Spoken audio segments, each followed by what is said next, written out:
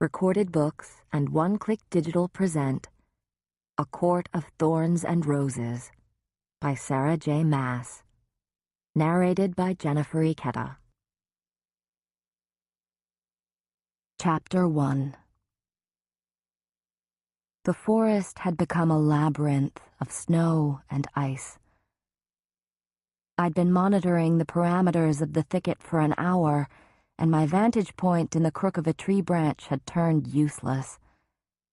The gusting wind blew thick flurries to sweep away my tracks, but buried along with them any signs of potential quarry. Hunger had brought me farther from home than I usually risked, but winter was the hard time. The animals had pulled in, going deeper into the woods than I could follow, leaving me to pick off stragglers one by one, praying they'd last until spring. They hadn't. I wiped my numb fingers over my eyes, brushing away the flakes clinging to my lashes. Here there were no telltale trees stripped of bark to mark the deer's passing. They hadn't yet moved on. They would remain until the bark ran out, then travel north past the wolves' territory and perhaps into the fairylands of Prythian, where no mortals would dare go, not unless they had a death wish. A shudder skittered down my spine at the thought, and I shoved it away, focusing on my surroundings, on the task ahead. That was all I could do, all I'd been able to do for years, focus on surviving the week, the day, the hour ahead. And now, with the snow, I'd be lucky to spot anything, especially from my position up in the tree, scarcely able to see 15 feet ahead. Stifling a groan as my stiff limbs protested at the movement, I unstrung my bow before easing off the tree. The icy snow crunched under my fraying boots, and I ground my teeth. Low visibility, unnecessary noise. I was well on my way to yet another fruitless hunt. Only a few hours of daylight remained. If I didn't leave soon, I'd have to navigate my way home in the dark, and the warnings of the town hunters still rang fresh in my mind. Giant wolves were on the prowl, and in numbers. Not to mention whispers of strange folk spotted in the area, tall and eerie and deadly. Anything but fairies, the hunters had beseeched our long-forgotten gods, and I had secretly prayed alongside them. In the 8 years we'd been living in our village, 2 days' journey from the immortal border of Prythian, we'd been spared an attack, though traveling peddlers sometimes brought stories of distant border towns left in splinters and bones and ashes. These accounts, once rare enough to be dismissed by the village elders as hearsay, had in recent months become commonplace whisperings on every market day. I had risked much in coming so far into the forest, but we'd finished our last loaf of bread yesterday, and the remainder of our dried meat the day before. Still, I would have rather spent another night with a hungry belly than found myself satisfying the appetite of a wolf or a fairy. Not that there was much of me to feast on. I'd turned gangly by this time of year and could count a good number of my ribs. Moving as nimbly and quietly as I could between the trees, I pushed a hand against my hollow and aching stomach. I knew the expression that would be on my 2 elder sisters' faces when I returned to our cottage, empty-handed yet again. After a few minutes of careful searching, I crouched in a cluster of snow-heavy brambles. Through the thorns, I had a half-decent view of a clearing and a small brook flowing through it. A few holes in the ice suggested it was still frequently used. Hopefully something would come by. Hopefully. I sighed through my nose, digging the tip of my bow into the ground, and leaned my forehead against the crude curve of wood. We wouldn't last another week without food. and too many families had already started begging for me to hope for handouts from the wealthier townsfolk. I'd witnessed firsthand exactly how far their charity went. I eased into a more comfortable position and calmed my breathing, straining to listen to the forest over the wind. The snow fell and fell, dancing and curling like sparkling spindrifts, the white fresh and clean against the brown and gray of the world. And despite myself, despite my numb limbs, I quieted that restless, vicious part of my mind to take in the snow-veiled woods. Once it had been second nature to savor the contrast of new grass against dark, tilled soil, or an amethyst brooch nestled in the folds of emerald silk. Once I dreamed and breathed and thought in color and light and shape. Sometimes I would even indulge in envisioning a day when my sisters were married and it was only me and Father, with enough food to go around, enough money to buy some paint, and enough time to put those colors and shapes down on paper or canvas or the cottage walls. Not likely to happen anytime soon, perhaps ever. So I was left with moments like this, admiring the glint of pale winter light on snow.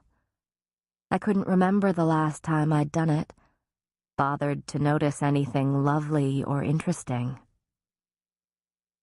Stolen hours in a decrepit barn with Isaac Hale didn't count. Those times were hungry and empty and sometimes cruel, but never lovely. The howling wind calmed into a soft sighing. The snow fell lazily now, in big fat clumps that gathered along every nook and bump of the trees. Mesmerizing, the lethal, gentle beauty of the snow. I'd soon have to return to the muddy, frozen roads of the village, to the cramped heat of our cottage. Some small, fragmented part of me recoiled at the thought. Bushes rustled across the clearing. Drawing my bow was a matter of instinct. I peered through the thorns, and my breath caught. Less than 30 paces away stood a small doe, not yet too scrawny from winter, but desperate enough to wrench bark from a tree in the clearing. A deer like that could feed my family for a week or more. My mouth watered.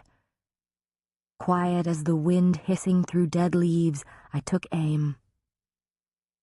She continued tearing off strips of bark, chewing slowly, utterly unaware that her death waited yards away. I could dry half the meat, and we could immediately eat the rest. Stews, pies. Her skin could be sold, or perhaps turned into clothing for one of us. I needed new boots, but Elaine needed a new cloak. And Nesta was prone to crave anything someone else possessed. My fingers trembled. So much food, such salvation. I took a steadying breath, double-checking my aim. But there was a pair of golden eyes shining from the brush adjacent to mine. The forest went silent. The wind died. Even the snow paused.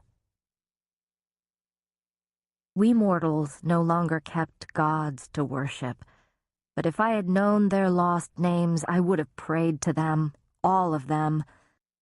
Concealed in the thicket, the wolf inched closer, its gaze set on the oblivious doe. He was enormous, the size of a pony, and though I'd been warned about their presence, my mouth turned bone dry. But worse than his size was his unnatural stealth. Even as he inched closer in the brush, he remained unheard, unspotted by the doe. No animal that massive could be so quiet. But if he was no ordinary animal, if he was of Prythian origin, if he was somehow a fairy, then being eaten was the least of my concerns. If he was a fairy, I should already be running. Yet, maybe it would be a favor to the world, to my village, to myself, to kill him while I remained undetected. Putting an arrow through his eye would be no burden. But despite his size, he looked like a wolf, moved like a wolf. Animal, I reassured myself. Just an animal. I didn't let myself consider the alternative, not when I needed my head clear, my breathing steady. I had a hunting knife and 3 arrows. The first 2 were ordinary arrows, simple and efficient, and likely no more than bee stings to a wolf that size. But the 3rd arrow, the longest and heaviest one, I'd bought from a traveling peddler during a summer when we'd had enough coppers for extra luxuries. An arrow carved from mountain ash, armed with an iron head. From songs sung to us as lullabies over our cradles, we all knew from infancy that fairies hated iron, but it was the ash wood that made their immortal healing magic falter long enough for a human to make a killing blow. Or so legend and rumor claimed. The only proof we had of the ash's effectiveness was its sheer rarity. I'd seen drawings of the trees, but never one with my own eyes. Not after the High Fae had burned them all long ago. So few remained, most of them small and sickly, and hidden by the nobility within high-walled groves. I'd spent weeks after my purchase debating whether the overpriced bit of wood had been a waste of money or a fake, and for 3 years the ash arrow had sat unused in my quiver. Now I drew it, keeping my movements minimal, efficient. Anything to avoid that monstrous wolf looking in my direction. The arrow was long and heavy enough to inflict damage, possibly kill him if I aimed right. My chest became so tight it ached. And in that moment, I realized my life boiled down to one question. Was the wolf alone? I gripped my bow and drew the string farther back. I was a decent shot, but I'd never faced a wolf. I'd thought it made me lucky, even blessed, but now I didn't know where to hit or how fast they moved. I couldn't afford to miss, not when I had only 1 ash arrow. And if it was indeed a fairy's heart pounding under that fur, then good riddance. Good riddance, after all their kind had done to us. I wouldn't risk this one later creeping into our village to slaughter and maim and torment. Let him die here and now. I'd be glad to end him. The wolf crept closer, and a twig snapped beneath one of his paws, each bigger than my hand.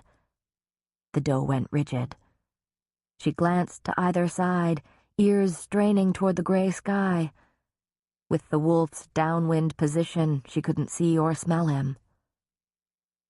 His head lowered, and his massive silver body, so perfectly blended into the snow and shadows, sank onto its haunches. The doe was still staring in the wrong direction. I glanced from the doe to the wolf and back again. At least he was alone. At least I'd been spared that much. But if the wolf scared the doe off, I was left with nothing but a starving, oversized wolf, possibly a fairy looking for the next best meal. And if he killed her, destroying precious amounts of hide and fat, if I judged wrongly, my life wasn't the only one that would be lost. But my life had been reduced to nothing but risks these past 8 years that I'd been hunting in the woods, and I'd picked correctly most of the time. Most of the time. The wolf shot from the brush in a flash of gray and white and black, his yellow fangs gleaming. He was even more gargantuan in the open, a marvel of muscle and speed and brute strength. The doe didn't stand a chance. I fired the ash arrow before he destroyed much else of her. The arrow found its mark in his side, and I could have sworn the ground itself shuddered. He barked in pain, releasing the doe's neck as his blood sprayed on the snow, so ruby bright. He whirled toward me, those yellow eyes wide, hackles raised. His low growl reverberated in the empty pit of my stomach as I surged to my feet, snow churning around me, another arrow drawn. But the wolf merely looked at me, his maw stained with blood, my ash arrow protruding so vulgarly from his side. The snow began falling again. He looked, and with a sort of awareness and surprise that made me fire the second arrow, just in case that intelligence was of the immortal, wicked sort. He didn't try to dodge the arrow as it went clean through his wide yellow eye. He collapsed to the ground, eddying in my vision, mixing with the snow. His legs were twitching as a low whine sliced through the wind. Impossible. He should be dead, not dying. The arrow was through his eye, almost to the goose fletching. But wolf or fairy, it didn't matter. Not with that ash arrow buried in his side. He'd be dead soon enough. Still, my hands shook as I brushed off snow and edged closer, still keeping a good distance. Blood gushed from the wounds I'd given him, staining the snow crimson. He pawed at the ground, his breath already slowing. Was he in much pain, or was his whimper just his attempt to shove death away? I wasn't sure I wanted to know. The snow swirled around us. I stared at him until that coat of charcoal and obsidian and ivory ceased rising and falling. Wolf. Definitely just a wolf, despite his size. The tightness in my chest eased, and I loosed a sigh, my breath clouding in front of me. At least the ash arrow had proved itself to be lethal, regardless of who or what it took down. A rapid examination of the doe told me I could carry only one animal, and even that would be a struggle. But it was a shame to leave the wolf. Though it wasted precious minutes during which any predator could smell the fresh blood, I skinned him and cleaned my arrows as best I could. If anything, it warmed my hands. I wrapped the bloody side of his pelt around the doe's death wound before I hoisted her across my shoulders. It was several miles back to our cottage, and I didn't need a trail of blood leading every animal with fangs and claws straight to me. Grunting against the weight, I grasped the legs of the deer and spared a final glance at the steaming carcass of the wolf. His remaining golden eye now stared at the snow-heavy sky, and for a moment I wished I had it in me to feel remorse for the dead thing. But this was the forest, and it was winter. Chapter 2. The sun had set by the time I exited the forest, my knees shaking. My hands, stiff from clenching the legs of the deer, had gone utterly numb miles ago. Not even the carcass could ward off the deepening chill. The world was awash in hues of dark blue, interrupted only by shafts of buttery light escaping from the shuttered windows of our dilapidated cottage.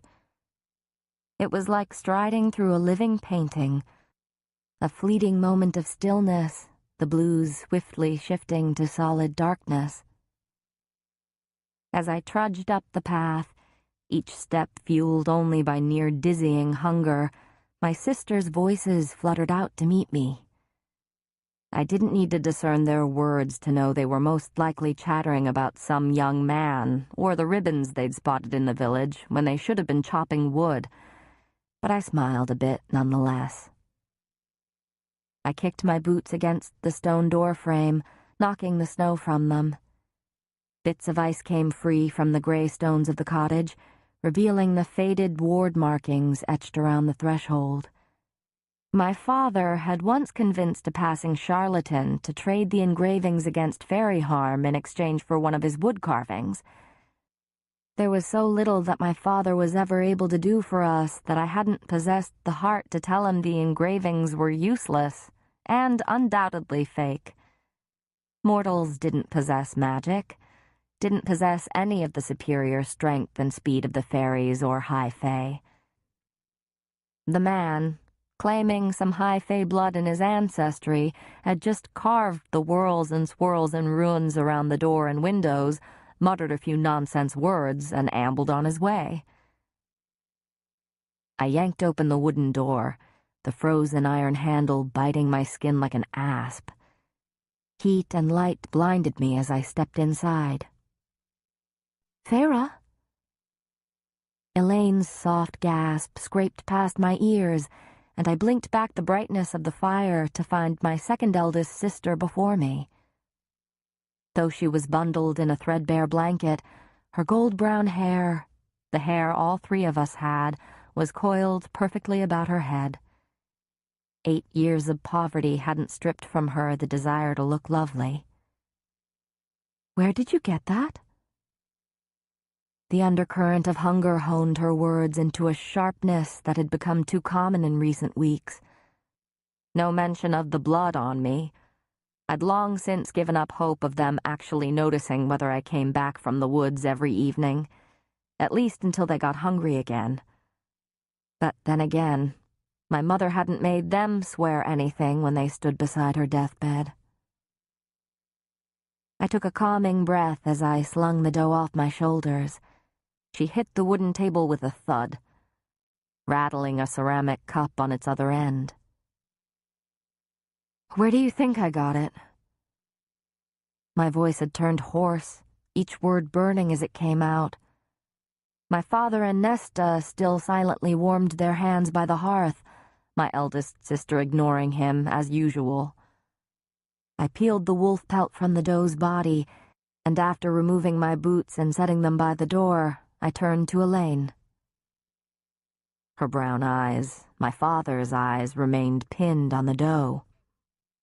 "Will it take you long to clean it?" Me. Not her, not the others. I'd never once seen their hands sticky with blood and fur. I'd only learned to prepare and harvest my kills thanks to the instruction of others. Elaine pushed her hand against her belly, probably as empty and aching as my own. It wasn't that Elaine was cruel. She wasn't like Nesta, who had been born with a sneer on her face. Elaine sometimes just didn't grasp things. It wasn't meanness that kept her from offering to help. It simply never occurred to her that she might be capable of getting her hands dirty. I'd never been able to decide whether she actually didn't understand that we were truly poor, or if she just refused to accept it. It still hadn't stopped me from buying her seeds for the flower garden she tended in the milder months, whenever I could afford it. And it hadn't stopped her from buying me 3 small tins of paint, red, yellow, and blue, during that same summer I'd had enough to buy the ash arrow. It was the only gift she'd ever given me, and our house still bore the marks of it, even if the paint was now fading and chipped. Little vines and flowers along the windows and thresholds and edges of things. Tiny curls of flame on the stones bordering the hearth.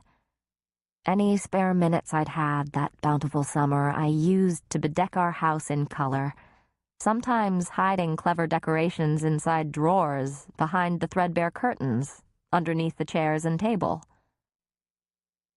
We hadn't had a summer that easy since. "Feyre?" My father's deep rumble came from the fire.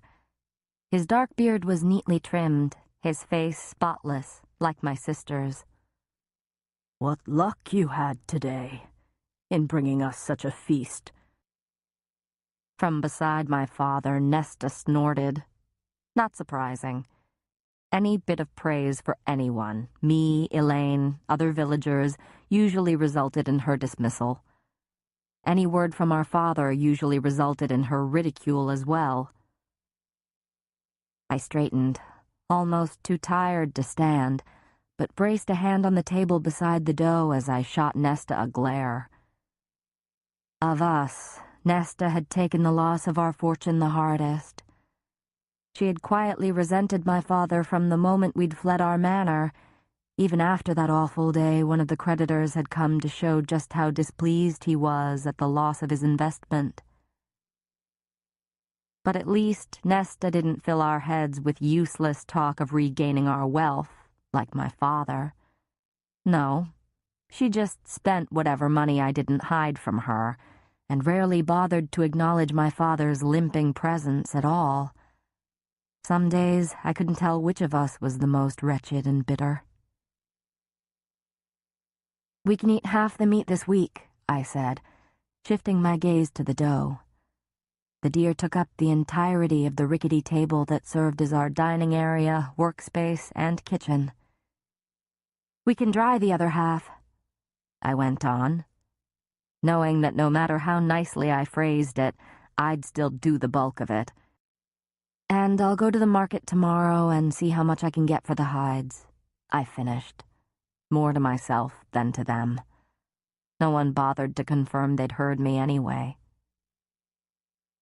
My father's ruined leg was stretched out before him, as close to the fire's heat as it could get. The cold or the rain or a change in temperature always aggravated the vicious, twisted wounds around his knee. His simply carved cane was propped up against his chair, a cane he'd made for himself, and that Nesta was sometimes prone to leaving far out of his reach. "He could find work if he wasn't so ashamed," Nesta always said when I hissed about it. She hated him for the injury, too, for not fighting back when that creditor and his thugs had burst into the cottage and smashed his knee again and again. Nesta and Elaine had fled into the bedroom, barricading the door. I had stayed, begging and weeping through every scream of my father, every crunch of bone. I'd soiled myself, and then vomited right on the stones before the hearth. Only then did the men leave. We never saw them again. We'd used a massive chunk of our remaining money to pay for the healer. It had taken my father 6 months to even walk, a year before he could go a mile. The coppers he brought in when someone pitied him enough to buy his wood carvings weren't enough to keep us fed. 5 years ago, when the money was well and truly gone, when my father still wouldn't move much about, he hadn't argued when I announced that I was going hunting. He hadn't bothered to attempt to stand from his seat by the fire, hadn't bothered to look up from his wood carving. He just let me walk into those deadly, eerie woods that even the most seasoned hunters were wary of. He'd become a little more aware now, sometimes offered signs of gratitude, sometimes hobbled all the way into town to sell his carvings, but not much. "I'd love a new cloak," Elaine said at last with a sigh. At the same moment, Nesta rose and declared, "I need a new pair of boots." I kept quiet, knowing better than to get in the middle of one of their arguments, but I glanced at Nesta's still shiny pair by the door. Beside hers, my 2 small boots were falling apart at the seams, held together only by fraying laces. "But I'm freezing with my raggedy old cloak," Elaine pleaded. "I'll shiver to death." She fixed her wide eyes on me and said, "Please, Feyre." She drew out the 2 syllables of my name, Feyre, into the most hideous whine I'd ever endured, and Nesta loudly clicked her tongue before ordering her to shut up. I drowned them out as they began quarreling over who would get the money the hide would fetch tomorrow, and found my father now standing at the table, one hand braced against it to support his weight as he inspected the deer. His attention slid to the giant wolf pelt. His fingers, still smooth and gentlemanly, turned over the pelt, and traced a line through the bloody underside. I tensed. His dark eyes flicked to mine. "Feyre," he murmured, and his mouth became a tight line. "Where did you get this?" "The same place I got the deer," I replied with equal quiet, my words cool and sharp. His gaze traveled over the bow and quiver strapped to my back, the wooden-hilted hunting knife at my side. His eyes turned damp. "Feyre, the risk." I jerked my chin at the pelt, unable to keep the snap from my voice as I said, "I had no other choice." What I really wanted to say was, "You don't even bother to attempt to leave the house most days. Were it not for me, we would starve. Were it not for me, we'd be dead." "Feyre," he repeated, and closed his eyes. My sisters had gone quiet, and I looked up in time to see Nesta crinkle her nose with a sniff. She picked at my cloak. "You stink like a pig covered in its own filth.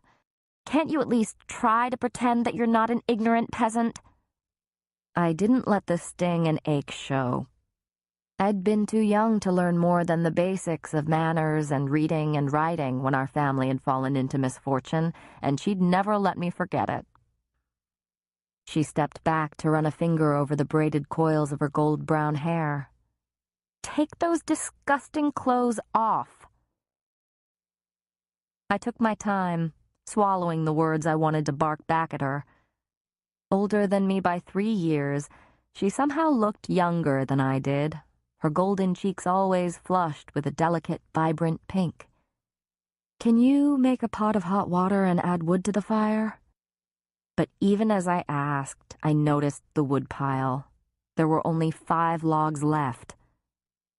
"I thought you were going to chop wood today." Nesta picked at her long, neat nails. "I hate chopping wood. I always get splinters." She glanced up from beneath her dark lashes. Of all of us, Nesta looked most like our mother, especially when she wanted something. "Besides, Feyre," she said with a pout, "you're just so much better at it. It takes you half the time it takes me. Your hands are suited for it. They're already so rough." My jaw clenched. "Please," I asked, calming my breathing, knowing an argument was the last thing I needed or wanted. "Please get up at dawn to chop that wood." I unbuttoned the top of my tunic. "Or we'll be eating a cold breakfast." Her brows narrowed. "I will do no such thing." But I was already walking toward the small second room where my sisters and I slept. Elaine murmured a soft plea to Nesta, which earned her a hiss in response. I glanced over my shoulder at my father and pointed to the deer. "Get the knives ready," I said, not bothering to sound pleasant. "I'll be out soon." Without waiting for an answer, I shut the door behind me. The room was large enough for a rickety dresser and the enormous ironwood bed we slept in. The sole remnant of our former wealth, it had been ordered as a wedding gift from my father to my mother. It was the bed in which we'd been born, and the bed in which my mother died. In all the painting I'd done to our house these past few years, I'd never touched it. I slung off my outer clothes onto the sagging dresser, frowning at the violets and roses I'd painted around the knobs of Elaine's drawer, the crackling flames I'd painted around Nesta's, and the night sky, whorls of yellow stars standing in for white, around mine. I'd done it to brighten the otherwise dark room. They'd never commented on it. I don't know why I'd ever expected them to. Groaning, it was all I could do to keep from collapsing onto the bed. We dined on roasted venison that night. Though I knew it was foolish, I didn't object when each of us had a small second helping until I declared the meat off limits. I'd spend tomorrow preparing the deer's remaining parts for consumption. Then I'd allot a few hours to currying up both hides before taking them to the market. I knew a few vendors who might be interested in such a purchase, though neither was likely to give me the fee I deserved. But money was money, and I didn't have the time or the funds to travel to the nearest large town to find a better offer. I sucked on the tines of my fork, savoring the remnants of fat coating the metal. My tongue slipped over the crooked prongs. The fork was part of a shabby set my father had salvaged from the servants' quarters while the creditors ransacked our manor home. None of our utensils matched, but it was better than using our fingers. My mother's dowry flatware had long since been sold. My mother. Imperious and cold with her children, joyous and dazzling among the peerage who frequented our former estate, doting on my father, the one person whom she truly loved and respected. But she had also truly loved parties, so much so that she didn't have time to do anything with me at all save contemplate how my budding abilities to sketch and paint might secure me a future husband. Had she lived long enough to see our wealth crumble, she would have been shattered by it, more so than my father. Perhaps it was a merciful thing that she died. If anything, it left more food for us. There was nothing left of her in the cottage beyond the ironwood bed and the vow I'd made. Every time I looked toward a horizon or wondered if I should just walk and never look back, I'd hear that promise I made 11 years ago as she wasted away on her deathbed. Stay together and look after them. I'd agreed, too young to ask why she hadn't begged my elder sisters or my father. But I'd sworn it to her, and then she'd died, and in our miserable human world, shielded only by the promise made by the High Fae 5 centuries ago, in a world where we'd forgotten the names of our gods, a promise was law, a promise was currency, a promise was your bond. There were times when I hated her for asking that vow of me.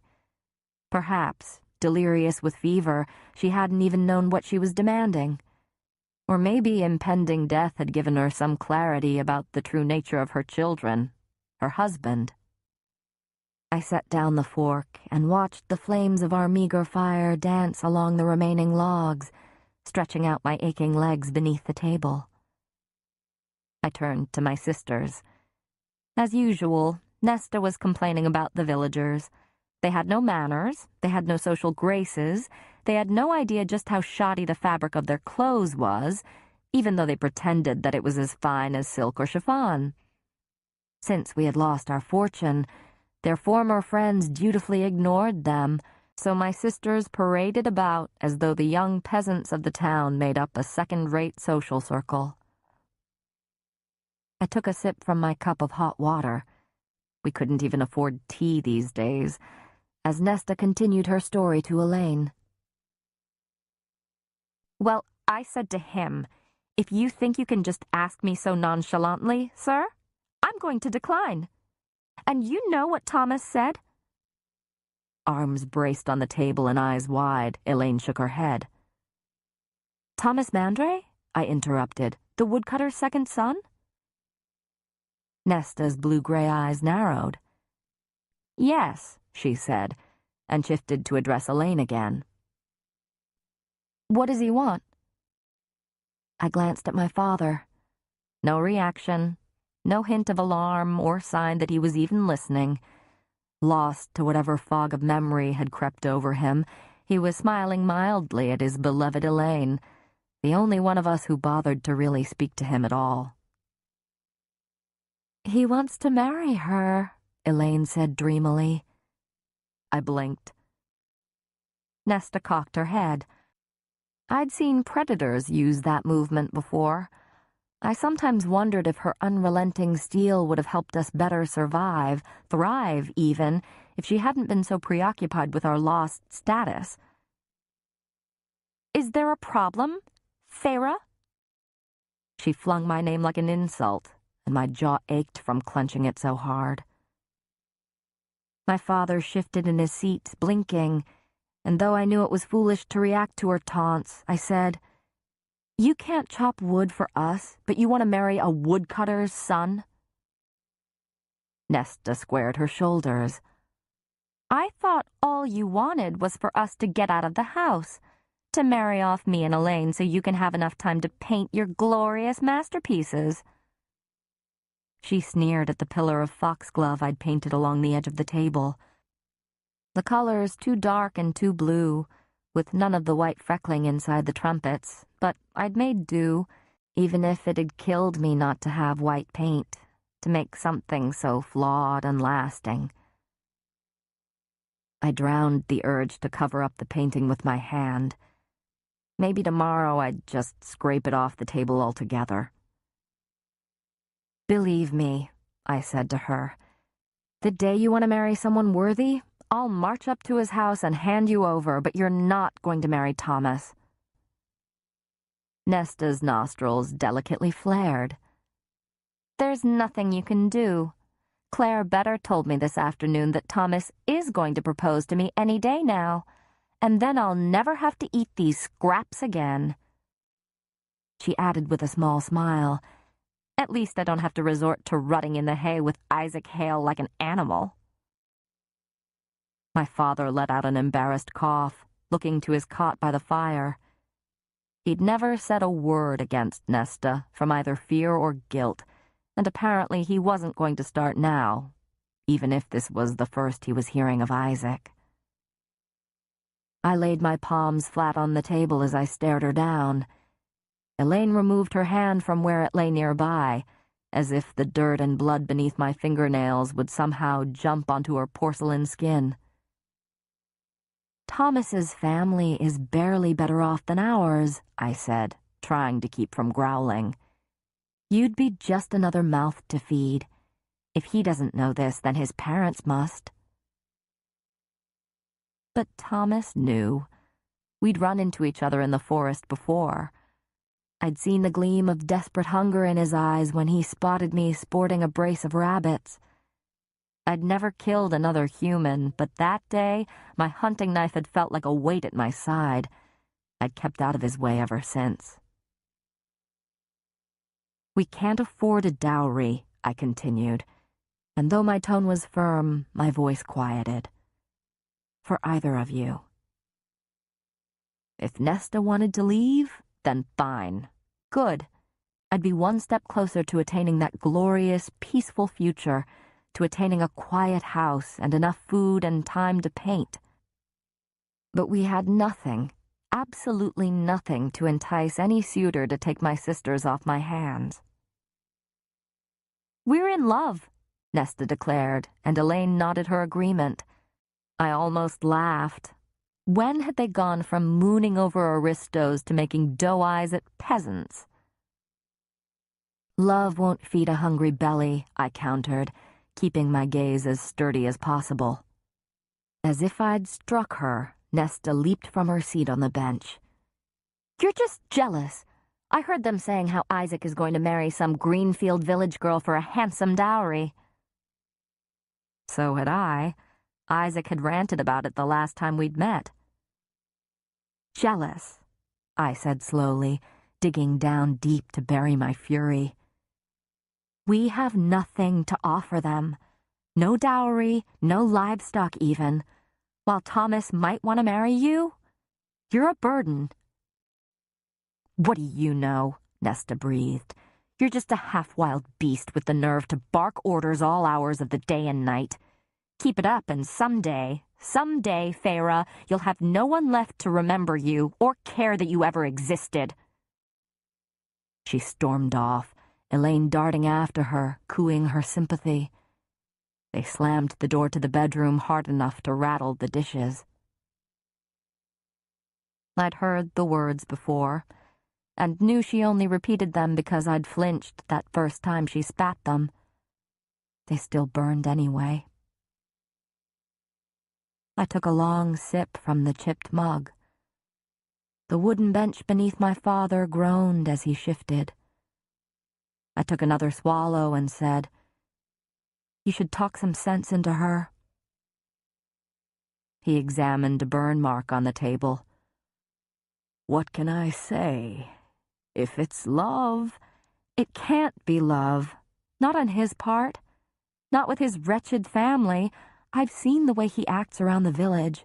There's one thing he wants from her, and it's not her hand in—" "We need hope as much as we need bread and meat," he interrupted, his eyes clear for a rare moment.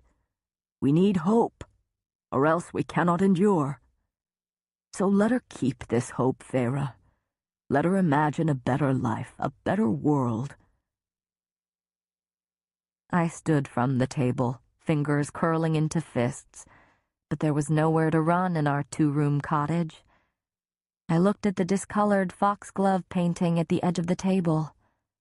The outer trumpets were already chipped and faded. The lower bit of the stem rubbed off entirely. Within a few years, it would be gone, leaving no mark that it had ever been there, that I'd ever been there. When I looked at my father, my gaze was hard. There is no such thing. Chapter 3. The trampled snow coating the road into our village was speckled with brown and black from passing carts and horses. Elaine and Nesta clicked their tongues and grimaced as we made our way along it, dodging the particularly disgusting parts. I knew why they'd come. They'd taken one look at the hides I'd folded into my satchel and grabbed their cloaks. I didn't bother talking to them, as they hadn't deigned to speak to me after last night, though Nesta had awoken at dawn to chop wood. Probably because she knew I'd be selling the hides at the market today and would go home with money in my pocket. They trailed me down the long road wending through the snow-covered fields, all the way into our ramshackle village.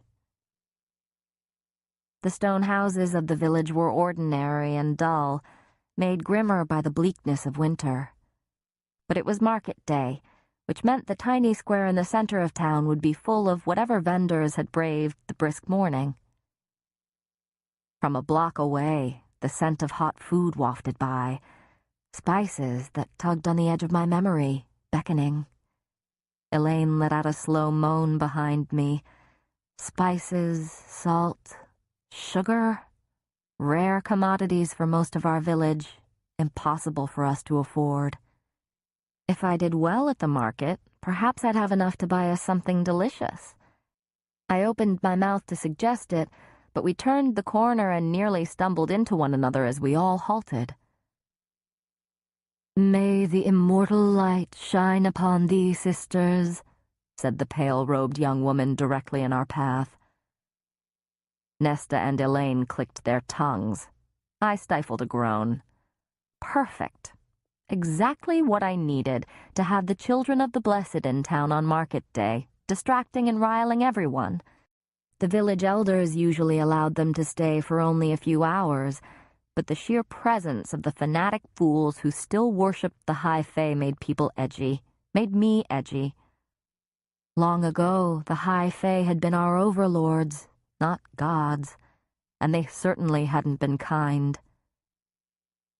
The young woman extended her moon-white hands in a gesture of greeting, a bracelet of silver bells, real silver, tinkling at her wrist. "Have you a moment to spare so that you might hear the word of the blessed?" "No," Nesta sneered, ignoring the girl's hands and nudging Elaine into a walk. "We don't." The young woman's unbound dark hair gleamed in the morning light, and her clean, fresh face glowed as she smiled prettily. There were 5 other acolytes behind her, young men and women both, their hair long, uncut, all scanning the market beyond for young folk to pester.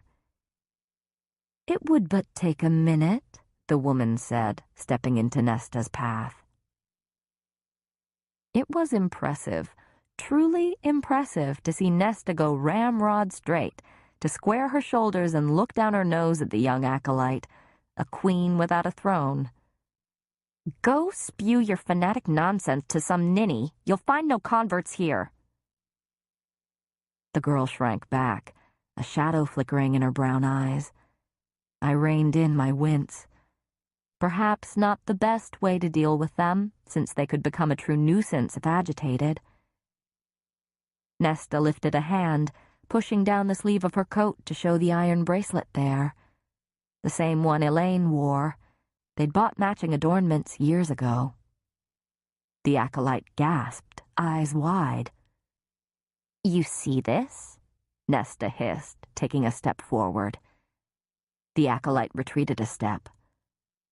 This is what you should be wearing, not some silver bells to attract those fairy monsters. How dare you wear that vile affront to our immortal friends? Go preach in another town, Nesta spat. Two plump and pretty farmers' wives strolled past on their way to the market, arm in arm. As they neared the acolytes, their faces twisted with identical expressions of disgust. Fairy-loving whore, one of them hurled at the young woman. I couldn't disagree. The acolytes kept silent. The other villager, wealthy enough to have a full necklace of braided iron around her throat, narrowed her eyes, her upper lip curling back from her teeth. Don't you idiots understand what those monsters did to us for all those centuries? What they still do for sport when they can get away with it? You deserve the end you'll meet at fairy hands. Fools and whores, all of you. Nesta nodded her agreement to the women as they continued on their way. We turned back to the young woman still lingering before us, and even Elaine frowned in distaste. But the young woman took a breath, her face again becoming serene, and said, I lived in such ignorance too, until I heard the word of the blessed. I grew up in a village so similar to this, so bleak and grim. But not 1 month ago, a friend of my cousin went to the border as our offering to Prythian, and she has not been sent back. Now she dwells in riches and comfort as a high fae's bride, and so might you, if you were to take a moment to— She was likely eaten, Nesta said. That's why she hasn't returned. Or worse, I thought, if a high fae truly was involved in spiriting a human into Prythian. I'd never encountered the cruel, human-looking high fae who ruled Prythian itself, or the fairies who occupied their lands, with their scales and wings and long spindly arms that could drag you deep, deep beneath the surface of a forgotten pond. I didn't know which would be worse to face. The acolyte's face tightened. Our benevolent masters would never harm us. Prythian is a land of peace and plenty. Should they bless you with their attention, you would be glad to live amongst them. Nesta rolled her eyes. Elaine was shooting glances between us and the market ahead, to the villagers now watching too. Time to go. Nesta opened her mouth again, but I stepped between them and ran an eye along the girl's pale blue robes, the silver jewelry on her, the utter cleanness of her skin. Not a mark or smudge to be found. You're fighting an uphill battle, I said to her. A worthy cause. The girl beamed beatifically.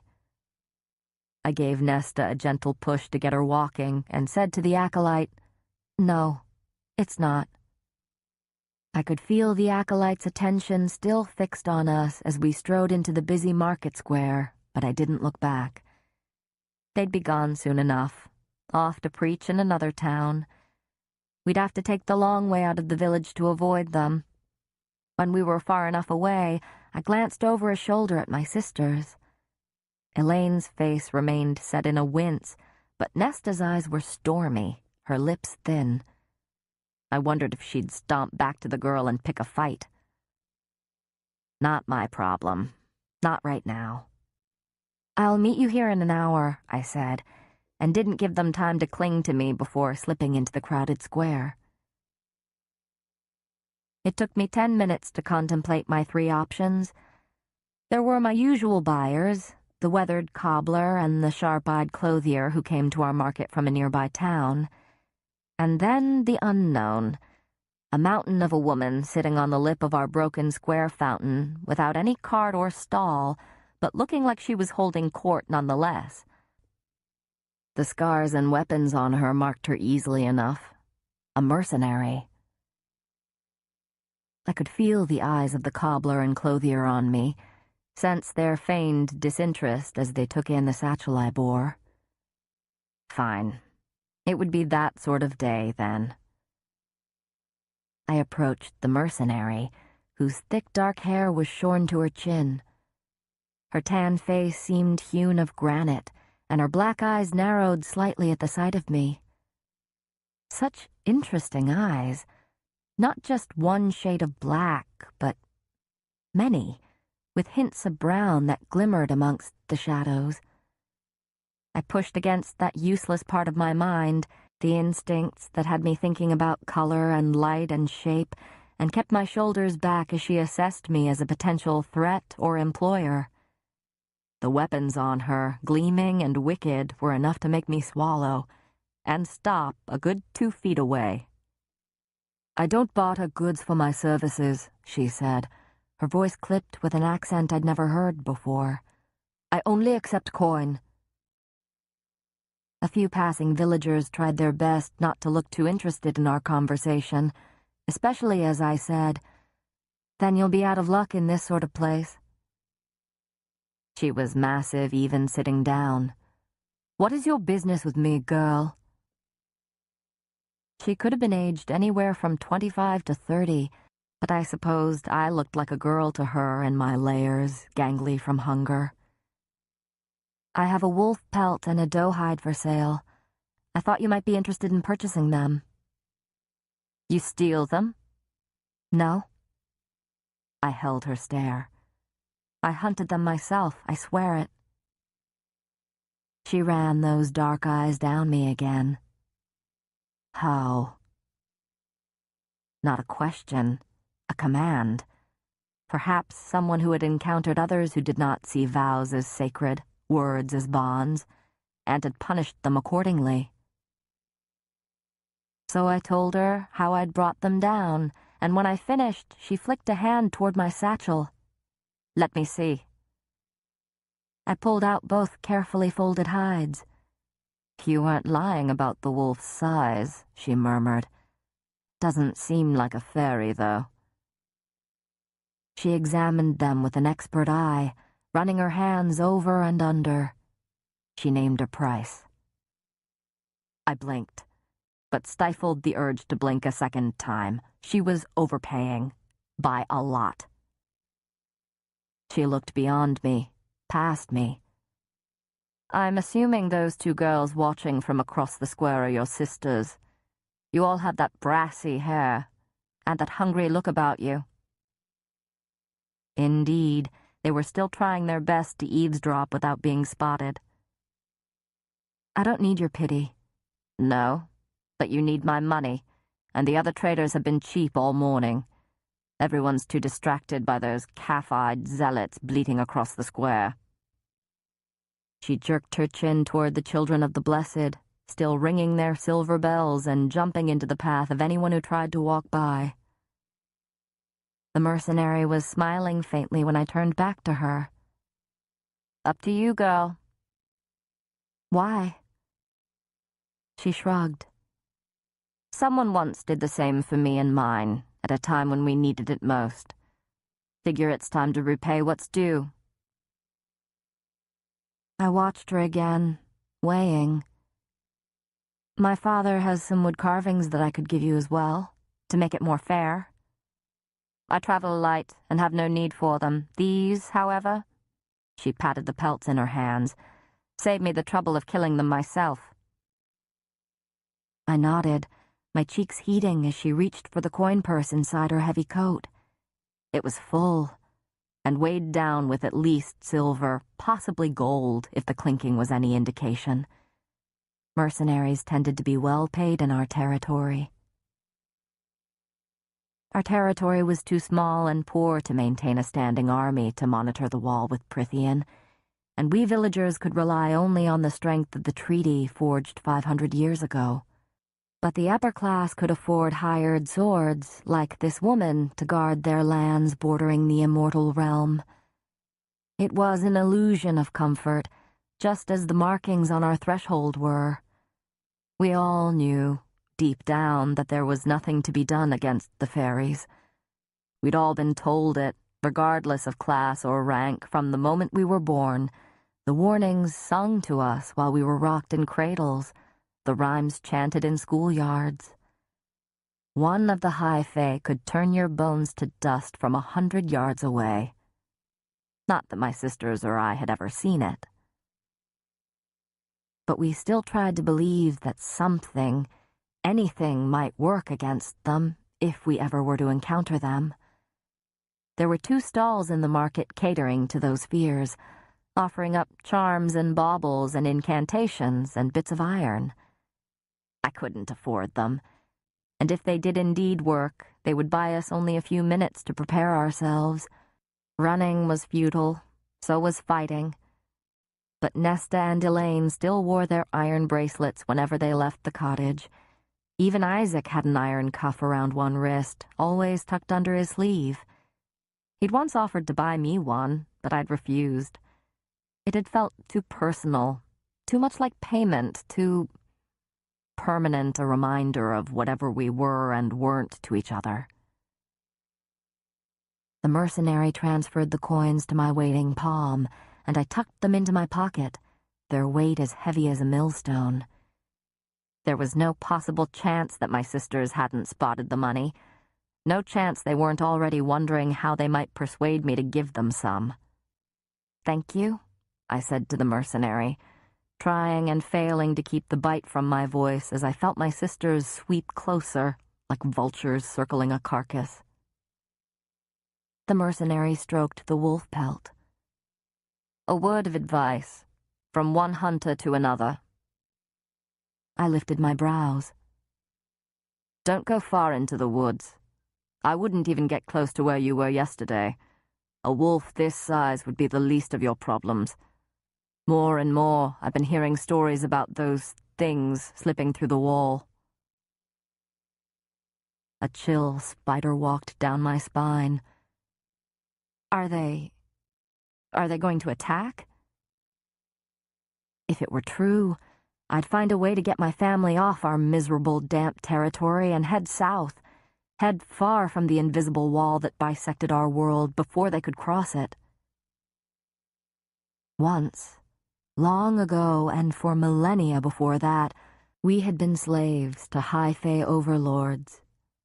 Once we had built them glorious, sprawling civilizations from our blood and sweat, built them temples to their feral gods. Once we had rebelled across every land and territory. The war had been so bloody, so destructive, that it took 6 mortal queens crafting the treaty for the slaughter to cease on both sides and for the wall to be constructed.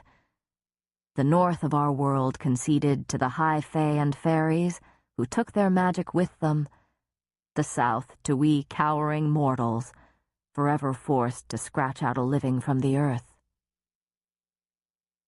"No one knows what the Fae are planning," the mercenary said, her face like stone.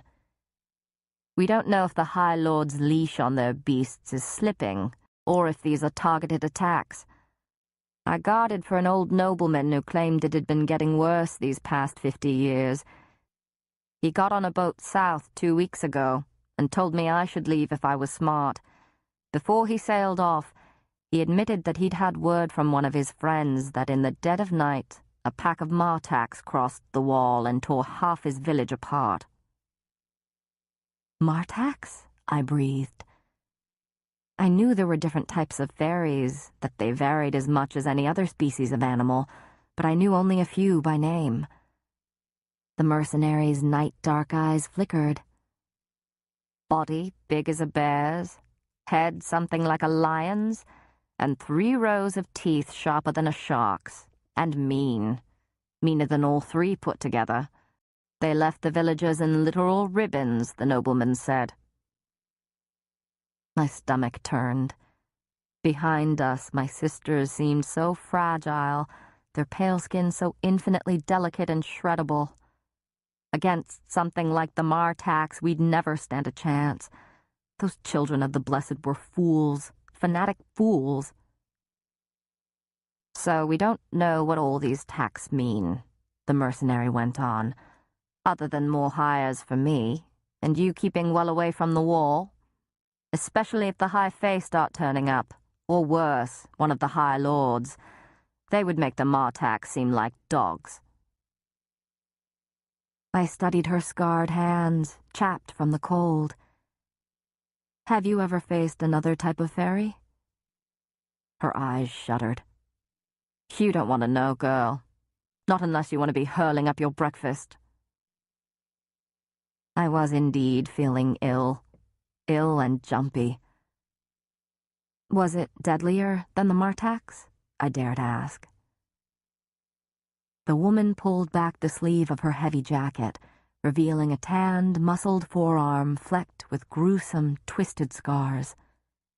The arc of them so similar to... Didn't have the brute force or size of a Martax, she said, but its bite was full of poison. 2 months. That's how long I was down. 4 months until I had the strength to walk again. She pulled up the leg of her trousers. Beautiful, I thought, even as the horror of it writhed in my gut. Against her tanned skin, the veins were black, solid black, spider-webbed and creeping like frost. Healer said there was nothing to be done for it, that I'm lucky to be walking with the poison still in my legs. Maybe it'll kill me one day. Maybe it'll cripple me. But at least I'll go knowing I killed it first. The blood in my own veins seemed to chill as she lowered the cuff of her pants. If anyone in the square had seen, no one dared speak about it, or to come closer. And I'd had enough for one day. So I took a step back, steadying myself against what she'd told me and shown me. Thanks for the warnings, I said. Her attention flicked behind me, and she gave a faintly amused smile. Good luck. Then a slender hand clamped onto my forearm, dragging me away. I knew it was Nesta before I even looked at her. They're dangerous, Nesta hissed, her fingers digging into my arm as she continued to pull me from the mercenary. Don't go near them again. I stared at her for a moment, then at Elaine, whose face had gone pale and tight. Is there something I need to know? I asked quietly. I couldn't remember the last time Nesta had tried to warn me about anything. Elaine was the only one she bothered to really look after. They're brutes, and will take any copper they can get, even if it's by force. I glanced at the mercenary, who was still examining her new pelts. She robbed you? Not her, Elaine murmured. Some other one who passed through. We had only a few coins, and he got mad, but why didn't you report him? Or tell me? What could you have done? Nesta sneered. Challenged him to a fight with your bow and arrows? And who in this sewer of a town would even care if we reported anything? What about your Thomas Mandray? I said coolly. Nesta's eyes flashed, but a movement behind me caught her eyes, and she gave me what I supposed was her attempt at a sweet smile, probably as she remembered the money I now carried. Your friend is waiting for you. I turned. Indeed, Isaac was watching from across the square, arms crossed as he leaned against a building. Though the eldest son of the only well-off farmer in our village, he was still lean from the winter, and his brown hair had turned shaggy. Relatively handsome, soft-spoken and reserved, but with a sort of darkness running beneath it all that had drawn us to each other, that shared understanding of how wretched our lives were and would always be. We'd vaguely known each other for years, since my family had moved to the village, but I had never thought much about him until we'd wound up walking down the main road together one afternoon. We'd only talked about the eggs he was bringing to market, and I'd admired the variation in colors within the basket he bore, browns and tans, and the palest blues and greens. Simple, easy, perhaps a bit awkward, but he'd left me at my cottage feeling not quite so alone. A week later, I pulled him into that decrepit barn. He'd been my first and only lover in the 2 years since. Sometimes we'd meet every night for a week. Others we'd go a month without setting eyes on each other. But every time was the same. A rush of shedding clothes and shared breaths and tongues and teeth. Occasionally we'd talk, or rather he'd talk about the pressures and burdens his father placed on him. Often we wouldn't say a word the entire time. I couldn't say our lovemaking was particularly skilled, but it was still a release, a reprieve, a bit of selfishness. There was no love between us, and never had been, at least what I assumed people meant when they talked about love. Yet part of me had sunk when he'd said he would soon be married. I wasn't yet desperate enough to ask him to see me after he was wed. Isaac inclined his head in a familiar gesture and then ambled off down the street, out of town and to the ancient barn where he would be waiting. We were never inconspicuous about our dealings with each other, but we did take measures to keep it from being too obvious. Nesta clicked her tongue, crossing her arms. "I do hope you two are taking precautions." "It's a bit late to pretend to care," I said. But we were careful. Since I couldn't afford it, Isaac himself took the contraceptive brew. He knew I wouldn't have touched him otherwise. I reached into my pocket, drawing out a 20-mark copper. Elaine sucked in a breath, and I didn't bother to look at either of my sisters as I pushed it into her palm and said, "I'll see you at home." Later, after another dinner of venison, when we were all gathered around the fire for the quiet hour before bed, I watched my sisters whispering and laughing together.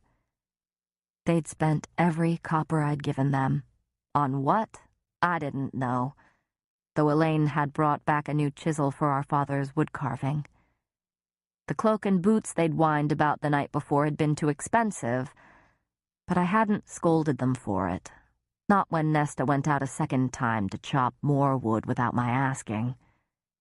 Mercifully, they'd avoided another confrontation with the children of the blessed.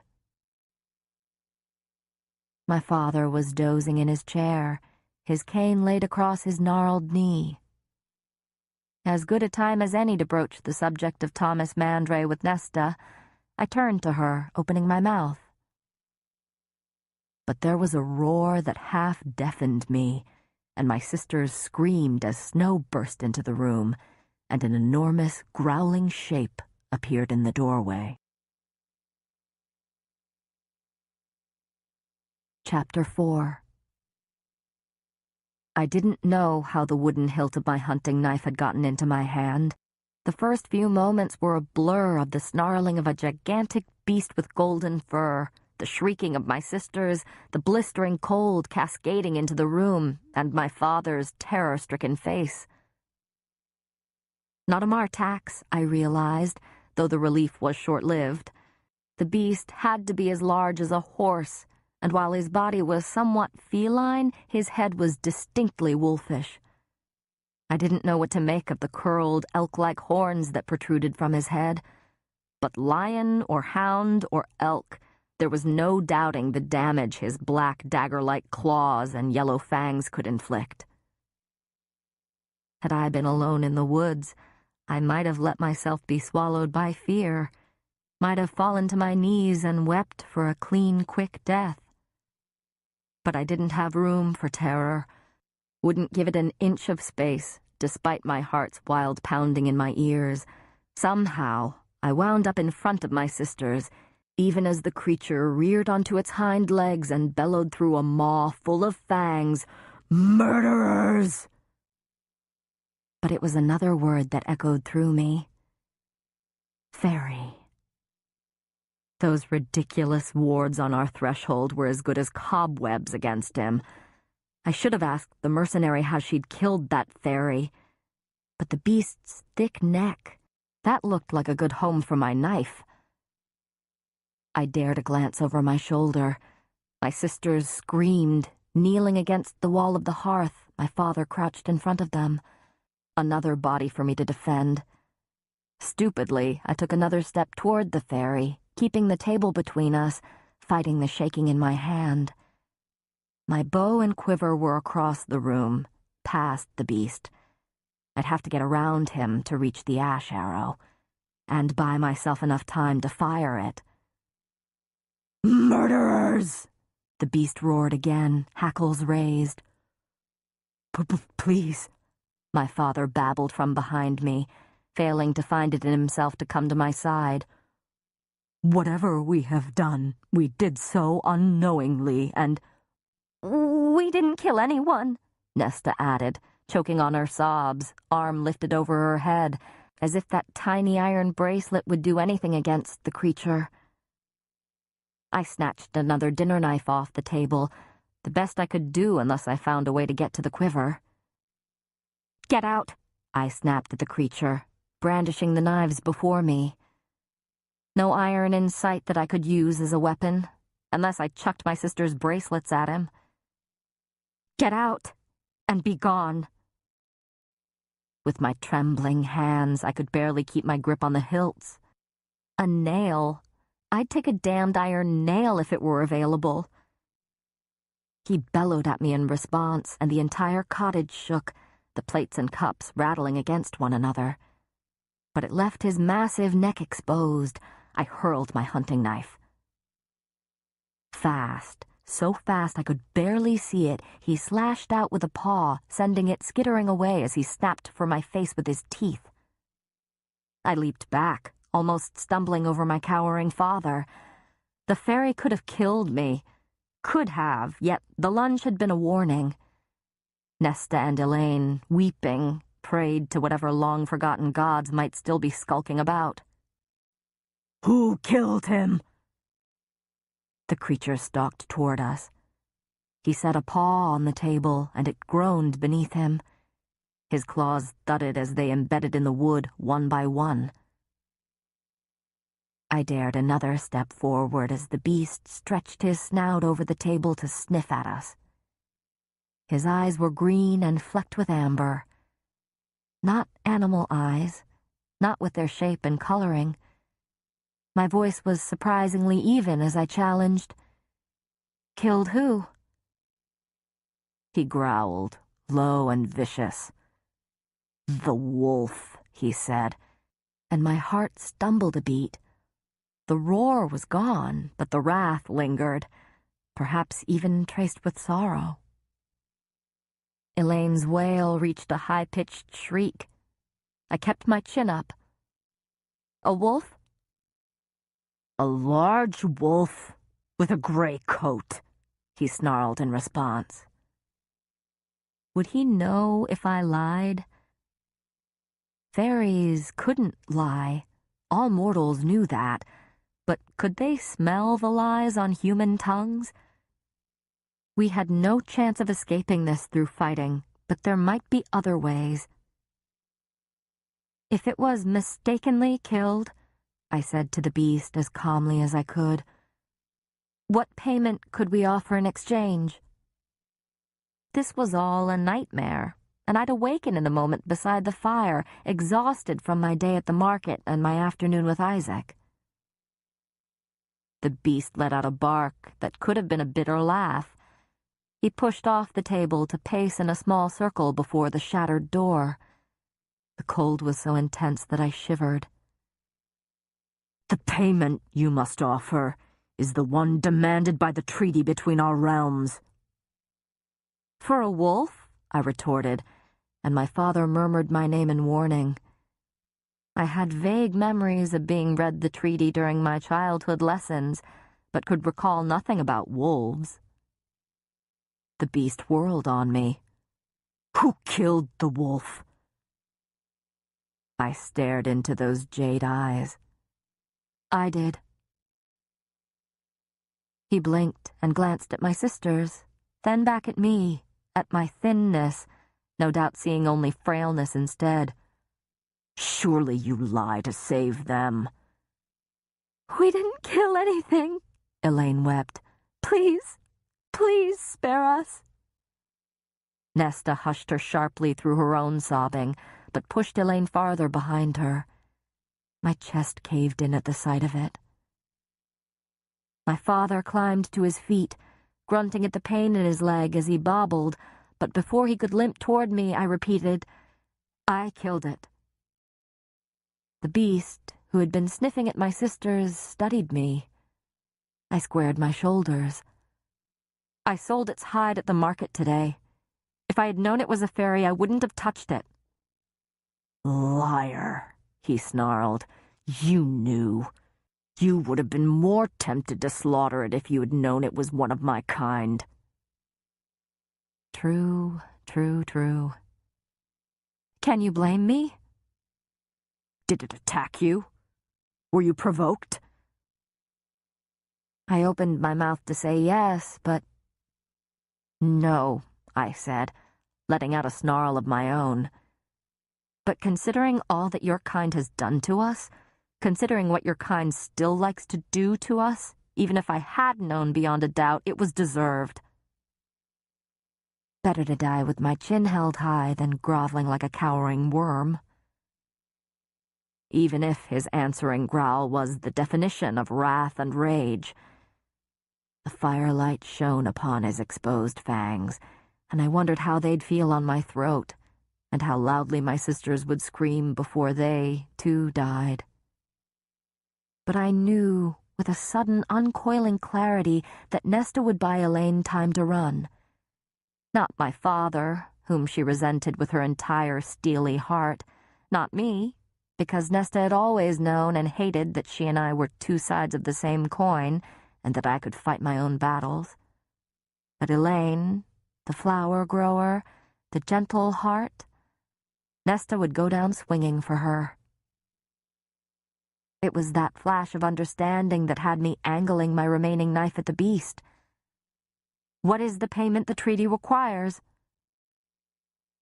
His eyes didn't leave my face as he said, A life for a life. Any unprovoked attacks on fairy kind by humans are to be paid only by a human life in exchange.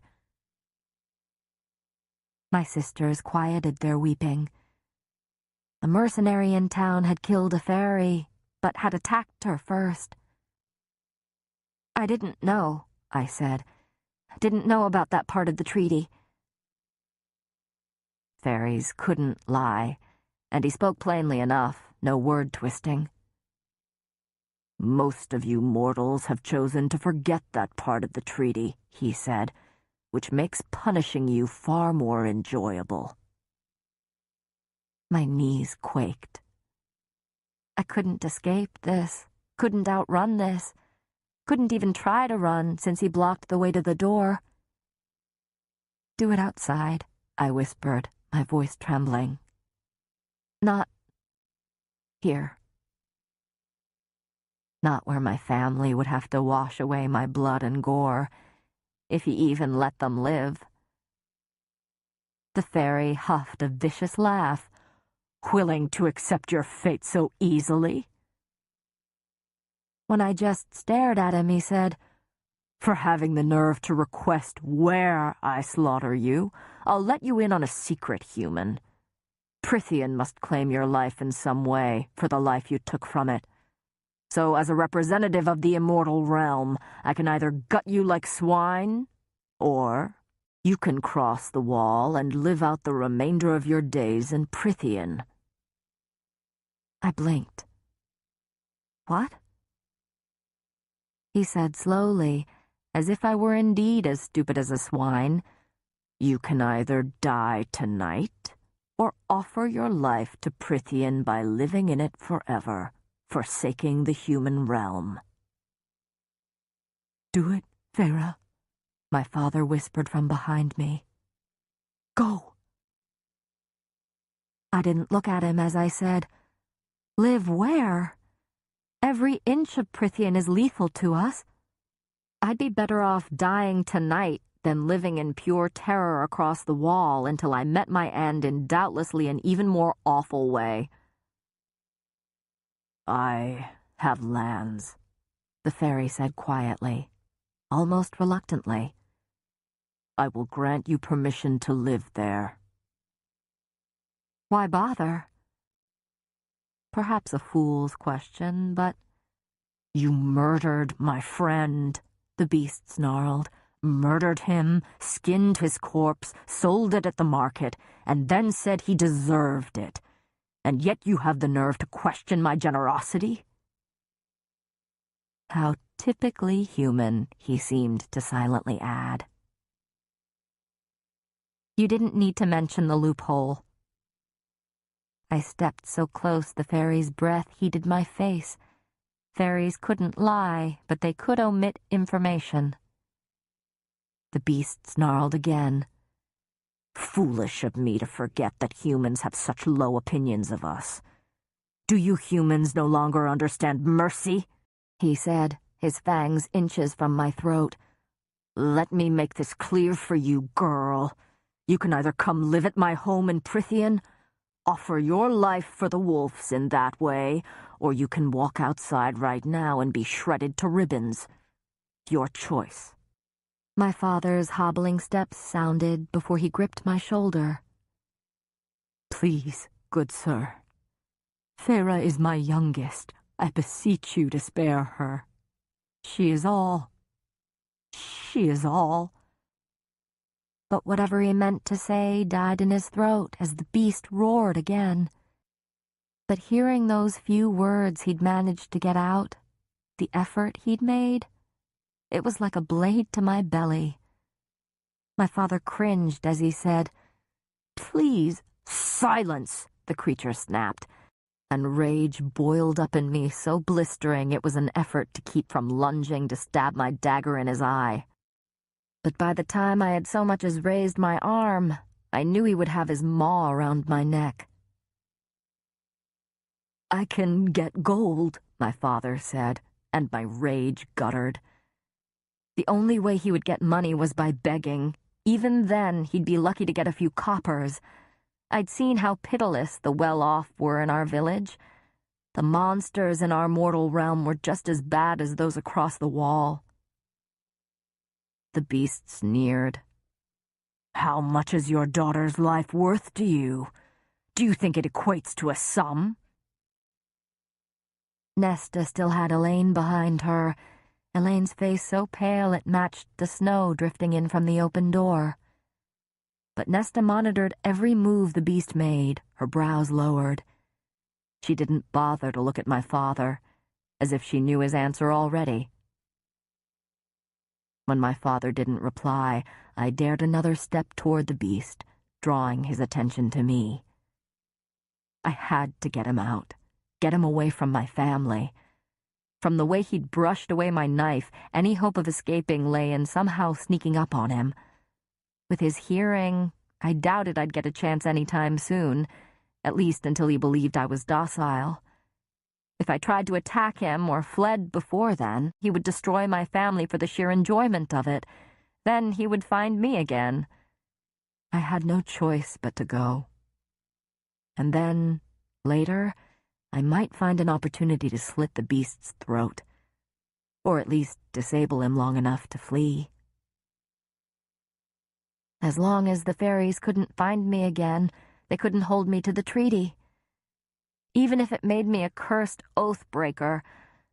But in going with him, I would be breaking the most important promise I'd ever made. Surely it trumped an ancient treaty that I hadn't even signed. I loosened my grip on the hilt of my remaining dagger and stared into those green eyes for a long, silent while before I said, "When do we go?" Those lupine features remained fierce, vicious. Any lingering hope I had of fighting died as he moved to the door. No, to the quiver I'd left behind it. He pulled out the ash arrow, sniffed, and snarled at it. With 2 movements, he snapped it in half and chucked it into the fire behind my sisters before turning back to me. I could smell my doom on his breath as he said, "Now." Now. Even Elaine lifted her head to gape at me in mute horror. But I couldn't look at her, couldn't look at Nesta, not when they were still crouched there, still silent. I turned to my father. His eyes glistened, so I glanced to the few cabinets we had, faded 2 yellow daffodils curving over the handles. Now. The beast paced in the doorway. I didn't want to contemplate where I was going or what he would do with me. Running would be foolish until it was the right time. "The venison should hold you for 2 weeks," I said to my father as I gathered my clothes to bulk up against the cold. "Start on the fresh meat, then work your way through to the jerky. You know how to make it." "Feyre," my father breathed, but I continued as I fastened my cloak. "I left the money from the pelts on the dresser," I said. "It will last you for a time, if you're careful." I finally looked at my father again and allowed myself to memorize the lines of his face. My eyes stung, but I blinked the moisture away as I stuffed my hands into my worn gloves.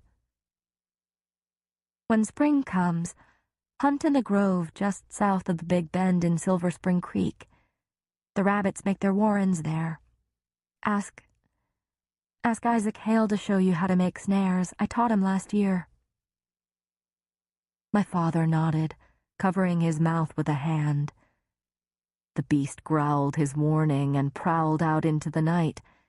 I made to follow him, but paused to look at my sisters, still crouched by the fire, as if they wouldn't dare to move until I was gone. Elaine mouthed my name, but kept cowering, kept her head down. So I turned to Nesta, whose face was so similar to my mother's, so cold and unrelenting. "Whatever you do," I said quietly, "don't marry Thomas Mandray. His father beats his wife, and none of his sons do anything to stop it." Nesta's eyes widened, but I added, "Bruises are harder to conceal than poverty." Nesta stiffened but said nothing. Both of my sisters said absolutely nothing as I turned toward the open door. But a hand wrapped around my arm, tugging me into a stop. Turning me around to face him, my father opened and closed his mouth. Outside, the beast, sensing I'd been detained, sent a snarl rumbling into the cottage. "Feyre," my father said. His fingers trembled as he grasped my gloved hands, but his eyes became clearer and bolder than I'd seen them in years. "You were always too good for here, Feyre. Too good for us. Too good for everyone." He squeezed my hands. "If you ever escape, ever convince them that you've paid the debt, don't return." I hadn't expected a heart-wrenching goodbye, but I hadn't imagined this either. "Don't ever come back," my father said, releasing my hands to shake me by the shoulders. "Feyre." He stumbled over my name, his throat bobbing. "You go somewhere new, and you make a name for yourself." Beyond, the beast was just a shadow. A life for a life. But what if the life offered as payment also meant losing 3 others? The thought alone was enough to steel me, anchor me. I'd never told my father of the promise I'd made my mother, and there was no use explaining it now. So I shrugged off his grip and left. I let the sounds of the snow crunching underfoot drive out my father's words as I followed the beast to the night-shrouded woods. Chapter 5.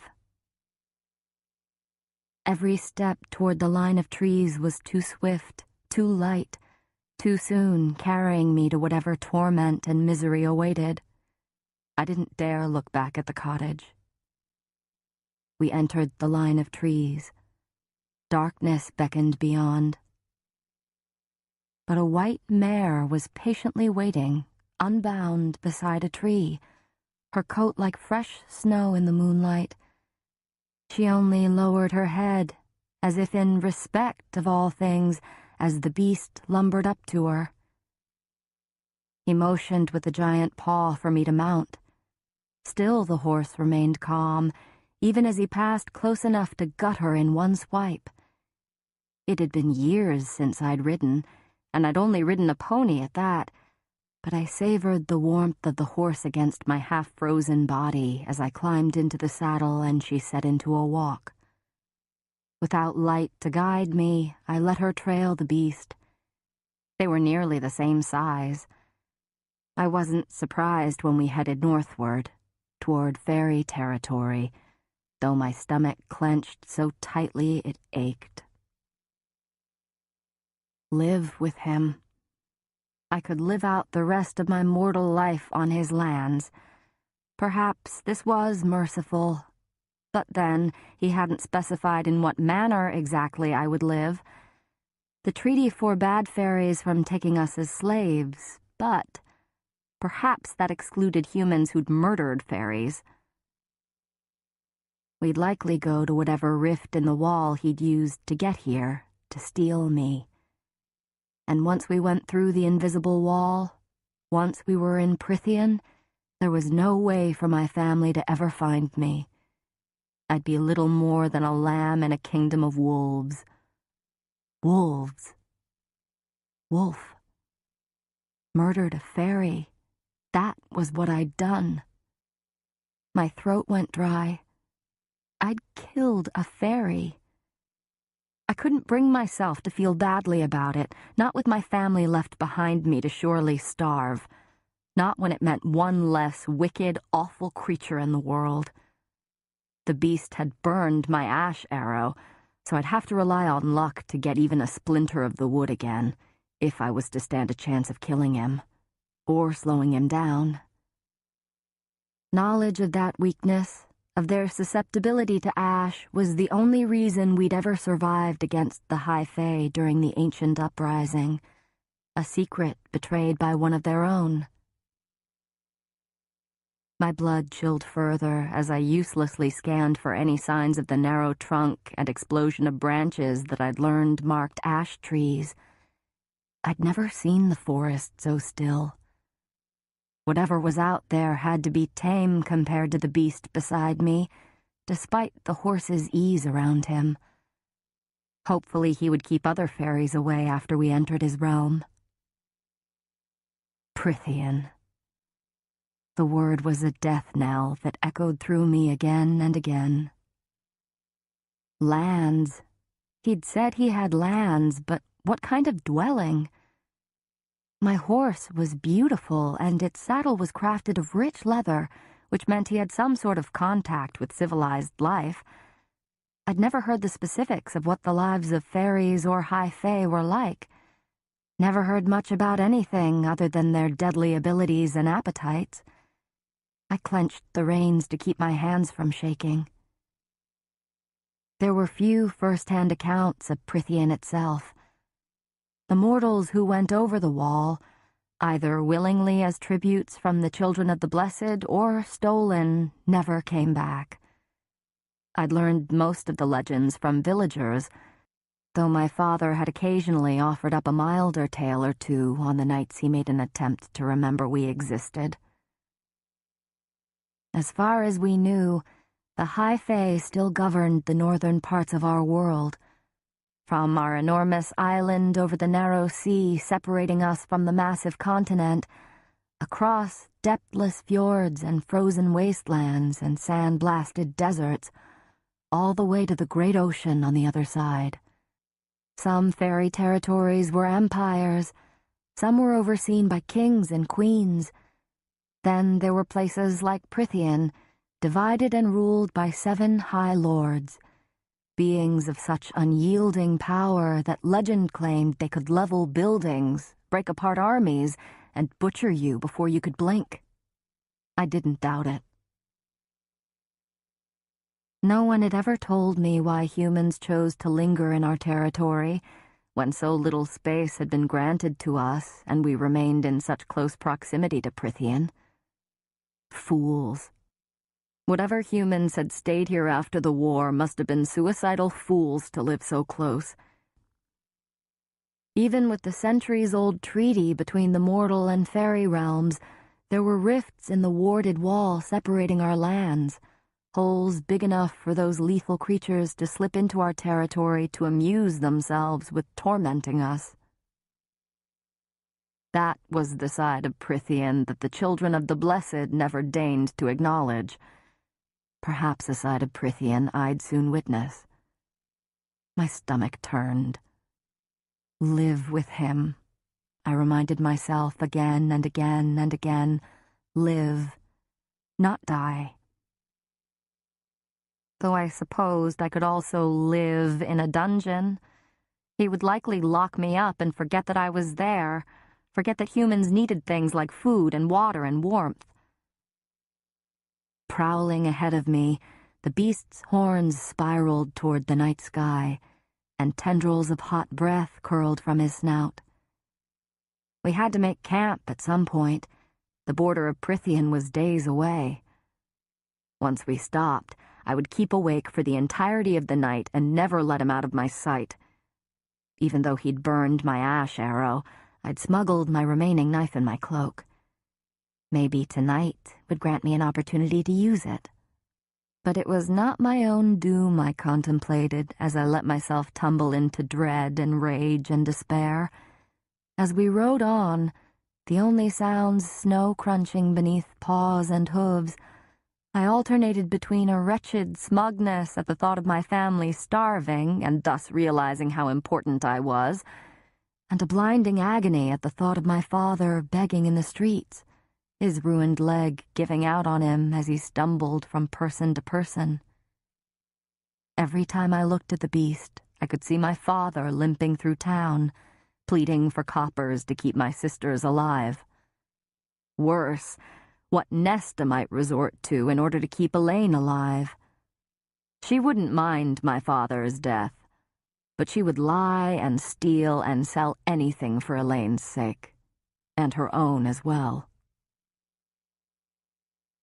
I took in the way the beast moved, trying to find any weakness.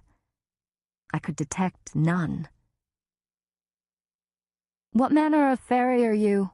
I asked, the words nearly swallowed up by the snow and trees and star-heavy sky. He didn't bother to turn around. He didn't bother to say anything at all. Fair enough. I'd killed his friend, after all. I tried again. "Do you have a name?" Or anything to curse him by. A huff of air that could have been a bitter laugh. "Does it even matter to you, human?" I didn't answer. He might very well change his mind about sparing me. But perhaps I would escape before he decided to gut me. I would grab my family and we'd stow away on a ship and sail far, far away. Perhaps I would try to kill him, regardless of the futility, regardless of whether it constituted another unprovoked attack, just for being the one who came to claim my life, when these fairies valued ours so little. The mercenary had survived. Maybe I could too. Maybe. I opened my mouth to again ask for his name, but a growl of annoyance rippled out of him. I didn't have a chance to struggle, to fight back, when a charged metallic tang stung my nose. Exhaustion slammed down upon me, and blackness swallowed me whole.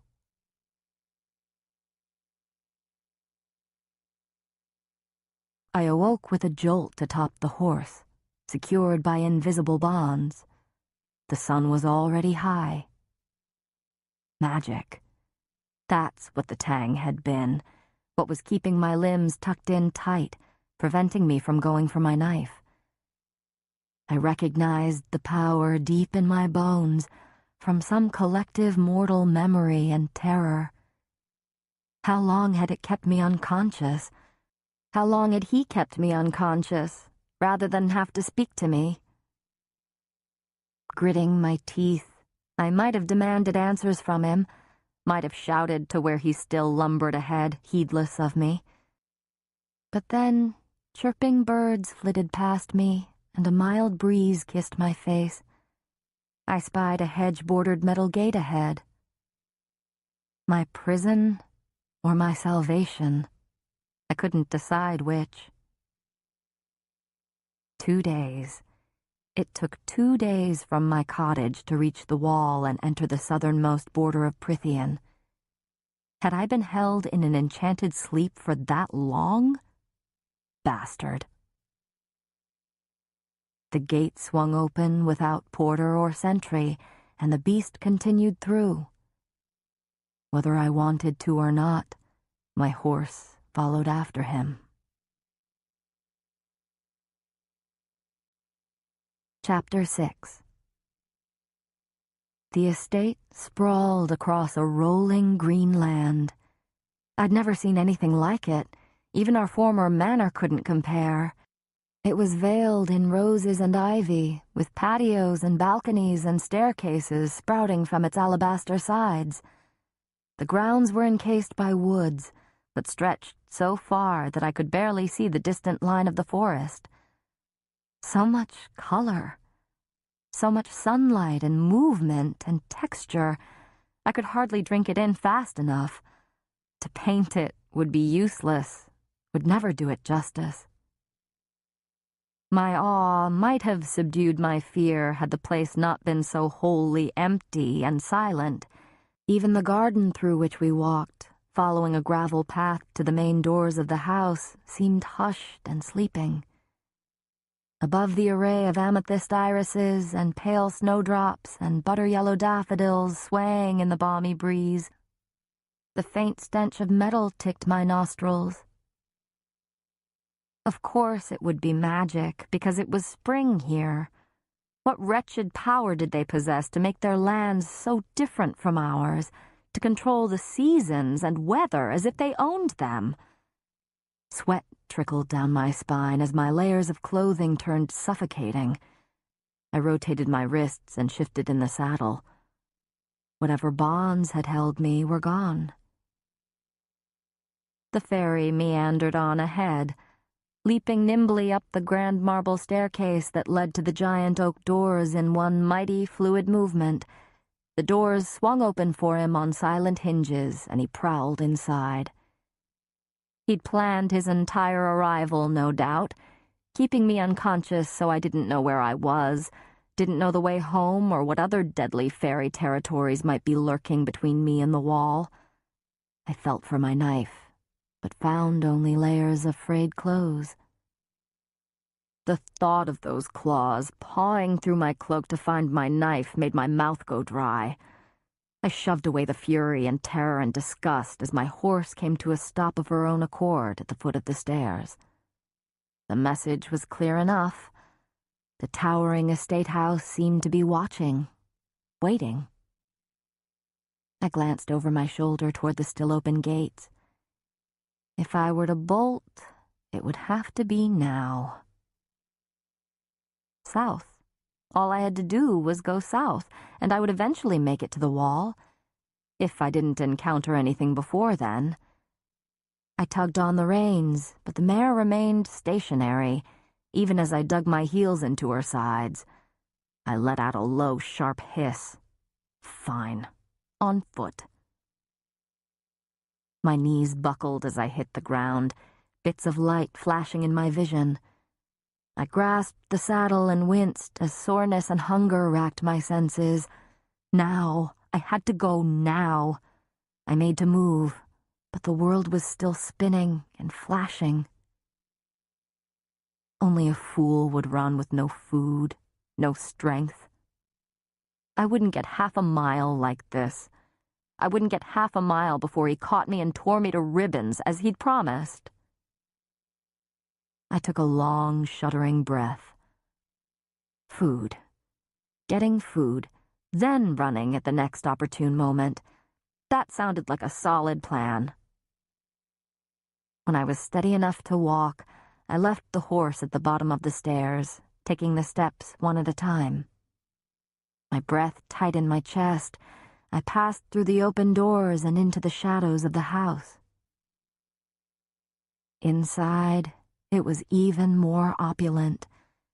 Black and white checkered marble shone at my feet, flowing to countless doors and a sweeping staircase. A long hall stretched ahead to the giant glass doors at the other end of the house, and through them I glimpsed a second garden, grander than the one out front.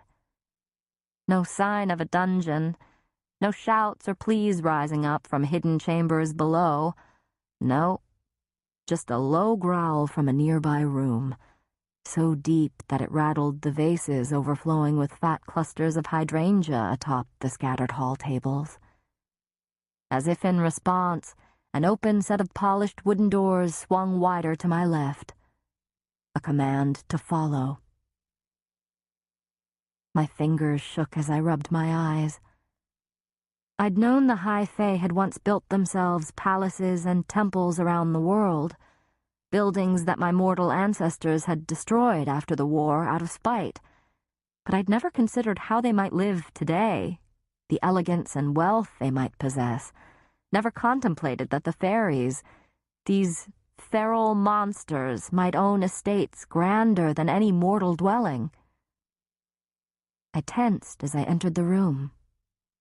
A long table, longer than any we'd ever possessed at our manor, filled most of the space.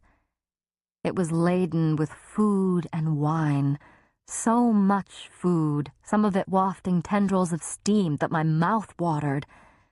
At least it was familiar, and not some strange fairy delicacy. Chicken, bread, peas, fish, asparagus, lamb.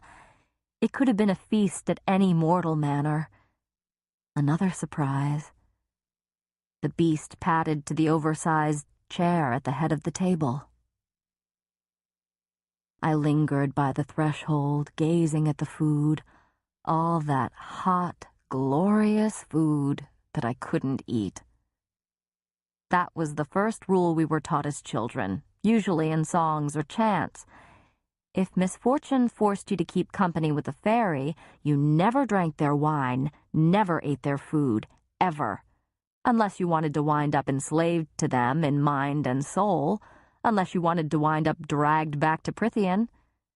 Well, the second part had already happened, but I might stand a chance at avoiding the first. The beast plopped into the chair, the wood groaning, and in a flash of white light, turned into a golden-haired man. I stifled a cry and pushed myself against the paneled wall beside the door, feeling for the molding of the threshold, trying to gauge the distance between me and escape. This beast was not a man, not a lesser fairy. He was one of the High Fae, one of their ruling nobility, beautiful, lethal, and merciless. He was young, or at least what I could see of his face seemed young. His nose, cheeks, and brows were covered by an exquisite golden mask, embedded with emeralds shaped like whorls of leaves. Some absurd High Fae fashion, no doubt. It left only his eyes, looking the same as they had in his beast form, strong jaw and mouth for me to see, and the latter tightened into a thin line. "You should eat something," he said. Unlike the elegance of his mask, the dark green tunic he wore was rather plain, accented only with a leather baldric across his broad chest. It was more for fighting than style, even though he bore no weapons I could detect. Not just one of the High Fae, but a warrior, too. I didn't want to consider what might require him to wear a warrior's attire, and tried not to look too hard at the leather of the baldric gleaming in the sunlight streaming in through the bank of windows behind him. I hadn't seen a cloudless sky like that in months.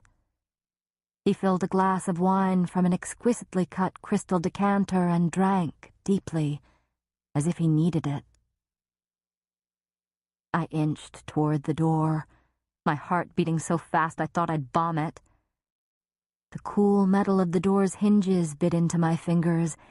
If I moved fast, I could be out of the house and sprinting for the gate within seconds. He was undoubtedly faster, but chucking some of those pretty pieces of hallway furniture in his path might slow him down, though his fey ears, with their delicate pointed arches, would pick up any whisper of movement from me. "Who are you?" I managed to say. His light golden hair was so similar to the color of his beast form's pelt. Those giant claws undoubtedly still lurked just below the surface of his skin. "Sit," he said gruffly, waving a broad hand to encompass the table. "Eat."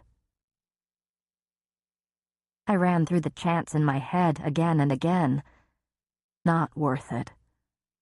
Easing my ravenous hunger was definitely not worth the risk of being enslaved to him in mind and soul. He let out a low growl. "Unless you'd rather faint?" "It's not safe for humans," I managed to say, offense be damned. He huffed a laugh, more feral than anything. "The food is fine for you to eat, human." Those strange green eyes pinned me to the spot, as if he could detect every muscle in my body that was priming to bolt. "Leave, if you want," he added with a flash of teeth. "I'm not your jailer. The gates are open. You can live anywhere in Prythian." And no doubt be eaten or tormented by a wretched fairy. But while every inch of this place was civilized and clean and beautiful, I had to get out, had to get back. That promise to my mother, cold and vain as she was all I had. I made no move toward the food. "Fine," he said, the word laced with a growl, and began serving himself. I didn't have to face the consequences of refusing him another time as someone strode past me, heading right for the head of the table. "Well," the stranger said. Another high fae, red-haired and finely dressed in a tunic of muted silver. He too wore a mask. He sketched a bow to the seated male and then crossed his arms. Somehow he hadn't spotted me where I was still pressed against the wall.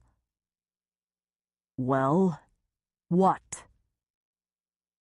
My captor cocked his head, the movement more animal than human. "Is Andrus dead, then?" A nod from my captor. Savior, whatever he was. "I'm sorry," he said quietly. "How?" the stranger demanded, his knuckles white as he gripped his muscled arms. "An ash arrow," said the other. His red-haired companion hissed. "The treaty's summons led me to the mortal. I gave her safe haven." "A girl? A mortal girl actually killed Andrus?" Not a question so much as a venom-coated string of words. He glanced at the end of the table where my empty chair stood. "And the summons found the girl responsible." The golden-masked one gave a low, bitter laugh and pointed at me. "The treaty's magic brought me right to her doorstep."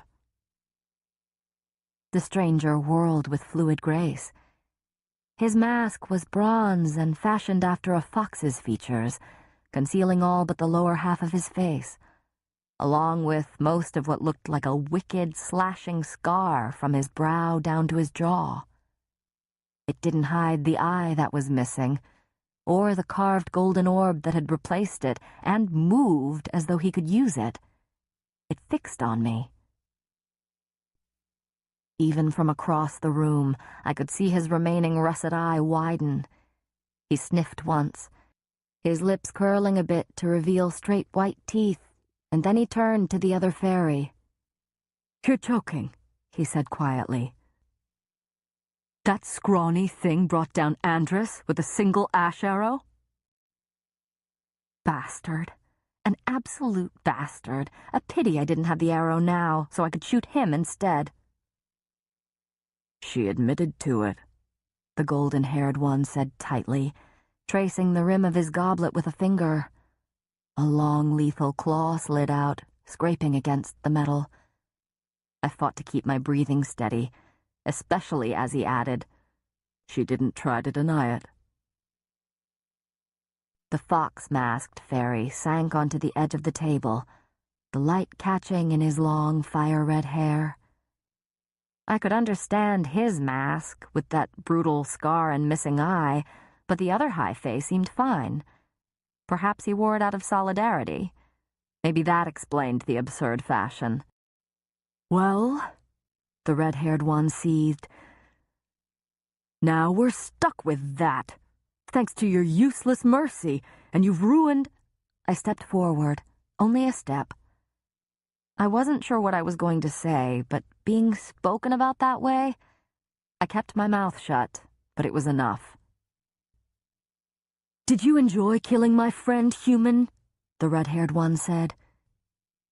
"Did you hesitate, or was the hatred in your heart riding you too hard to consider sparing him? It must have been so satisfying for a small mortal thing like you to take him down." The golden-haired one said nothing, but his jaw tightened. As they studied me, I reached for a knife that wasn't there. "Anyway," the fox-masked one continued, facing his companion again with a sneer. He would likely laugh if I ever drew a weapon on him. "Perhaps there's a way to—" "Lucian," my captor said quietly, the name echoing with a hint of a snarl. "Behave." Lucian went rigid, but he hopped off the edge of the table and bowed deeply to me. "My apologies, lady." Another joke at my expense. "I'm Lucian, courtier and emissary." He gestured to me with a flourish. "Your eyes are like stars and your hair like burnished gold." He cocked his head, waiting for me to give him my name. But telling him anything about me, about my family and where I came from? "Her name is Feyre," said the one in charge, the beast. He must have learned my name at my cottage. Those striking green eyes met mine again and then flicked to the door. "Alice will take you to your room. You could use a bath and fresh clothes." I couldn't decide whether it was an insult or not. There was a firm hand at my elbow, and I flinched. A rotund, brown-haired woman in a simple brass bird mask tugged on my arm and inclined her head toward the open door behind us. Her white apron was crisp above her homespun brown dress. A servant. The masks had to be some sort of trend, then. If they cared so much about their clothes, about what even their servants wore, maybe they were shallow and vain enough for me to deceive, despite their master's warrior clothes. Still, they were high fae. I would have to be clever and quiet and bide my time until I could escape. So I let Alice lead me away. Room, not cell. A small relief, then. I'd barely made it a few steps before Lucian growled, "That's the hand the cauldron thought to deal us? She brought Andrus down? We never should have sent him out there. None of them should have been out there. It was a fool's mission." His growl was more bitter than threatening. Could he shapeshift as well? "Maybe we should just take a stand. Maybe it's time to say enough. Dump the girl somewhere. Kill her. I don't care. She's nothing but a burden here. She'd sooner put a knife in your back than talk to you, or any of us." I kept my breathing calm, my spine locking, and— "No," the other bit out. "Not until we know for certain that there is no other way we will make a move. And as for the girl, she stays. Unharmed, end of discussion. Her life in that hovel was hell enough. My cheeks heated, even while I loosed a tight breath, and I avoided looking at Alice as I felt her eyes slide to me. A hovel. I suppose that's what our cottage was when compared to this place. "Then you've got your work cut out for you, old son," Lucian said. "I'm sure her life will be a fine replacement for Andress's. Maybe she can even train with the others on the border." A snarl of irritation resonated through the air. The shining, spotless halls swallowed me up before I could hear more. Alice led me through halls of gold and silver until we came to a lavish bedroom on the second level. I'll admit I didn't fight that hard when Alice and the two other servants, also masked, bathed me, cut my hair, and then plucked me until I felt like a chicken being prepared for dinner. For all I knew, I might very well be their next meal. It was only the High Fae's promise to live out my days in Prythian instead of dying that kept me from being sick at the thought. While these fairies also looked human, save for their ears, I'd never learned what the High Fae called their servants. But I didn't dare to ask, or to speak to them at all, not when just having their hands on me, having them so close, was enough to make me focus solely on not trembling. Still, I took one look at the velvet turquoise dress Alice had placed on the bed and wrapped my white dressing gown tightly around me, sinking into a chair and pleading for my old clothes to be returned. Alice refused, and when I begged again, trying my best to sound pathetic and sad and pitiful, she stormed out. I hadn't worn a dress in years. I wasn't about to start, not when escape was my main priority. I wouldn't be able to move freely in a gown. Bundled in my robe, I sat for minute after minute, the chattering of small birds in the garden beyond the windows the only sound. No screaming, no clashing weapons, no hint of any slaughter or torture. The bedroom was larger than our entire cottage. Its walls were pale green, delicately sketched with patterns of gold, and the moldings were golden as well. I might have thought it tacky had the ivory furniture and rugs not complemented it so well. The gigantic bed was of a similar color scheme, and the curtains that hung from the towering headboard drifted in the faint breeze from the open windows. My dressing gown was of the finest silk, edged with lace, simple and exquisite enough that I ran a finger along the lapels. The few stories I'd heard had been wrong, or 500 years of separation had muddled them. Yes, I was still prey, still born weak and useless compared to them, but this place was peaceful, calm. Unless that was an illusion, too, and the loophole in the treaty was a lie, a trick to set me at ease before they destroyed me. The High Fae liked to play with their food. The door creaked, and Alice returned, a bundle of clothing in her hands. She lifted a sodden grayish shirt. "You want to wear this?" I gaped at the holes in the sides and sleeves. "It fell apart the moment the laundress put it in water." She held up a few scraps of brown. "Here's what's left of your pants." I clamped down on the curse building in my chest. She might be a servant, but she could easily kill me, too. "Will you wear the dress now?" she demanded. I knew I should get up, should agree, but I slumped farther into my seat. Alice stared me down for a moment before leaving again. She returned with trousers and a tunic that fit me well, both of them rich with color. A bit fancy, but I didn't complain when I donned the white shirt, nor when I buttoned the dark blue tunic and ran my hands over the scratchy golden thread embroidered on the lapels. It had cost a fortune in itself, and it tugged at that useless part of my mind that admired lovely and strange and colorful things. I was too young to remember much before my father's downfall. He'd tolerated me enough to allow me to loiter about his offices, and sometimes even explained various goods and their worth, the details of which I'd long since forgotten. My time in his offices, full of the scents of exotic spices and the music of foreign tongues, made up the majority of my few happy memories. I didn't need to know the worth of everything in this room to understand that the emerald curtains alone, silk with gold velvet, could have fed us for a lifetime. A chill scuttled down my spine. It had been days since I'd left. The venison would be running low already. Alice herded me into a low-backed chair before the darkened fireplace, and I didn't fight back as she ran a comb through my hair and began braiding it. "You're hardly more than skin and bones," she said, her fingers luxurious against my scalp. "Winter does that to poor mortals," I said, fighting to keep the sharpness from my tone. She huffed a laugh. "If you're wise, you'll keep your mouth shut and your ears open.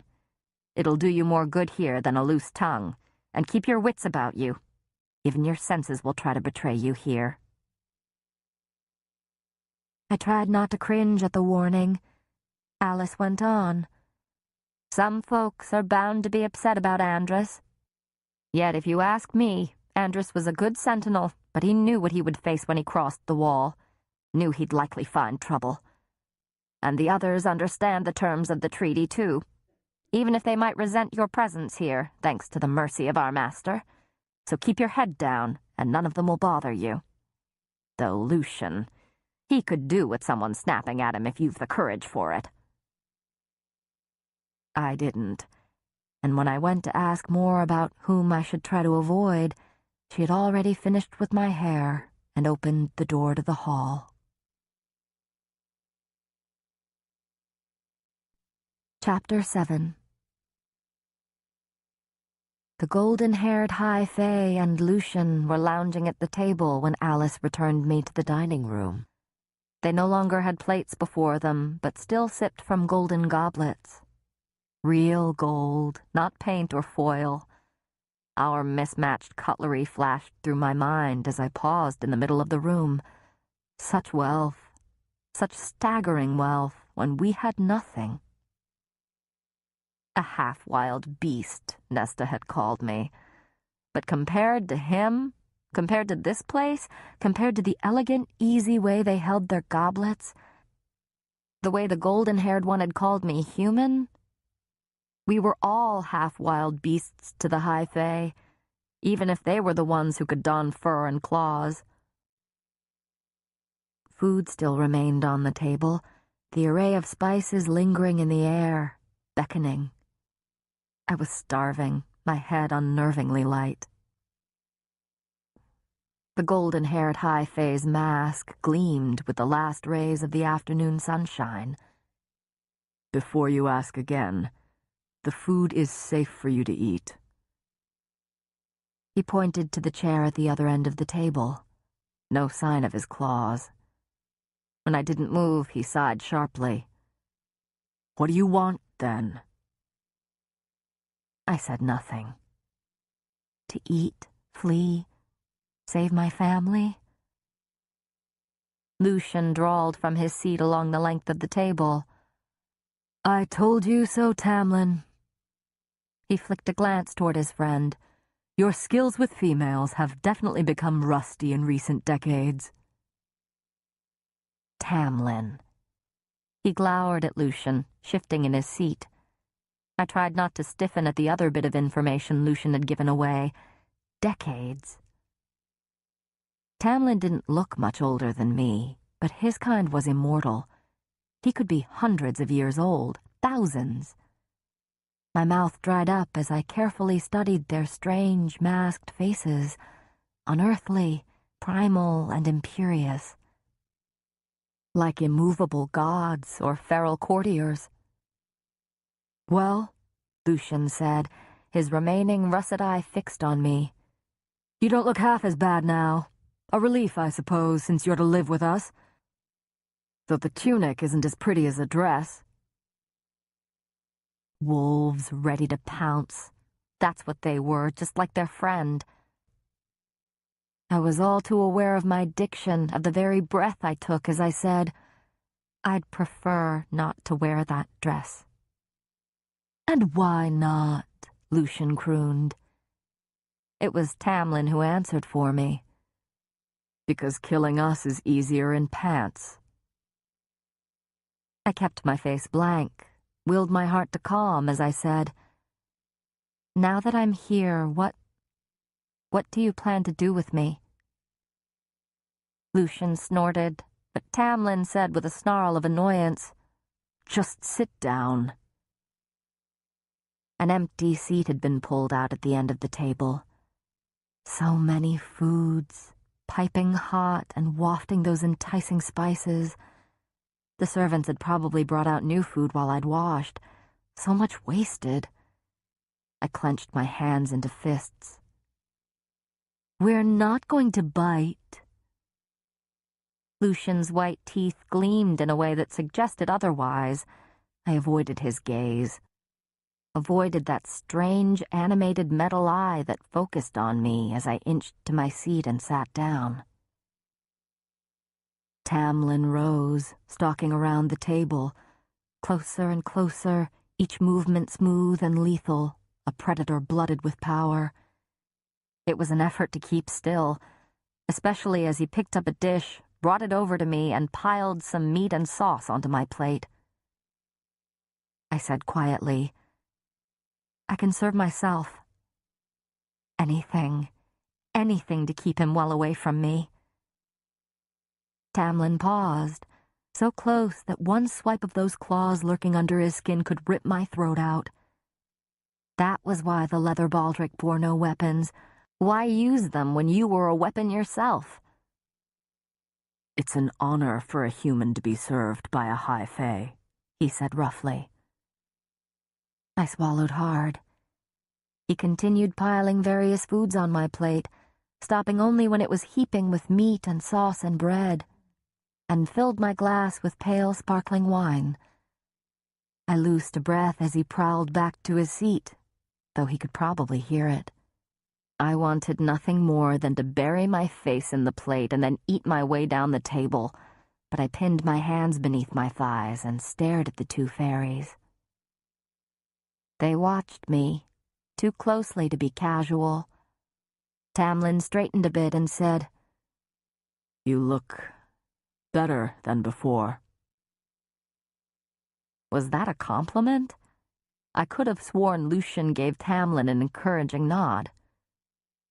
"And your hair is clean." Perhaps it was my raging hunger making me hallucinate the piss-poor attempt at flattery.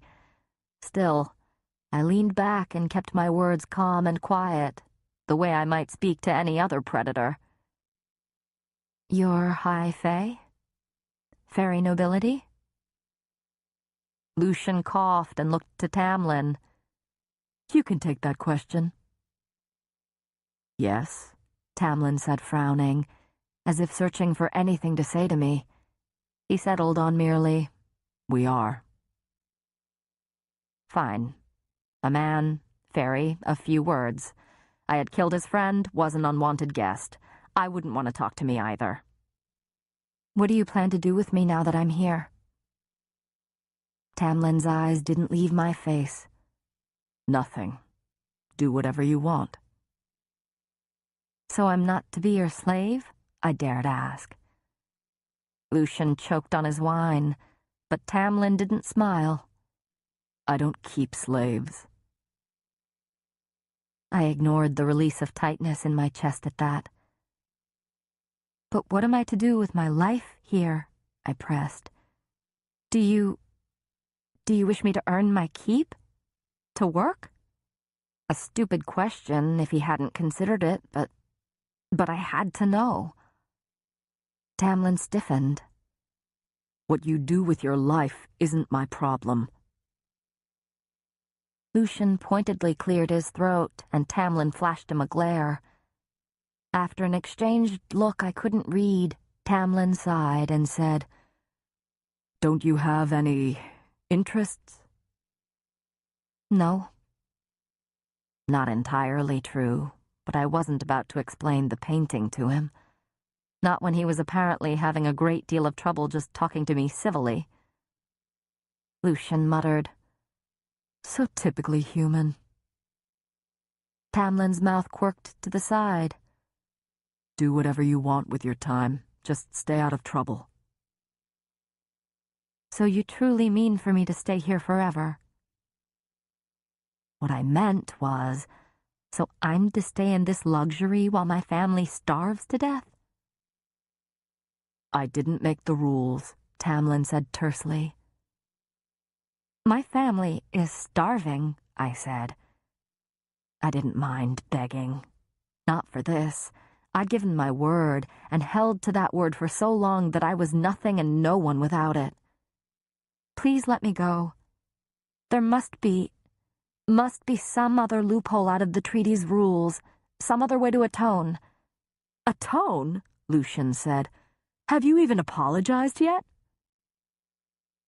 Apparently, all attempts to flatter me were dead and gone, so I looked Lucien right in his remaining russet eye and said, "I'm sorry." Lucien leaned back in his chair. "How did you kill him? Was it a bloody fight or just cold-blooded murder?" My spine stiffened. "I shot him with an ash arrow, and then an ordinary arrow through the eye. He didn't put up a fight. After the first shot, he just stared at me." "You killed him anyway, though he made no move to attack you, and then you skinned him," Lucien hissed. "Enough, Lucien," Tamlin said to his courtier with a snarl. "I don't want to hear details." He turned to me, ancient and brutal and unyielding. I spoke before he could say anything.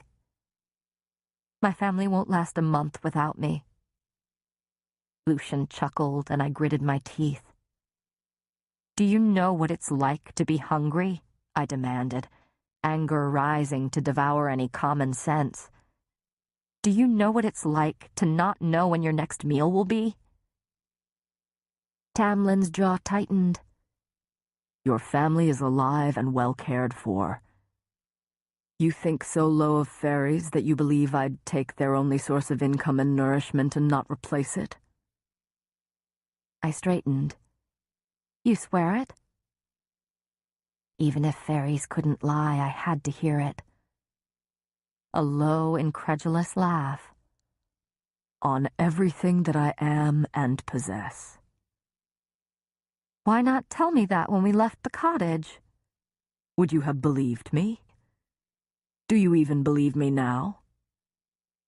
Tamlin's claws embedded in the arms of his chair.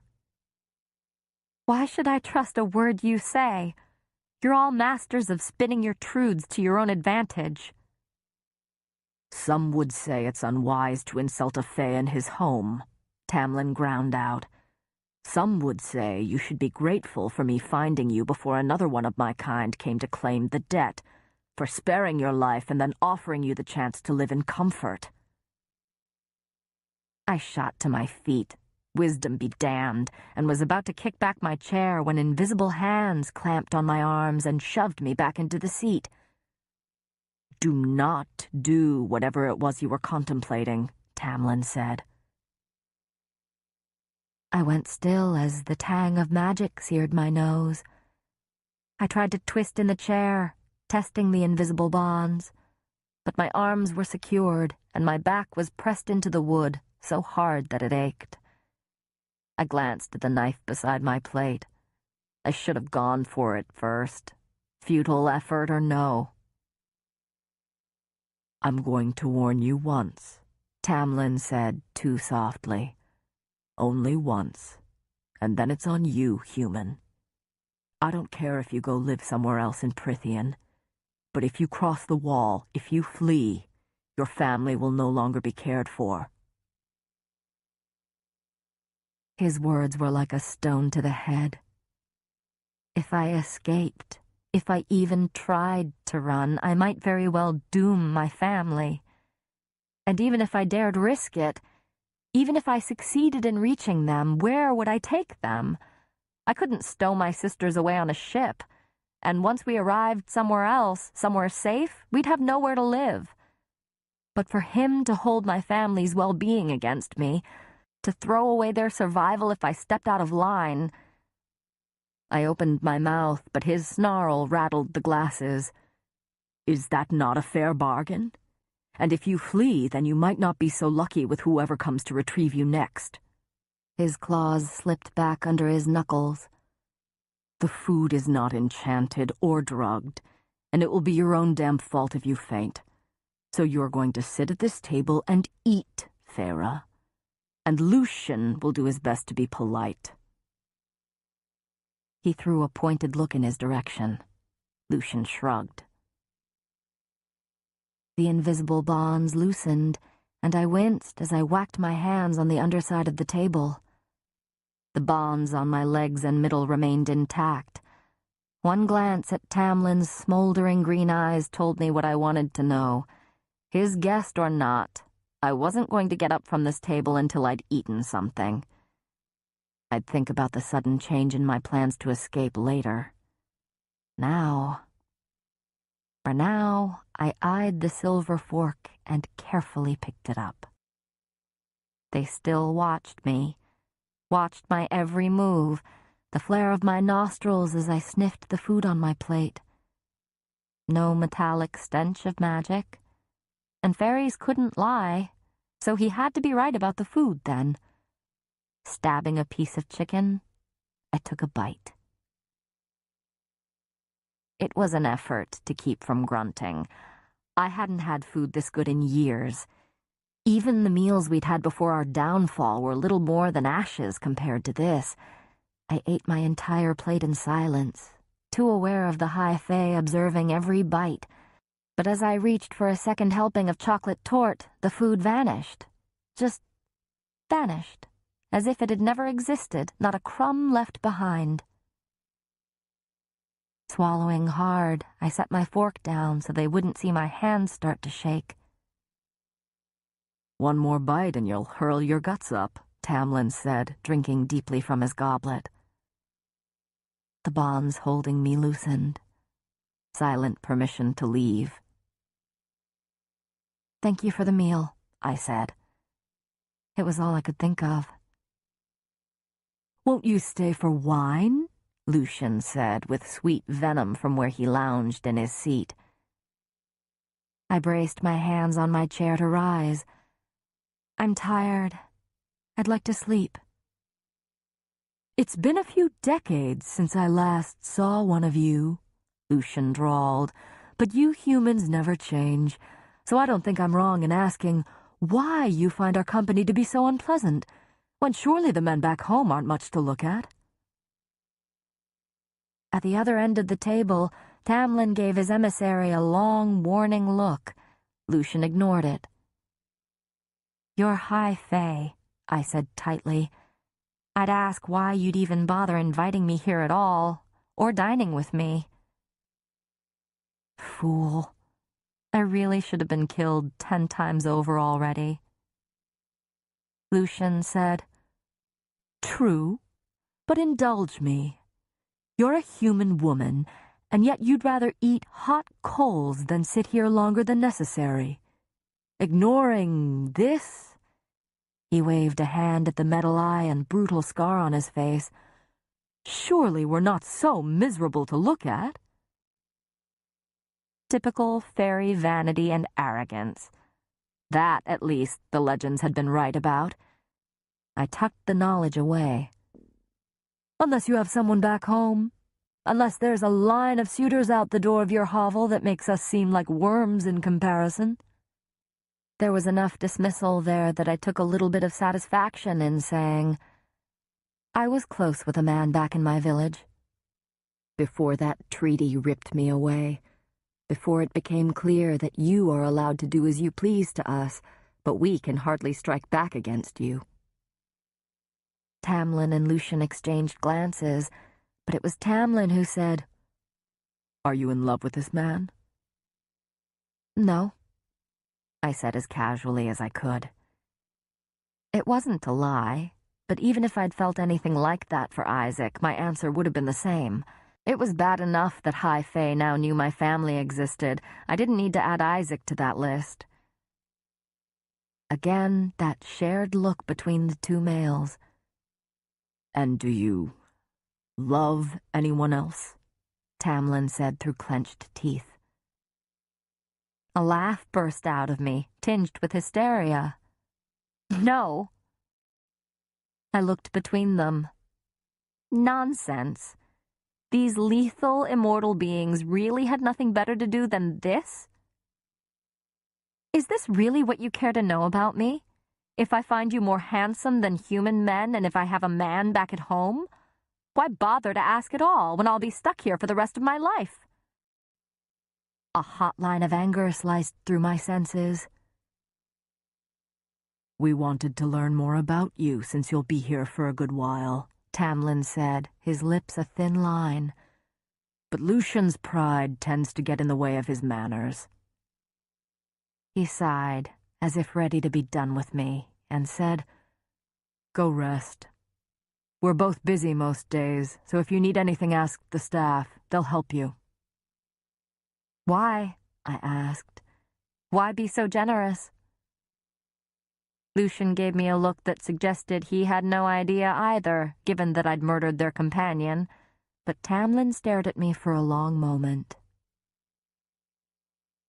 "I kill too often as it is," Tamlin said finally, shrugging his broad shoulders.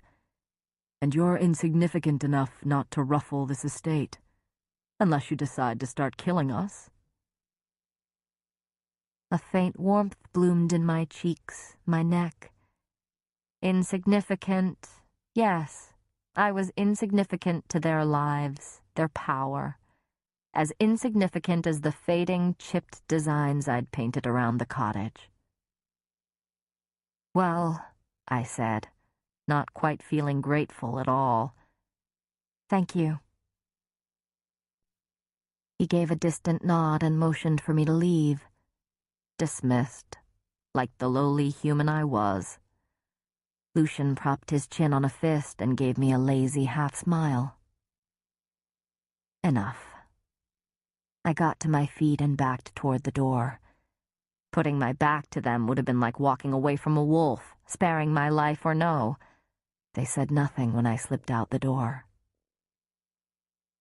A moment later, Lucien's barking laugh echoed into the halls, followed by a sharp, vicious growl that shut him up. I slept fitfully that night, and the lock on my bedroom door felt more like a joke than anything. I was wide awake before dawn, but I remained staring at the filigreed ceiling, watching the growing light creep between the drapes, savoring the softness of the down mattress. I was usually out of the cottage by first light, though my sisters hissed at me every morning for waking them so early. If I were home, I'd already be entering the woods, not wasting a moment of precious sunlight, listening to the drowsy chatter of the few winter birds. Instead, this bedroom and the house beyond were silent, the enormous bed foreign and empty. A small part of me missed the warmth of my sisters' bodies overlapping with mine. Nesta must be stretching her legs and smiling at the extra room. She was probably content imagining me in the belly of a fairy, probably using the news as a chance to be fussed over by the villagers. Maybe my fate would prompt them to give my family some handouts. Or maybe Tamlin had given them enough money, or food, or whatever he thought taking care of them consisted of, to last through the winter. Or maybe the villagers would turn on my family, not wanting to be associated with people tied with Prythian, and run them out of town. I buried my face in the pillow, pulling the blankets higher. If Tamlin had indeed provided for them, if those benefits would cease the moment I crossed the wall, then they'd likely resent my return more than celebrate it. Your hair is clean. A pathetic compliment. I supposed that if he'd invited me to live here, to spare my life, he couldn't be completely wicked. Perhaps he'd just been trying to smooth over our very, very rough beginning. Maybe there would be some way to persuade him to find some loophole, to get whatever magic that bound the treaty to spare me. And if not some way, then someone. I was drifting from one thought to another, trying to sort through the jumble when the lock on the door clicked, and there was a screech and a thud, and I bolted upright to find Alice in a heap on the floor. The length of rope I'd made from the curtain trimmings now hung loosely from wherever I'd rigged it to snap into anyone's face. It had been the best I could do with what I had. I'm sorry, I blurted, leaping from the bed. But Alice was already up, hissing at me as she brushed off her apron. She frowned at the rope dangling from the light fixture. What in the bottomless depths of the cauldron is... I didn't think anyone would be in here so early, and I meant to take it down, and... Alice looked me over from head to toe. You think a bit of rope snapping in my face will keep me from breaking your bones? My blood went cold. You think that will do anything against one of us? I might have kept apologizing were it not for the sneer she gave me. I crossed my arms. It was a warning bell to give me time to run, not a trap. She seemed poised to spit on me, but then her sharp brown eyes narrowed. You can't outrun us either, girl. I know, I said, my heart calming at last. But at least I wouldn't face my death unaware. Alice barked out a laugh. My master gave his word that you could live here. Live, not die. We will obey. She studied the hanging bit of rope. But did you have to wreck those lovely curtains? I didn't want to. Tried not to, but a hint of a smile tugged on my lips. Alice strode over to the remnants of the curtains and threw them open, revealing a sky that was still a deep periwinkle, splashed with hues of pumpkin and magenta from the rising dawn. I am sorry, I said again. Alice clicked her tongue. At least you're willing to put up a fight, girl. I'll give you that. I opened my mouth to speak, but another female servant with a bird mask entered, a breakfast tray in hand. She bid me a curt good morning, set the tray on a small table by the window, and disappeared into the attached bathing chamber. The sound of running water filled the room. I sat at the table and studied the porridge and eggs and bacon. Bacon! Again! Such similar food to what we ate across the wall. I don't know why I'd expected otherwise. Alice poured me a cup of what looked and smelled like tea. Full-bodied aromatic tea, no doubt imported at great expense. Prythian and my adjoining homeland weren't exactly easy to reach. What is this place? I asked her quietly. Where is this place? It's safe. And that's all you need to know, Alice said, setting down the teapot. At least the house is. If you go poking about the grounds, keep your wits about you. Fine, if she wouldn't answer that. I tried again. What sort of fairies should I look out for? All of them, Alice said. My master's protection only goes so far. They'll want to hunt and kill you for just being a human, regardless of what you did to Andrus. Another useless answer. I dug into my breakfast, savoring each rich sip of tea, and she slipped into the bathing chamber. When I was done eating and bathing, I refused Alice's offer and dressed myself in another exquisite tunic. this one of purple so deep it could have been black. I wished I knew the name for the color, but cataloged it anyway. I pulled on the brown boots I'd worn the night before, and as I sat before a marble vanity letting Alice braid my wet hair, I cringed at my reflection. It wasn't pleasing, though not for its actual appearance. While my nose was relatively straight, it was the other feature I had inherited from my mother. I could still remember how her nose would crinkle with feigned amusement when one of her fabulously wealthy friends made some unfunny joke. At least I had my father's soft mouth, though it made a mockery of my too sharp cheekbones and hollow cheeks. I couldn't bring myself to look at my slightly up-tilted eyes. I knew I'd see Nesta or my mother looking back at me. I'd sometimes wondered if that was why my sister had insulted me about my looks. I was a far cry from ugly, but I bore too much of the people we'd hated and loved for Nesta to stand it, for me to stand it too. Though I supposed that for Tamlin, for High Fae used to ethereal, flawless beauty, it had been a struggle to find a compliment. Fairy bastard. Alice finished my plate, and I jumped from the bench before she could weave in little flowers from the basket she'd brought. I would have lived up to my namesake were it not for the effects of poverty, but I'd never particularly cared. Beauty didn't mean anything in the forest.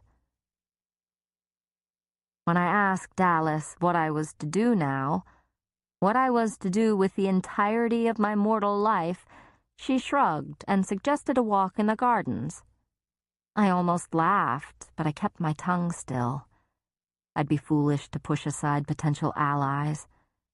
I doubted she had Tamlin's ear, and I couldn't press her about it yet, but at least a walk provided a chance to glean some sense of my surroundings, and whether there was anyone else who might plead my case to Tamlin. The halls were silent and empty, strange for such a large estate. They'd mentioned others the night before, but I saw and heard no sign of them. A balmy breeze scented with hyacinth, I realized, if only from Elaine's small garden, floated down the halls, carrying with it the pleasant chirping of a bunting, a bird I wouldn't hear back home for months, if I ever heard them at all. I was almost to the grand staircase when I noticed the paintings. I hadn't let myself really look yesterday, but now, in the empty hall with no one to see me, a flash of color amid a shadowy, gloomy background made me stop, a riot of color and texture that compelled me to face the gilded frame. I'd never seen anything like it. It's just a still life, a part of me said. And it was. A green glass vase with an assortment of flowers drooping over its narrow top, blossoms and leaves of every shape and size and color, roses, tulips, morning glory, goldenrod, maiden's lace, peonies. The skill it must have taken to make them look so lifelike, to make them more than lifelike. Just a vase of flowers against a dark background, but more than that. The flowers seemed to be vibrant with their own light, as if in defiance of the shadows gathered around them. The mastery needed to make the glass vase hold that light, to bend the light with the water within, as if the vase did indeed have weight to it atop its stone pedestal. Remarkable. I could have stared at it for hours, and the countless paintings along this hall alone could have occupied my entire day. But garden, plans. Still, as I moved on, I couldn't deny that this place was far more civilized than I'd thought. Peaceful, even, if I was willing to admit it. And if the High Fae were indeed gentler than human legend and rumor had led me to believe, then maybe convincing Alice of my misery might not be too hard. If I could win over Alice, convince her that the treaty had been wrong to demand such payment from me, she might indeed see if there was anything to get me out of this debt and— "You," someone said, and I jumped back a step. In the light of the open glass doors to the garden, a towering male figure stood silhouetted before me. Tamlin. He wore those warrior's clothes, cut close to show off his toned body, and 3 simple knives were now sheathed along his baldric, each long enough to look like it could gut me as easily as his beast's claws. His blonde hair had been tied back from his face, revealing those pointed ears and that strange, beautiful mask. "Where are you going?" he said, gruffly enough that it almost sounded like a demand. "You." I wondered if he even remembered my name. It took a moment to will enough strength into my legs to rise from my half-crouch. "Good morning," I said flatly. At least it was a better greeting than "you." "You said my time was to be spent however I wanted. I didn't realize I was under house arrest." His jaw tightened. "Of course you're not under house arrest." Even as he bit out the words, I couldn't ignore the sheer male beauty of that strong jaw, the richness of his golden tan skin. He was probably handsome, if he ever took off that mask. When he realized that I wasn't going to respond, he bared his teeth in what I supposed was an attempt at a smile and said, "Do you want a tour?" "No, thank you," I managed to get out, conscious of every awkward motion of my body as I edged around him. He stepped into my path, close enough that he conceded a step back. "I've been sitting inside all morning. I need some fresh air." "And you're insignificant enough that you wouldn't be a bother," he was probably thinking. "I'm fine," I said, casually dodging him. "You've been generous enough." I tried to sound like I meant it. A half smile, not so pleasant, no doubt unused to being denied. "Do you have some sort of problem with me?" "No," I said quietly and walked through the doors. He let out a low snarl. "I'm not going to kill you, Feyre. I don't break my promises." I almost stumbled down the garden steps as I glanced over my shoulder. He stood atop the stairs, as solid and ancient as the pale stones of the manor. "Kill, but not harm? Is that another loophole, one that Lucien might use against me, or anyone else here?" "They're under orders not to even touch you." "Yet I'm still trapped in your realm for breaking a rule I didn't know existed. Why was your friend even in the woods that day? I thought the treaty banned your kind from entering our lands." He just stared at me. Perhaps I'd gone too far, questioning him too much. Perhaps he could tell why I'd really asked. "The treaty," he said quietly, "doesn't ban us from doing anything except for enslaving you. The wall is an inconvenience. If we cared to, we could shatter it and march through to kill you all." I might be forced to live in Prythian forever, but my family— I dared ask. "And do you care to destroy the wall?" He looked me up and down, as if deciding whether I was worth the effort of explaining. "I have no interest in the mortal lands, though I can't speak for my kind." But he still hadn't answered my question. "Then what was your friend doing there?" Tamlin stilled.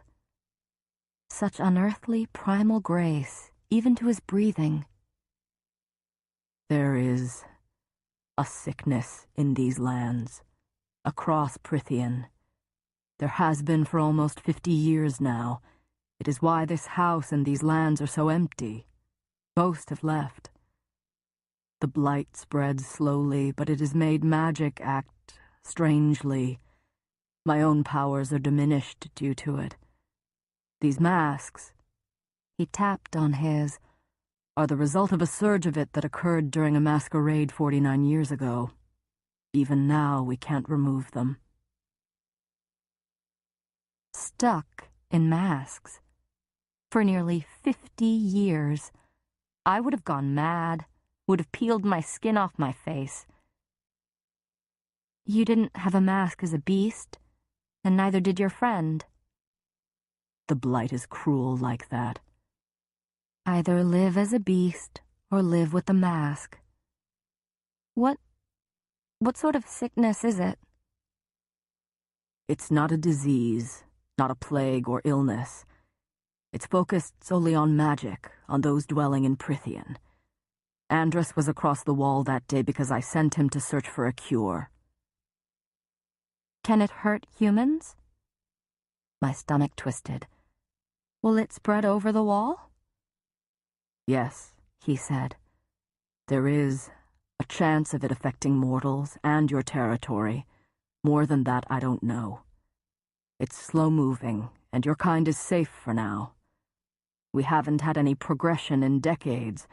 Magic seems to have stabilized, even though it's been weakened. That he'd even admitted so much spoke volumes about how he imagined my future.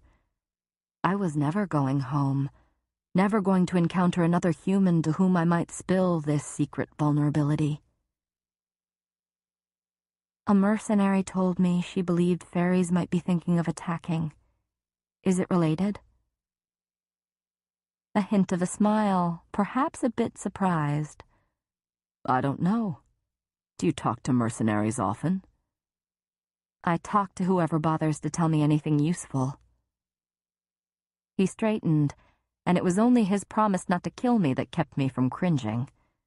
Then he rolled his shoulders as if shaking off his annoyance. Was the tripwire you rigged in your room for me? I sucked on my teeth. Can you blame me if it was? I might take an animal form, but I am civilized, Feyre. So he did remember my name, at least. But I looked pointedly at his hands, at the razor-sharp tips of those long, curved claws poking through his tanned skin. Noticing my stare, he tucked his hands behind his back. He said sharply, "I'll see you at dinner." It wasn't a request, but I still gave him a nod as I strode off between the hedges, not caring where I was going, only that he stayed far behind. A sickness in their lands, affecting their magic, draining it from them. A magical blight that might one day spread to the human world. After so many centuries without magic, we'd be defenseless against it, against whatever it could do to humans. I wondered if any of the High Fae would bother warning my kind. It didn't take me long to know the answer. Chapter 8. I pretended to meander through the exquisite and silent gardens, mentally marking the paths and clever places for hiding if I ever needed them. He'd taken my weapons, and I wasn't stupid enough to hope for an ash tree somewhere on the property with which to make my own. But his baldric had been laden with knives. There had to be an armory somewhere on the estate, and if not, I would find another weapon then, steal it if I had to, just in case. Upon inspection the night before, I'd learned that there was no lock on my window. Sneaking out and rappelling down the wisteria vines wouldn't be difficult at all. I'd climbed enough trees to not mind the height. Not that I planned to escape, but it was good to know, at least, how I might do should I ever be desperate enough to risk it. I didn't doubt Tamlin's claim that the rest of Prythian was deadly for a human, and if there was indeed some blight on these lands, I was better off here for the time being. But not without trying to find someone who might plead my case to Tamlin. Though Lucian, He could do with someone snapping at him if you've the courage for it, Alice had said to me yesterday. I chewed on my stubby nails as I walked, considering every possible plan and pitfall. I'd never been particularly good with words, had never learned the social warfare my sisters and mother had been so adept at, but I'd been decent enough when selling hides at the village market. So perhaps I'd seek out Tamlin's emissary, even if he detested me. He clearly had little interest in my living here. He'd suggested killing me. Perhaps he'd be eager to send me back, to persuade Tamlin to find some other way to fulfill the treaty, if there even was one. I approached a bench in an alcove blooming with foxglove when the sound of steps on shifting gravel filled the air. 2 pairs of light, quick feet. I straightened, peering down the way I'd come, but the path was empty. I lingered at the edge of an open field of lanky meadow buttercups. The vibrant green and yellow field was deserted. Behind me arose a gnarled crabapple tree in full, glorious bloom, the petals of its flowers littering the shaded bench on which I'd been about to sit. A breeze set the branches rustling, a waterfall of white petals flittering down like snow. I scanned the garden, the field, carefully watching and listening for those 2 sets of feet. There was nothing in the tree, or behind it. A prickling sensation ran down my spine. I'd spent enough time in the woods to trust my instincts. Someone stood behind me, perhaps 2 of them. A faint sniff and a quiet giggle issued from far too close. My heart leaped into my throat. I cast a subtle glance over my shoulder, but only a shining silvery light flickered in the corner of my vision. I had to turn around. I had to face it. The gravel crunched, nearer now. The shimmering in the corner of my eye grew larger, separating into 2 small figures no taller than my waist. My hands clenched into fists. "Farah!" Alice's voice cut across the garden. I jumped out of my skin as she called me again. "Farah, lunch!" she hollered. I whirled, a shout forming on my lips to alert her to whatever stood behind me, raising my fists, however futile it would be. But the shining things had vanished, along with their sniffing and giggling, and I found myself facing a weathered statue of 2 merry, bounding lambs. I rubbed my neck. Alice called me again, and I took a shuddering breath as I returned to the manor. But even as I strode through the hedges, carefully retracing my steps back to the house, I couldn't erase the creeping feeling that someone still watched me, curious and wanting to play.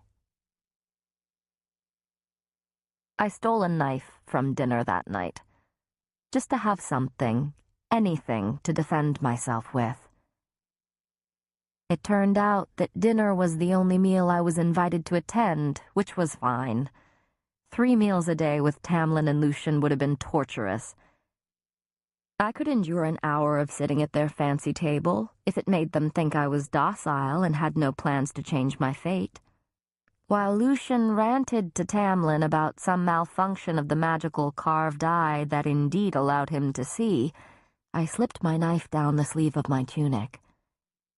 My heart beat so fast I thought they could hear it, but Lucien continued speaking, and Tamlin's focus remained on his courtier.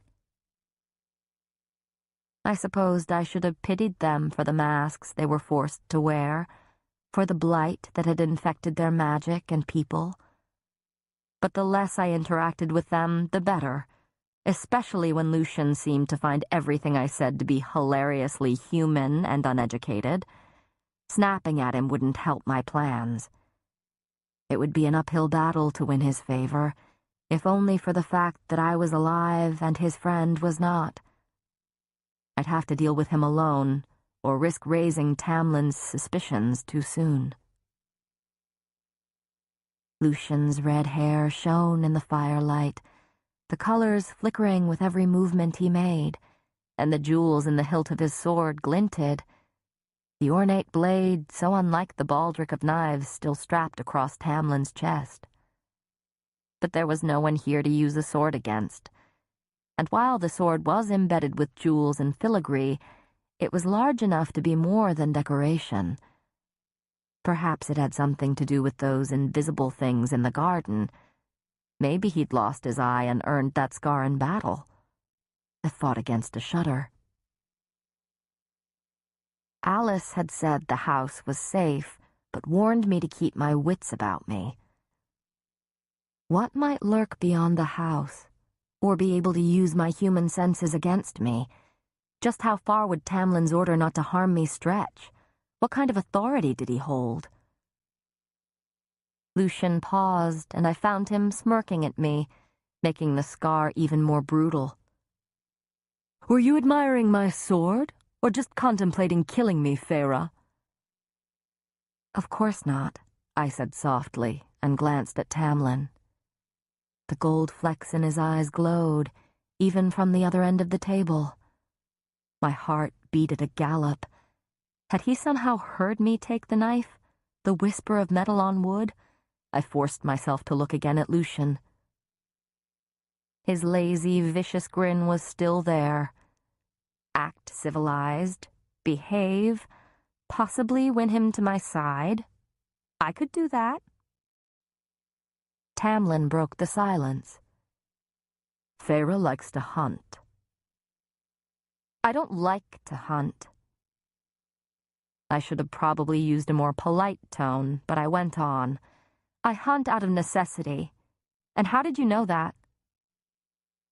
Tamlin's stare was bald, assessing. "Why else were you in the woods that day? You had a bow and arrow in your house."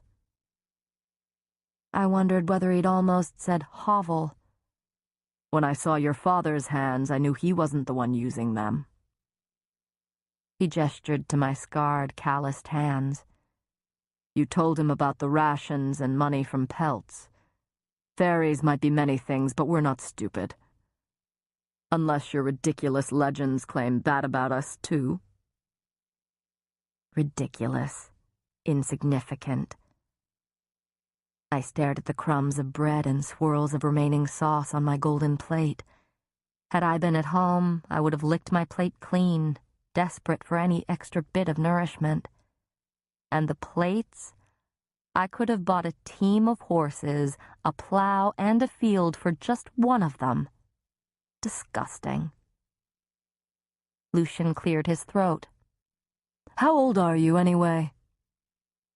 19. Pleasant, civilized. Lucian tisked. "So young and so grave, and a skilled killer already." I tightened my hands into fists, the metal of my knife now warm against my skin. Docile, unthreatening, tame. I'd made my mother a promise, and I'd keep it. Tamlin's looking after my family wasn't the same as my looking after them. That wild, small dream could still come to pass. My sisters comfortably married off, and a lifetime with my father, with enough food for us both, and enough time to maybe paint a little, or to maybe learn what I wanted. It could still happen, in a faraway land, perhaps, if I ever got out of this bargain. I could still cling to that scrap of a dream, though these high fae would likely laugh at how typically human it was to think so small, to want so little. Yet any bit of information might help, and if I showed interest in them, perhaps they would warm to me. What was this but another trap in the woods? So I said, "So is this what you do with your lives? Spare humans from the treaty and have fine meals?" I gave a pointed glance toward Tamlin's baldric, the warrior's clothes, Lucian's sword. Lucian smirked. "We also dance with the spirits under the full moon and snatch human babes from their cradles to replace them with changelings."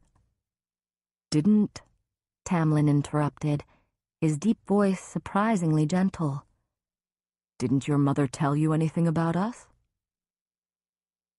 I prodded the table with my forefinger, digging my short nails into the wood. My mother didn't have the time to tell me stories. I could reveal that part of my past, at least. Lucian, for once, didn't laugh. After a rather stilted pause, Tamlin asked, "How did she die?" When I lifted my brows, he added a bit more softly, "I didn't see signs of an older woman in your house."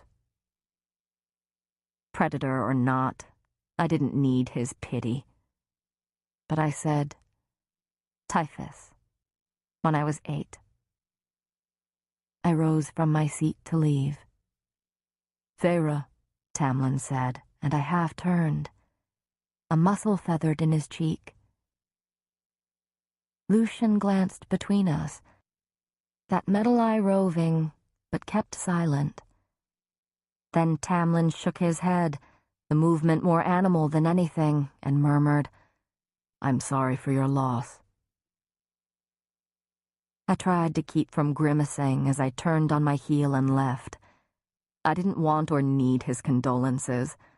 Not for my mother, not when I hadn't missed her in years. Let Tamlin dismiss me as a rude, uncouth human not worth his careful watch. I'd be better off persuading Lucian to speak to Tamlin on my behalf, and soon, before any of the others whom they'd mention appeared, or this blight of theirs grew. Tomorrow. I'd speak to Lucian then, test him out a bit. In my room, I found a small satchel in the armoire and filled it with a spare set of clothes, along with my stolen knife. It was a pitiful blade, but a piece of cutlery was better than nothing. Just in case I was ever allowed to go, and had to leave at a moment's notice. Just in case.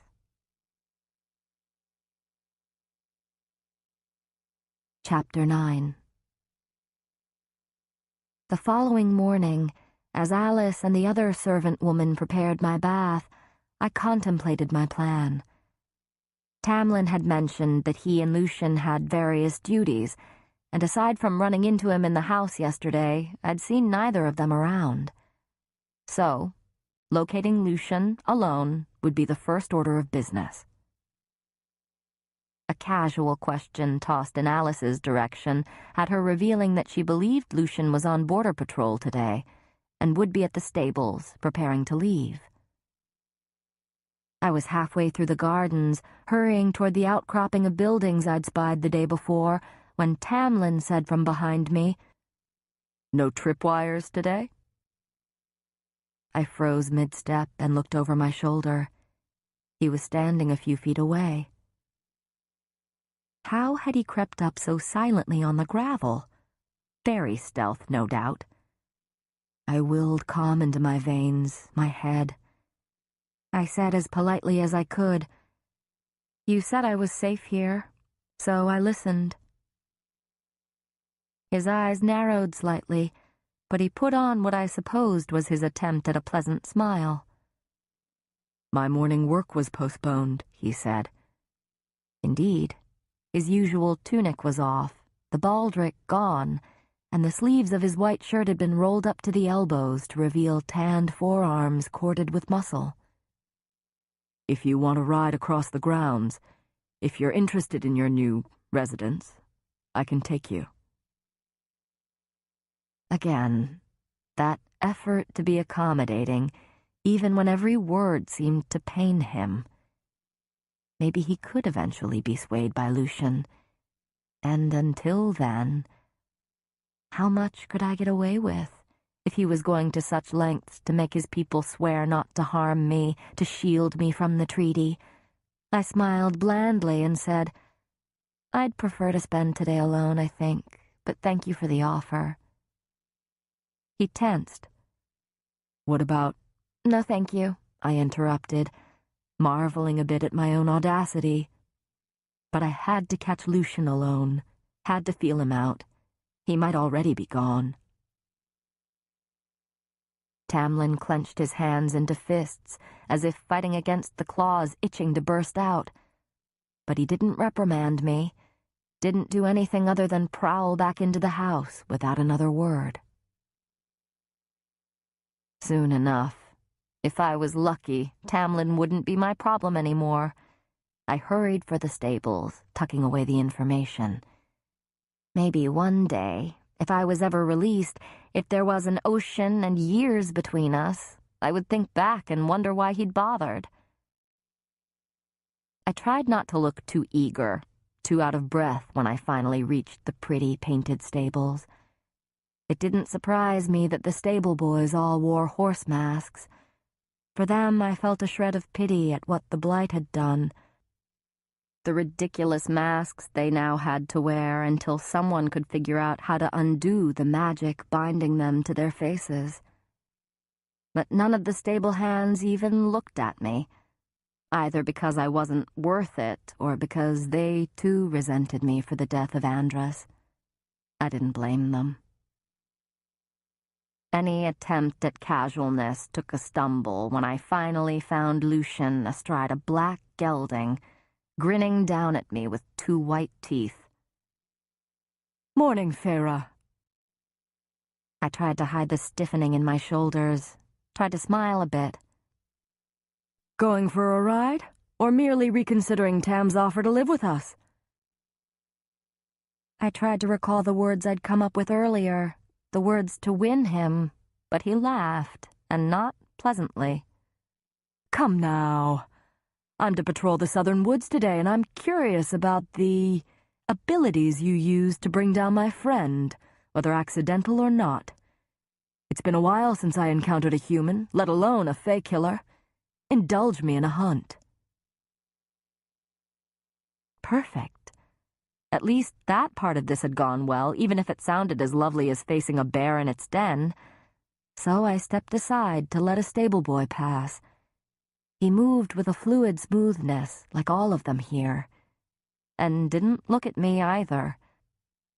No indication at all of what he thought of having a Fey killer in his stable.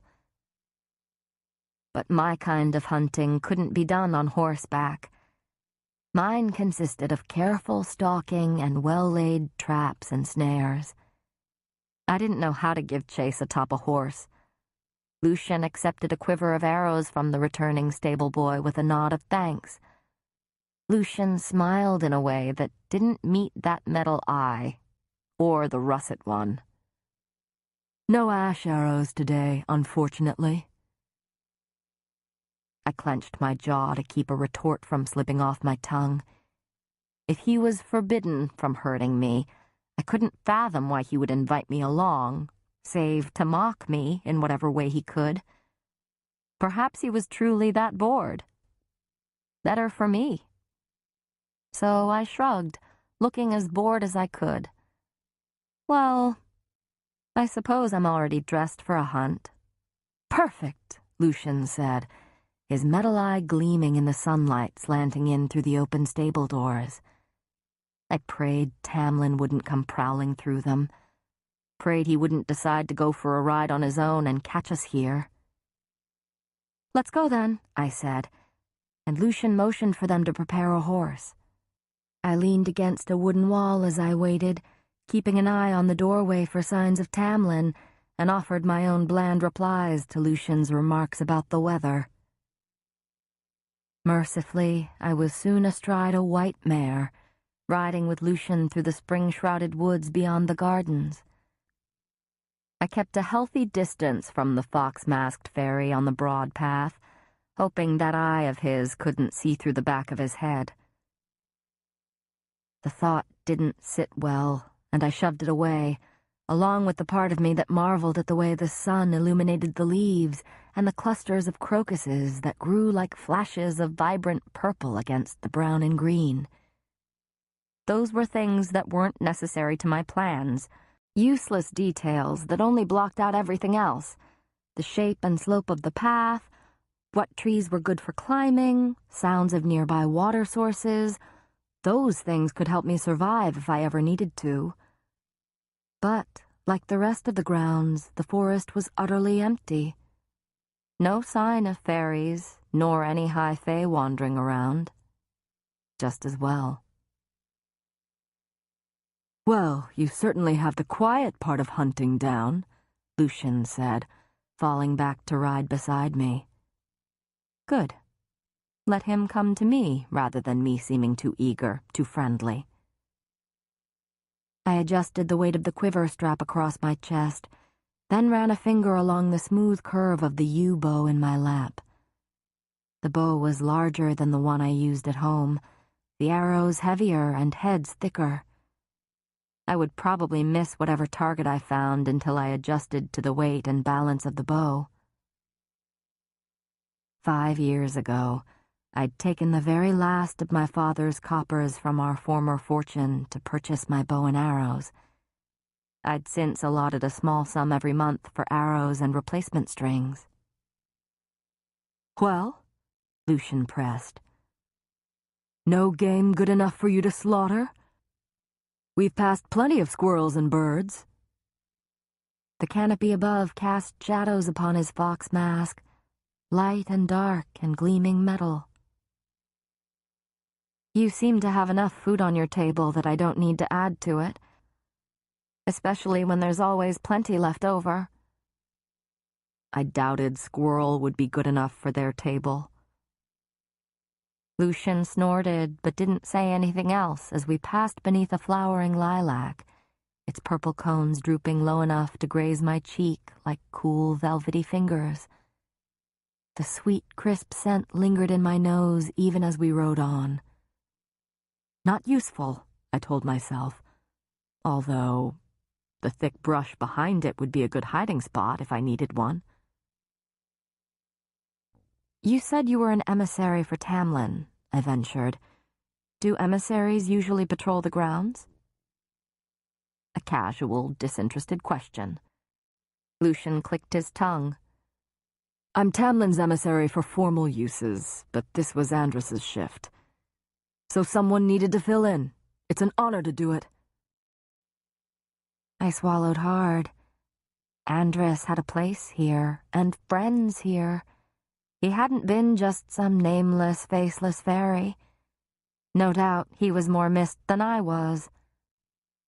I'm sorry, I said, and meant it. I didn't know what he meant to you all. Lucien shrugged. Tamlin said as much, which was no doubt why he brought you here. Or maybe you looked so pathetic in those rags that he took pity on you. I wouldn't have joined you if I'd known you would use this ride as an excuse to insult me. Alice had mentioned that Lucien could use someone who snapped back at him. Easy enough. Lucien smirked. Apologies, Feyre.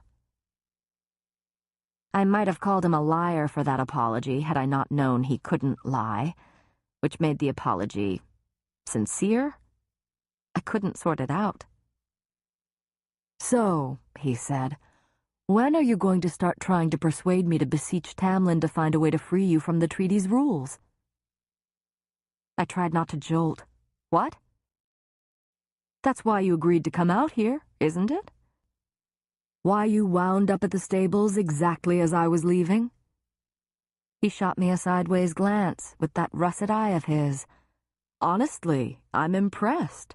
And flattered you think I have that kind of sway with Tamlin. I wouldn't reveal my hand. Not yet.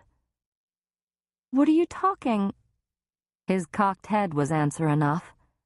He chuckled and said, Before you waste one of your precious few human breaths, let me explain 2 things to you.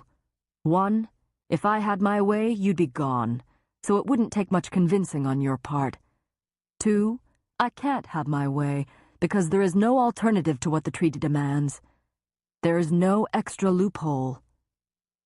But there has to be something. I admire your balls, Feyre, I really do. Or maybe it's stupidity, but since Tam won't gut you, which was my first choice, you're stuck here. Unless you want to rough it on your own in Prythian, which... He looked me up and down. I'd advise against.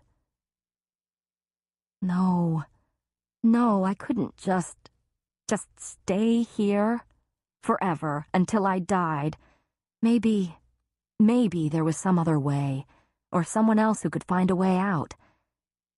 I mastered my uneven breathing, shoving away the panicked, bleeding thoughts. A valiant effort, Lucian said with a smirk. I didn't bother hiding the glare I cut in his direction. We rode on in silence, and aside from a few birds and squirrels, I saw nothing, heard nothing unusual. After a few minutes, I'd quieted my riotous thoughts enough to say, "Where is the rest of Tamlin's court? They all fled this blight on magic?" "How'd you know about the court?" he asked so quickly that I realized he thought I meant something else. I kept my face blank. Do normal estates have emissaries? And servants chatter? Isn't that why you made them wear the bird masks to that party? Lucian scowled, that scar stretching. "We each chose what to wear that night to honor Tamlin's shape-shifting gifts, the servants too. But now, if we had the choice, we'd peel them off with our bare hands," he said, tugging on his own. It didn't move. What happened to the magic to make it act that way? Lucian let out a harsh laugh. "Something was sent from the shitholes of hell," he said, then glanced around and swore. "I shouldn't have said that. If word got back to her..." "Who?" The color had leached from his sun-kissed skin. He dragged a hand through his hair. "Never mind. The less you know, the better. Tam might not find it troublesome to tell you about the blight, but I wouldn't put it past a human to sell the information to the highest bidder." I bristled, but the few bits of information he'd released lay before me like glittering jewels. A her who scared Lucian enough to make him worry, to make him afraid someone might be listening, spying, monitoring his behavior, even out here. I studied the shadows between the trees, but found nothing. Prythian was ruled by 7 high lords. Perhaps this she was whoever governed this territory. If not a high lord, then a high lady, if that was even possible. "How old are you?" I asked, hoping he'd keep divulging some more useful information. It was better than knowing nothing. "Old," he said. He scanned the brush, but I had a feeling his darting eyes weren't looking for game. His shoulders were too tense. "What sort of powers do you have? Can you shapeshift like Tamlin?" He sighed, looking skyward before he studied me warily, that metal eye narrowing with unnerving focus. "Trying to figure out my weaknesses so you can..." I glowered at him. "Fine. No, I can't shapeshift. Only Tam can." "But your friend, he appeared as a wolf. Unless that was his..." No. Andrus was high fae too. Tam can shift us into other shapes if need be. He saves it for his sentries only, though. When Andrus went across the wall, Tam changed him into a wolf so he wouldn't be spotted as a fairy, though his size was probably indication enough. A shudder went down my spine, violent enough that I didn't acknowledge the red-hot glare Lucian lobbed my way. I didn't have the nerve to ask if Tamlin could change me into another shape. "Anyway," Lucian went on, "the high fae don't have specific powers the way the lesser fairies do. I don't have a natural-born affinity, if that's what you're asking. I don't clean everything in sight, or lure mortals to a watery death, or grant you answers to whatever questions you might have if you trap me. We just exist. To rule." I turned in the other direction so he couldn't see as I rolled my eyes. "I suppose if I were one of you, I'd be one of the fairies, not high fae? A lesser fairy like Alice, waiting on you hand and foot?" He didn't reply, which amounted to a yes. With that arrogance, no wonder Lucian found my presence as a replacement for his friend to be abhorrent. And since he would probably loathe me forever, since he'd ended my scheming before it had even begun, I asked, "How'd you get that scar?" "I didn't keep my mouth shut when I should have and was punished for it." "Tamlin did that to you?" "Cauldron, no. He wasn't there. But he got me the replacement afterward." More answers that weren't answers. So there are fairies who will actually answer any question if you trap them? Maybe they'd know how to free me from the treaty's terms. "Yes," he said tightly. "The Suriel. But they're old and wicked, and not worth the danger of going out to find them. And if you're stupid enough to keep looking so intrigued, I'm going to become rather suspicious and tell Tam to put you under house arrest. Though I suppose you would deserve it if you were indeed stupid enough to seek one out." They had to lurk nearby, then, if he was this concerned. Lucian whipped his head to the right, listening, his eye whirring softly. The hair on my neck stood, and I had my bow drawn in a heartbeat, pointing in the direction Lucian stared. "Put your bow down," he whispered, his voice low and rough. "Put your damned bow down, human, and look straight ahead." I did as he said, the hair on my arms rising as something rustled in the brush. "Don't react," Lucian said, forcing his gaze ahead too, the metal eye going still and silent. "No matter what you feel or see, don't react, don't look. Just stare ahead." I started trembling, gripping the reins in my sweaty hands. I might have wondered if this was some kind of horrible joke, but Lucian's face had gone so very, very pale. Our horses' ears flattened against their heads, but they continued walking, as if they'd also understood Lucian's command. And then I felt it. Chapter 10. My blood froze as a creeping, leeching cold lurched by.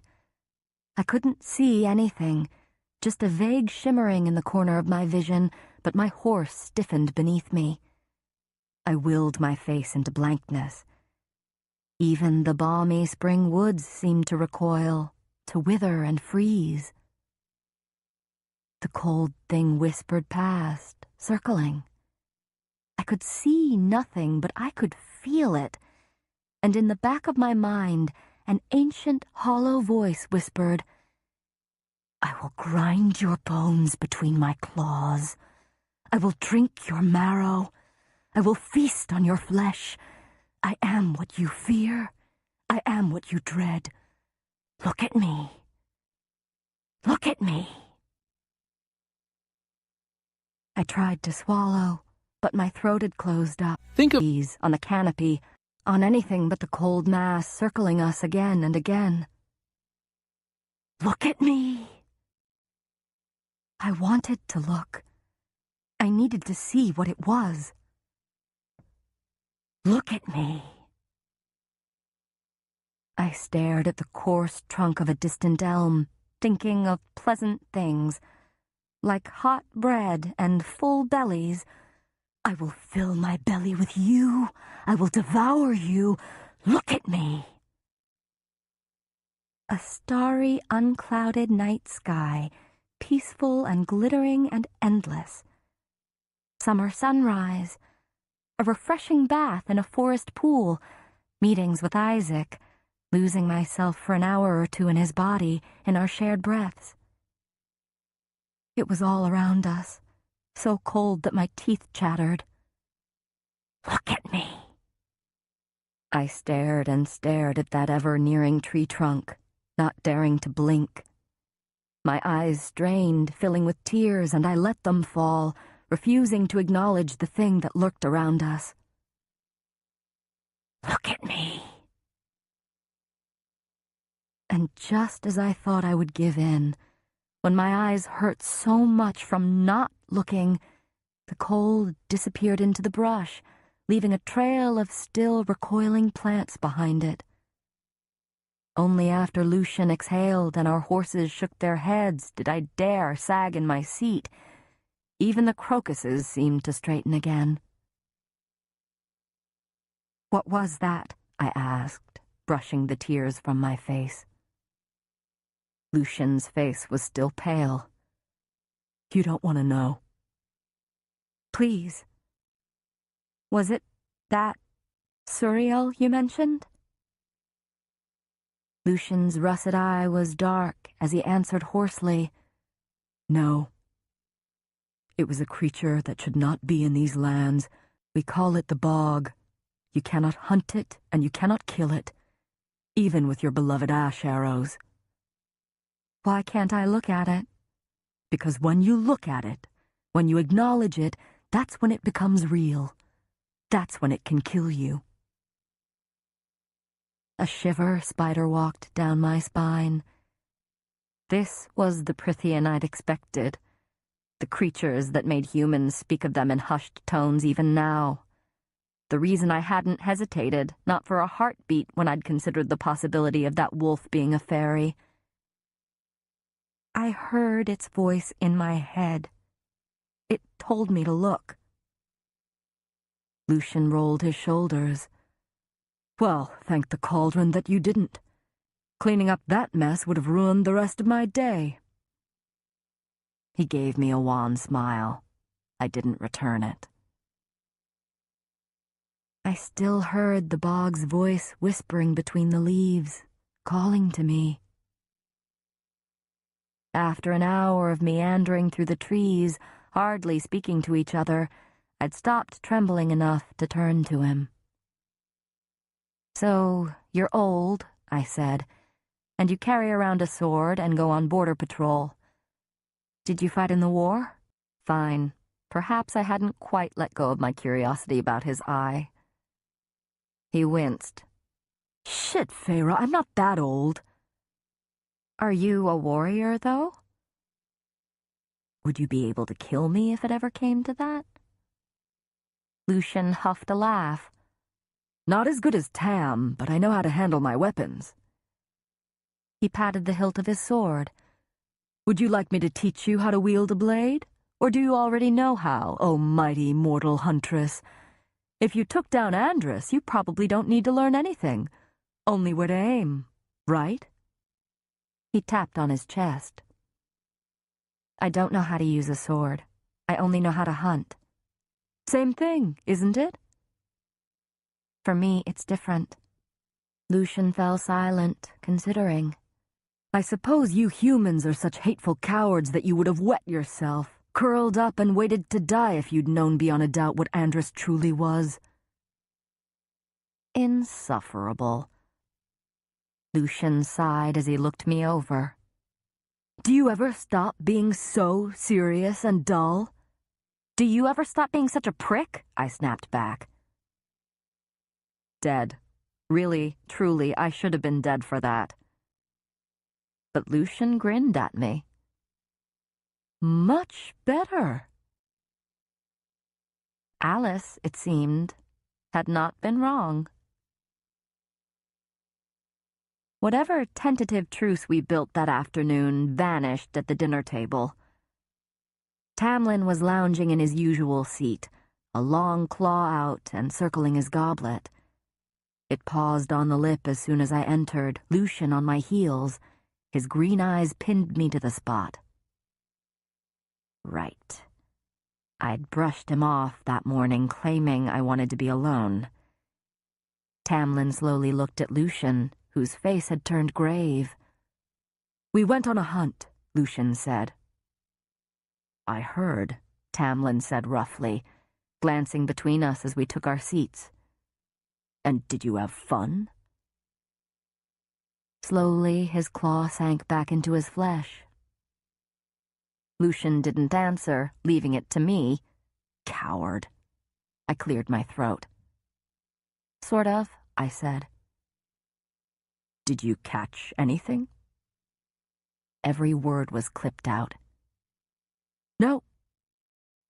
Lucien gave me a pointed cough, as if urging me to say more, but I had nothing to say. Tamlin stared at me for a long moment, then dug into his food, not all that interested in talking to me either. Then Lucien quietly said, Tam. Tamlin looked up, more animal than fey in those green eyes, a demand for whatever it was Lucien had to say. Lucien's throat bobbed. The bog was in the forest today. The fork in Tamlin's hand folded in on itself. He said with lethal calm, You ran into it? Lucien nodded. It moved past, but came close. It must have snuck through the border. Metal groaned as Tamlin's claws punched out, obliterating the fork. He rose to his feet with a powerful, brutal movement. I tried not to tremble at the contained fury, at how his canines seemed to lengthen as he said, Where in the forest? Lucien told him. Tamlin threw a glance in my direction before stalking out of the room and shutting the door behind him with unnerving gentleness. Lucien loosed a breath, pushing away his half-eaten food and rubbing at his temples. "Where is he going?" I asked, staring toward the door. To hunt the bog. You said it couldn't be killed, that you can't face it. Tam can. My breath caught a bit. The gruff, high fae, half-heartedly flattering me, was capable of killing a thing like the bog, and yet he'd served me himself that first night, offered me life rather than death. I'd known he was lethal, that he was a warrior of sorts, but... So he went to hunt the bog where we were earlier today? Lucien shrugged. If he's going to pick up a trail, it would be there. I had no idea how anyone could face that immortal horror, but it wasn't my problem.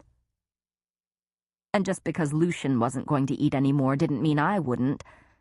Lucien, lost in thought, didn't even notice the feast I downed. I returned to my room, and, awake, with nothing else to do, began monitoring the garden beyond for any signs of Tamlin's return. He didn't come back. I sharpened the knife I'd hidden away on a bit of stone I'd taken from the garden. An hour passed, and still Tamlin didn't return. The moon showed her face, casting the garden below in silver and shadow. Ridiculous, utterly ridiculous to watch for his return, to see if he could indeed survive against the bog. I turned from the window, about to drag myself into bed. But something moved out in the garden. I lunged for the curtains beside the window, not wanting to be caught waiting for him, and peered out. Not Tamlin, but someone lurked by the hedges, facing the house, looking toward me. Male, hunched, and... The breath went out of me as the fairy hobbled closer, just 2 steps into the light leaking from the house. Not a fairy, but a man. My father. Chapter 11. I didn't give myself a chance to panic, to doubt, to do anything but wish I had stolen some food from my breakfast table as I layered on tunic after tunic and bundled myself in a cloak, stuffing the knife I'd stolen into my boot. The extra clothes in the satchel would just be a burden to carry. My father had come to take me, to save me. Whatever benefits Tamlin had given him upon my departure couldn't be too tempting then. Maybe he had a ship prepared to take us far, far away. Maybe he had somehow sold the cottage and gotten enough money to set us up in a new place, a new continent. My father, my crippled, broken father, had come. A quick survey of the ground beneath my window revealed no one outside, and the silent house told me no one had spotted my father yet. He was still waiting by the hedge, now beckoning to me.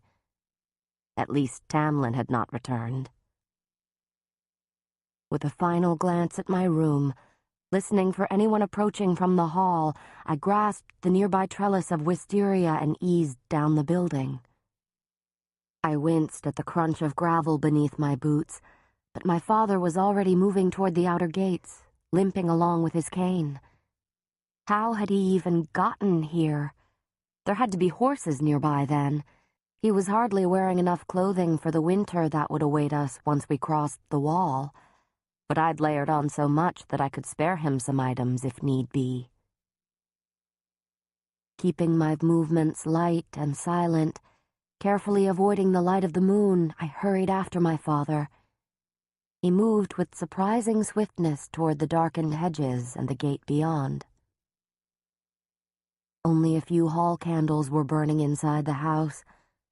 I didn't dare breathe too loudly, didn't dare call for my father as he limped toward the gate. If we left now, if he indeed had horses, we could be halfway home by the time they realized I was gone. Then we'd flee. Flee Tamlin, flee the blight that could soon invade our lands. My father reached the gates. They were already open, the dark forest beyond beckoning. He must have hidden the horses deeper in.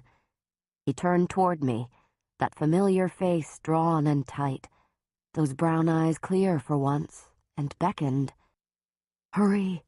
Hurry!" Every movement of his hand seemed to shout. My heart was a raging beat in my chest, in my throat. Only a few feet now, to him, to freedom, to a new life. A massive hand wrapped around my arm. "Going somewhere?" Shit, shit, shit. Tamlin's claws poked through my layers of clothing as I looked up at him in unabashed terror. I didn't dare move, not as his lips thinned and the muscles in his jaw quivered, not as he opened his mouth and I glimpsed fangs, long, throat-tearing fangs shining in the moonlight. He was going to kill me right there, and then kill my father.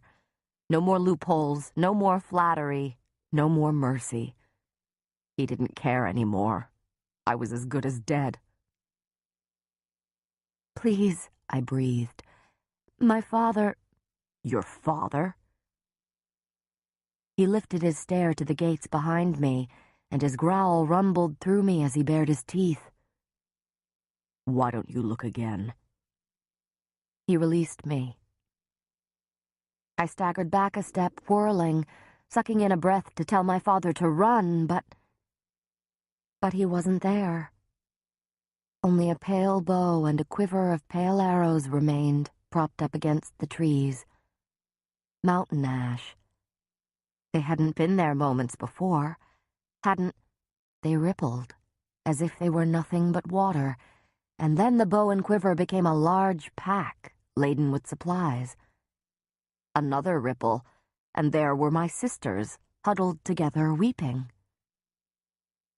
My knees buckled. "What is—" I didn't finish the question. My father now stood there, still hunched and beckoning. A flawless rendering.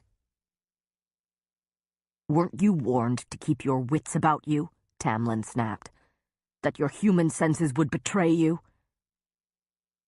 He stepped beyond me and let out a snarl so vicious that whatever the thing was by the gates shimmered with light and darted out as fast as lightning streaking through the dark. "Fool," he said to me, turning. "If you're ever going to run away, at least do it in the daytime." He stared me down, and the fangs slowly retracted. The claws remained. There are worse things than the bog prowling these woods at night. That thing at the gates isn't one of them, and it still would have taken a good long while devouring you." Somehow my mouth began working again, and of all the things to say, I blurted, "Can you blame me? My crippled father appears beneath my window and you think I'm not going to run for him? Do you actually think I'd gladly stay here forever, even if you'd taken care of my family, all for some treaty that had nothing to do with me and allows your kind to slaughter humans as you see fit?" He flexed his fingers as if trying to get the claws back in, but they remained out, ready to slice through flesh and bone. "What do you want, Feyre?" "I want to go home." "Home to what, exactly? You'd prefer that miserable human existence to this?" "I made a promise," I said, my breathing ragged, "to my mother when she died, that I'd look after my family, that I'd take care of them. All I have done every single day, every hour, has been for that vow. And just because I was hunting to save my family, to put food in their bellies, I'm now forced to break it." He stalked toward the house, and I gave him a wide berth before falling into step behind him. His claws slowly retracted. He didn't look at me as he said, "You are not breaking your vow. You are fulfilling it and then some by staying here. Your family is better cared for now than they were when you were there." Those chipped, miscolored paintings inside the cottage flashed in my vision. Perhaps they would forget who had even painted them in the first place. Insignificant. That's what all those years I'd given them would be, as insignificant as I was to these high fae. And that dream I'd had of one day living with my father with enough food and money and paint. It had been my dream, no one else's. I rubbed at my chest. "I can't just give up on it, on them, no matter what you say. Even if I had been a fool, a stupid human fool, to believe my father would ever actually come for me." Tamlin eyed me sidelong. "You're not giving up on them." "Living in luxury? Stuffing myself with food? How is that not—" "They are cared for. They are fed and comfortable." Fed and comfortable. If he couldn't lie, if it was true, then it was beyond anything I'd ever dared hope for. Then my vow to my mother was fulfilled. It stunned me enough that I didn't say anything for a moment as we walked. My life was now owned by the treaty, but perhaps I'd been freed in another sort of way. We neared the sweeping stairs that led into the manor, and I finally asked, "Lucien goes on border patrol, and you've mentioned other sentries, yet I've never seen one here. Where are they all?" "At the border," he said, as if that were a suitable answer. Then he added, "We don't need sentries if I'm here." Because he was deadly enough. I tried not to think about it, but still I asked, "Were you trained as a warrior then?" "Yes." When I didn't reply, he added, "I spent most of my life in my father's warband on the borders, training as a warrior to one day serve him, or others. Running these lands was not supposed to fall to me." The flatness with which he said it told me enough about how he felt about his current title, about why the presence of his silver-tongued friend was necessary. But it was too personal, too demanding to ask what had occurred to change his circumstances so greatly. So I cleared my throat and said, "What manner of fairies prowl the woods beyond this gate, if the bog isn't the worst of them? What was that thing?" What I'd meant to ask was, What would have tormented and then eaten me? Who are you to be so powerful that they pose no threat to you? He paused on the bottom step, waiting for me to catch up. A puka. They use your own desires to lure you to some remote place. Then they eat you. Slowly. It probably smelled your human scent in the woods and followed it to the house. I shivered and didn't bother to hide it. Tamlin went on. These lands used to be well guarded. The deadlier fairies were contained within the borders of their native territories, monitored by the local Fey lords or driven into hiding. Creatures like the puka never would have dared set foot here. But now, the sickness that infected Prythian has weakened the wards that kept them out. A long pause, like the words were choked out of him.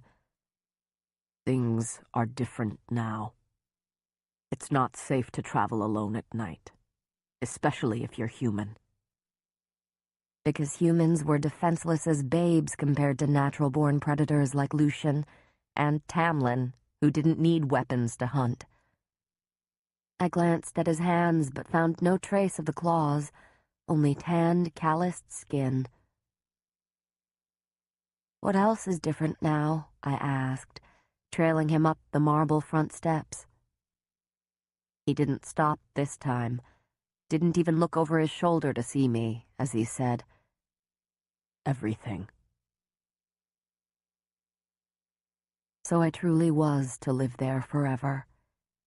As much as I longed to ensure that Tamlin's word about caring for my family was true, as much as his claim that I was taking better care of my family by staying away, even if I was truly fulfilling that vow to my mother by staying in Prythian, without the weight of that promise, I was left hollow and empty.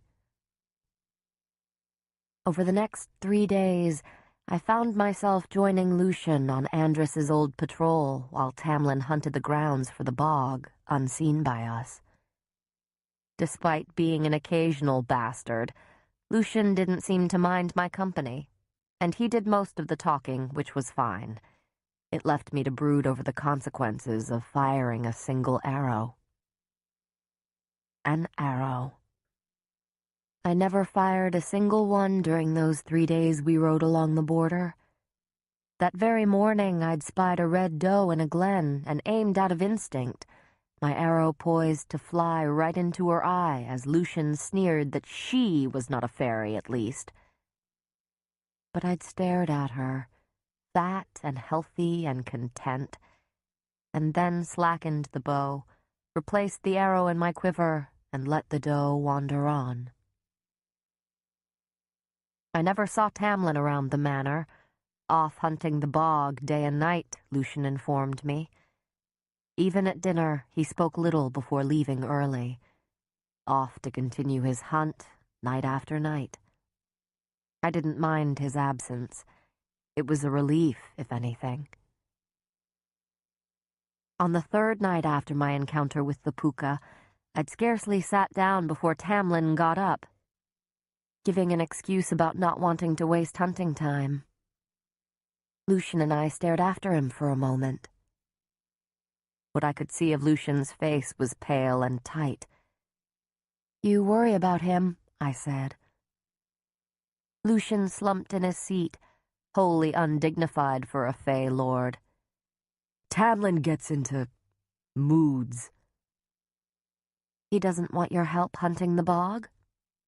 He prefers being alone, and having the bog on our lands, I don't suppose you'd understand. The puka are minor enough not to bother him, but even after he's shredded the bog, he'll brood over it. And there's no one who can help him at all? He would probably shred them for disobeying his order to stay away. A brush of ice slithered across my nape. He would be that brutal? Lucian studied the wine in his goblet. You don't hold on to power by being everyone's friend. And among the fairies, lesser and high fae alike, a firm hand is needed. We're too powerful and too bored with immortality to be checked by anything else. It seemed like a cold, lonely position to have, especially when you didn't particularly want it. I wasn't sure why it bothered me so much. The snow was falling, thick and merciless, already up to my knees as I pulled the bowstring back, farther and farther, until my arm trembled. Behind me, a shadow lurked. No, watched. I didn't dare turn to look at it, to see who might be within that shadow, observing, not as the wolf stared at me across the clearing. Just staring, as if waiting, as if daring me to fire the ash arrow. No, I didn't want to do it. Not this time, not again. But I had no control over my fingers, absolutely none, and he was still staring as I fired. One shot straight through that golden eye. A plume of blood splattering the snow, a thud of a heavy body, a sigh of wind. No! It wasn't a wolf that hit the snow. No, it was a man, tall and well-formed. No, not a man. A high fae with those pointed ears. I blinked, and then my hands were warm and sticky with blood. Then his body was red and skinless, steaming in the cold, and it was his skin that I held in my hands, and I threw myself awake, sweat slipping down my back, and forced myself to breathe, to open my eyes and note each detail of the night-dark bedroom. Real. This was real. But I could still see that high fae male face down in the snow, my arrow through his eye, red and bloody all over from where I'd cut and peeled off his skin. Bile stung my throat. Not real. Just a dream. Even if what I'd done to Andrus, even as a wolf, was. I scrubbed at my face. Perhaps it was the quiet, the hollowness of the past few days. Perhaps it was only that I no longer had to think hour to hour about how to keep my family alive, but it was regret, and maybe shame, that coated my tongue, my bones. I shuddered as if I could fling it off, and kicked back the sheets to rise from the bed. Chapter 12. I couldn't entirely shake the horror, the gore of my dream as I walked down the dark halls of the manor, the servants and Lucian long since asleep. But I had to do something, anything after that nightmare, if only to avoid sleeping. A bit of paper in one hand and a pen gripped in the other, I carefully traced my steps, noting the windows and doors and exits, occasionally jotting down vague sketches and X's on the parchment. It was the best I could do, and to any literate human, my markings would have made no sense. But I couldn't write or read more than my basic letters, and my makeshift map was better than nothing. If I were to remain here, it was essential to know the best hiding places, the easiest way out, should things ever go badly for me. I couldn't entirely let go of the instinct. It was too dim to admire any of the paintings lining the walls, and I didn't dare risk a candle. These past 3 days, there had been servants in the halls when I'd worked up the nerve to look at the art, and the part of me that spoke with Nesta's voice had laughed at the idea of an ignorant human trying to admire fairy art. Some other time, then, I'd told myself. I would find another day, a quiet hour when no one was around to look at them. I had plenty of hours now, a whole lifetime in front of me.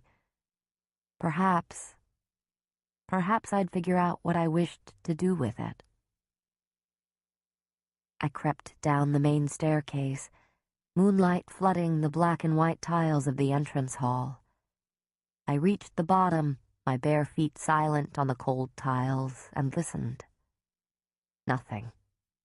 No one. I set my little map on the foyer table and drew a few X's and circles to signify the doors, the windows, the marble stairs of the front hall. I would become so familiar with the house that I could navigate it even if someone blinded me. A breeze announced his arrival, and I turned from the table toward the long hall to the open glass doors to the garden. I'd forgotten how huge he was in this form, forgotten the curled horns and lupine face, the bear-like body that moved with a feline fluidity. His green eyes glowed in the darkness, fixing on me, and as the doors snicked shut behind him, the clicking of claws on marble filled the hall. I stood still, not daring to flinch, to move a muscle. He limped slightly, and in the moonlight, dark shining stains were left in his wake. He continued toward me, stealing the air from the entire hall. He was so big that the space felt cramped, like a cage. The scrape of claw, a huff of uneven breathing, the dripping of blood. Between one step and the next, he changed forms, and I squeezed my eyes shut at the blinding flash. When at last my eyes adjusted to the returning darkness, he was standing in front of me. Standing, but not quite there. No sign of the baldric or his knives. His clothes were in shreds, long, vicious slashes that made me wonder how he wasn't gutted and dead. But the muscled skin peering out beneath his shirt was smooth, unharmed. "Did you kill the bog?" My voice was hardly more than a whisper. Yes. A dull, empty answer, as if he couldn't be bothered to remember to be pleasant, as if I were at the very, very bottom of a long list of priorities. "You're hurt," I said, even more quietly. Indeed, his hand was covered in blood, even more splattering on the floor beneath him. He looked at it blankly, as if it took some monumental effort to remember that he even had a hand and that it was injured. What effort of will and strength had it taken to kill the bog, to face that wretched menace? How deep had he had to dig inside himself, to whatever immortal power and animal that lived there, to kill it? He glanced down at the map on the table, and his voice was void of anything, any emotion, any anger or amusement, as he said, "What is that?" I snatched up the map. "I thought I should learn my surroundings." Drip, drip, drip. I opened my mouth to point out his hand again, but he said, "You can't write, can you?" I didn't answer. I didn't know what to say. Ignorant, insignificant human. No wonder you became so adept at other things. I supposed he was so far gone in thinking about his encounter with the bog that he hadn't realized the compliment he'd given me, if it was a compliment. Another splatter of blood on the marble. "Where can we clean up your hand?" He lifted his head to look at me again, still and silent and weary. Then he said, "There's a small infirmary." I wanted to tell myself that it was probably the most useful thing I'd learned all night. But as I followed him there, avoiding the blood he trailed, I thought of what Lucian had told me about his isolation, that burden, Thought of what Tamlin had mentioned about how these estates should not have been his, and felt sorry for him. The infirmary was well stocked, but was more of a supply closet with a work table than an actual place to host sick fairies. I suppose that was all they needed when they could heal themselves with their immortal powers. But this wound wasn't healing. Tamlin slumped against the edge of the table, gripping his injured hand at the wrist as he watched me sort through the supplies in the cabinets and drawers. When I'd gathered what I needed, I tried not to balk at the thought of touching him, but I didn't let myself give in to my dread as I took his hand, the heat of his skin like an inferno against my cool fingers. I cleaned off his bloody, dirty hand, bracing for the first flash of those claws. But his claws remained retracted, and he kept silent as I bound and wrapped his hand. Surprisingly enough, there were no more than a few vicious cuts, none of them requiring stitching. I secured the bandage in place and stepped away, bringing the bowl of bloody water to the deep sink in the back of the room. His eyes were a brand upon me as I finished cleaning, and the room became too small, too hot. He'd killed the bog and walked away relatively unscathed. If Tamlin was that powerful, then the High Lords of Prythian must be near gods. Every mortal instinct in my body bleated in panic at the thought. I was almost at the open door, stifling the urge to bolt back to my room when he said, "You can't write, yet you learned to hunt, to survive. How?" I paused with my foot on the threshold. That's what happens when you're responsible for lives other than your own, isn't it? You do what you have to do. He was still sitting on the table, still straddling that inner line between the here and now and wherever he had to go in his mind to endure the fight with the bog. I met his feral and glowing stare. "You aren't what I expected. For a human," he said. I didn't reply, and he didn't say goodbye as I walked out. The next morning, as I made my way down the grand staircase, I tried not to think too much about the clean-washed marble tiles on the floor below. No sign of the blood Tamlin had lost. I tried not to think too much at all about our encounter, actually. When I found the front hall empty, I almost smiled, felt a ripple in that hollow emptiness that had been hounding me. Perhaps now, perhaps in this moment of quiet, I could at last look through the art on the walls, take time to observe it, learn it, admire it.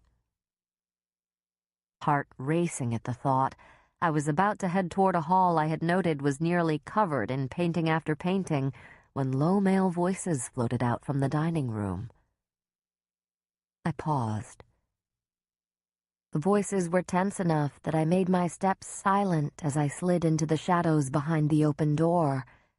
A cowardly, wretched thing to do, but what they were saying had me shoving aside any guilt. "I just want to know what you think you're doing." It was Lucian, that familiar lazy viciousness coating each word. "What are you doing?" Tamlin snapped. Through the space between the hinge and the door, I could glimpse the two of them standing almost face to face. On Tamlin's non-bandaged hand, his claws shone in the morning light. "Me?" Lucian put a hand on his chest. "By the cauldron, Tam, there isn't much time, and you're just sulking and glowering. You're not even trying to fake it anymore." My brows rose. Tamlin turned away, but whirled back a moment later, his teeth bared. "It was a mistake from the start. I can't stomach it, not after what my father did to their kind, to their lands. I won't follow in his footsteps, won't be that sort of person, so back off." "Back off? Back off while you seal our fates and ruin everything? I stayed with you out of hope, not to watch you stumble. For someone with a heart of stone, yours is certainly soft these days. The bog was on our lands. The bog, Tamlin! The barriers between courts have vanished, and even our woods are teeming with filth like the puka. Are you just going to start living out there? Slaughtering every bit of vermin that slinks in? Watch your mouth, Tamlin said. Lucian stepped toward him, exposing his teeth as well. A pulsing kind of air hit me in the stomach, and a metallic stench filled my nose. But I couldn't see any magic, only feel it. I couldn't tell if that made it worse. Don't push me, Lucian. Tamlin's tone became dangerously quiet, and the hair on the back of my neck stood as he emitted a growl that was pure animal. You don't think I know what's happening on my own lands? What I've got to lose? What's lost already? The blight. Perhaps it was contained, but it seemed it was still wreaking havoc, still a threat, and perhaps one they didn't truly want me knowing about, either from lack of trust or because I was no one and nothing to them. I leaned forward, but as I did, my finger slipped and softly thudded against the door. A human might not have heard, but both High Fae whirled. My heart stumbled. I stepped toward the threshold, clearing my throat as I came up with a dozen excuses to shield myself.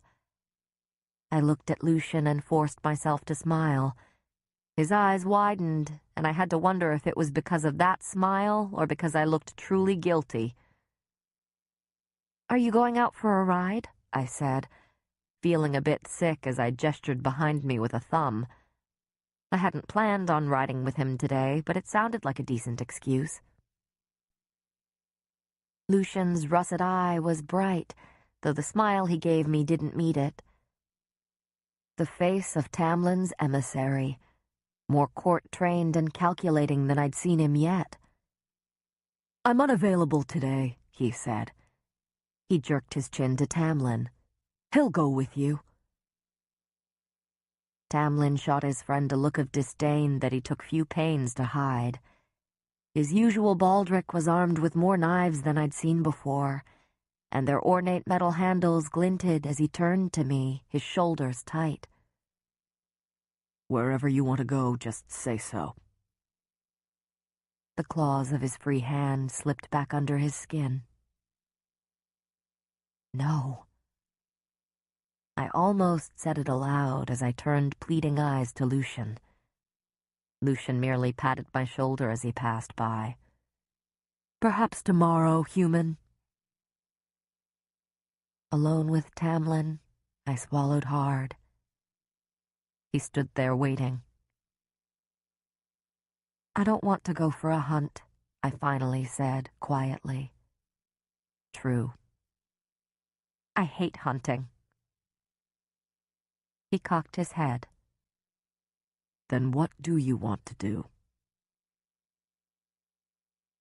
Tamlin led me down the halls. A soft breeze laced with the scent of roses slipped in through the open windows to caress my face. "You've been going for hunts," Tamlin said at last, "but you really don't have any interest in hunting." He cast me a sidelong glance. "No wonder you two never catch anything." No trace of the hollow, cold warrior of the night before, or of the angry Fey noble of minutes before. Just Tamlin right now, it seemed.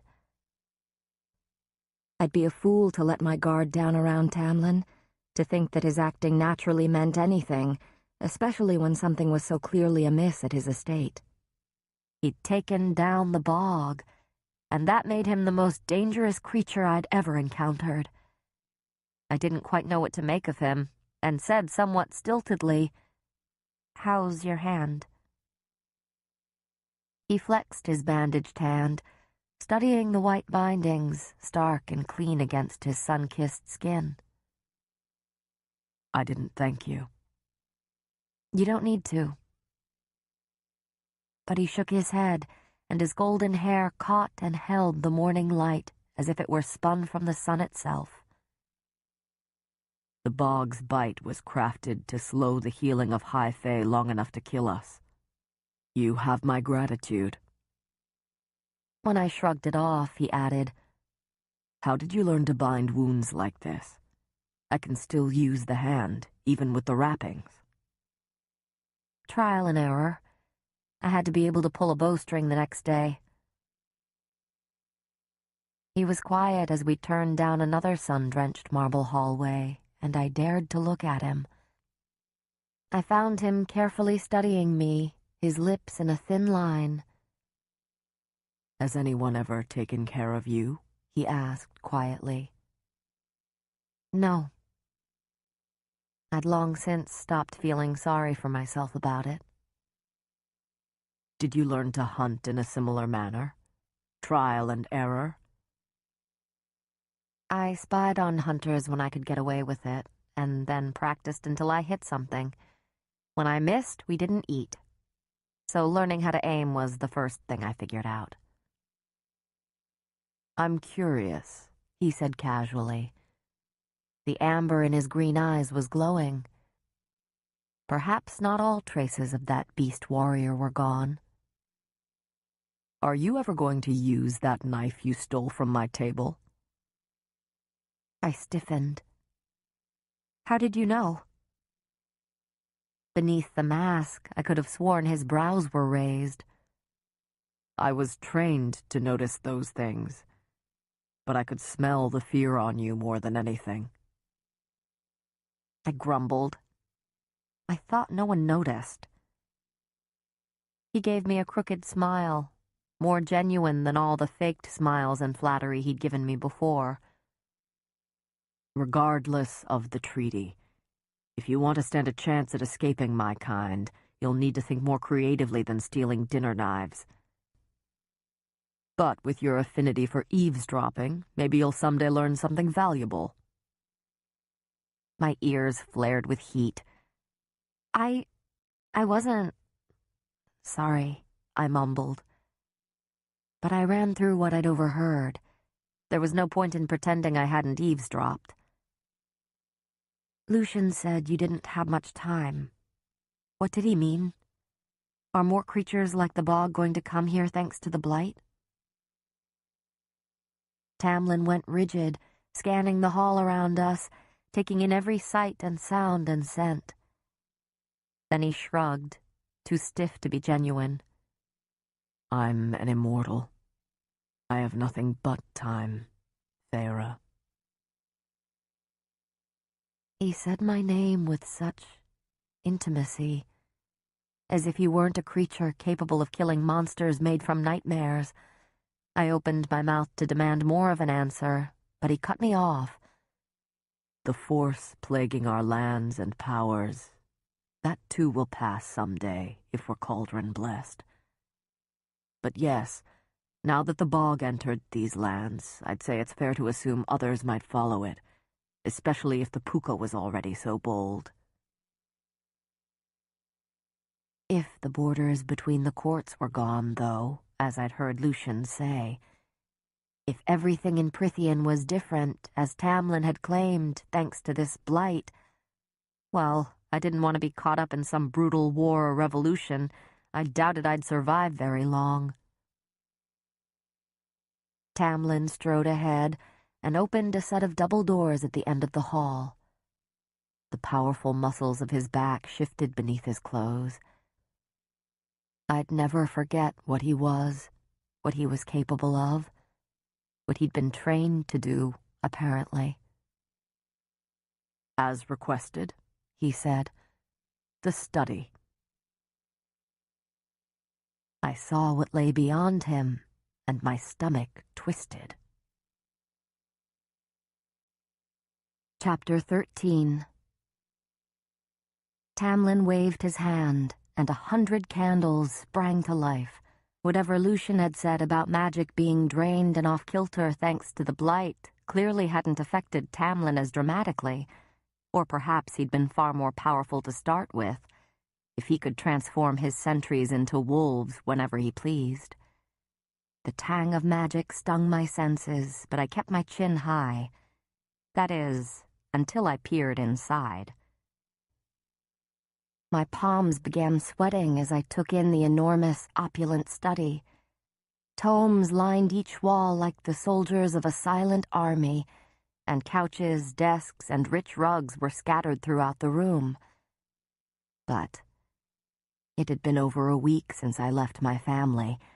Though my father had said never to return, though my vow to my mother was fulfilled, I could at least let them know I was safe, relatively safe, and warn them about the sickness sweeping across Prythian that might someday soon cross the wall.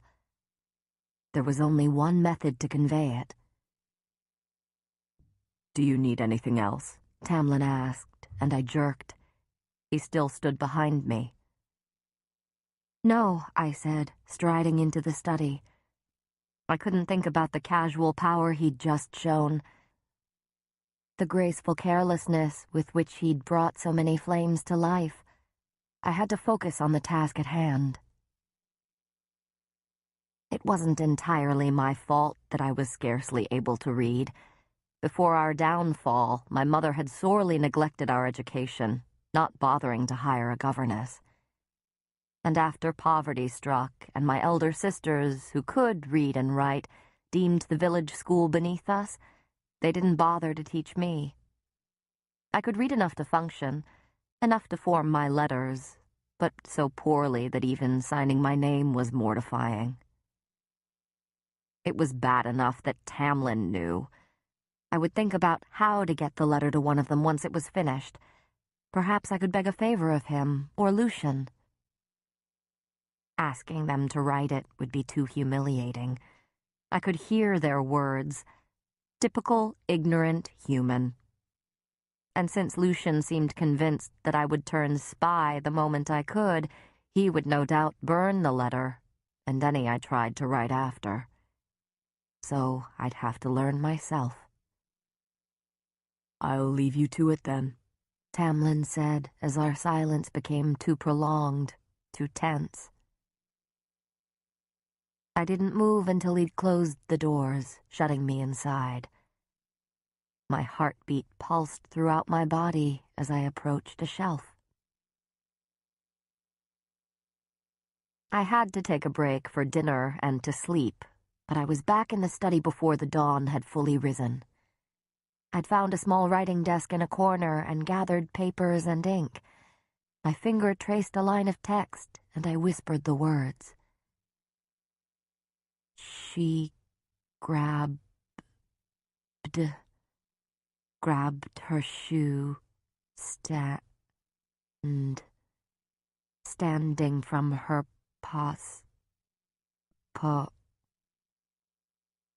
I sat back in my chair and pressed the heels of my palms into my eyes. When I felt less near to ripping out my hair, I took the quill and underlined the word, position. With a shaking hand, I did my best to copy letter after letter onto the ever-growing list I kept beside the book. There were at least 40 words on it, their letters malformed and barely legible. I would look up their pronunciations later.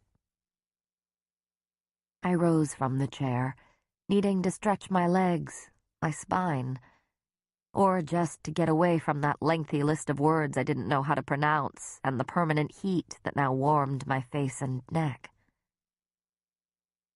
I suppose the study was more of a library, as I couldn't see any of the walls thanks to the small labyrinth of stacks flanking the main area and a mezzanine dangling above, covered wall to wall in books. But study sounded less intimidating. I meandered through some of the stacks, following a trickle of sunlight to a bank of windows on the far side. I found myself overlooking a rose garden, filled with dozens of hues of crimson and pink and white and yellow. I might have allowed myself a moment to take in the colors, gleaming with dew under the morning sun, had I not glimpsed the painting that stretched along the wall beside the windows. Not a painting, I thought, blinking as I stepped back to view its massive expanse. No, it was... I searched for the word in that half-forgotten part of my mind. Mural. That's what it was. At first, I could do nothing but stare at its size, the ambition of it, at the fact that this masterpiece was tucked back here for no one to ever see, as if it was nothing, absolutely nothing, to create something like this.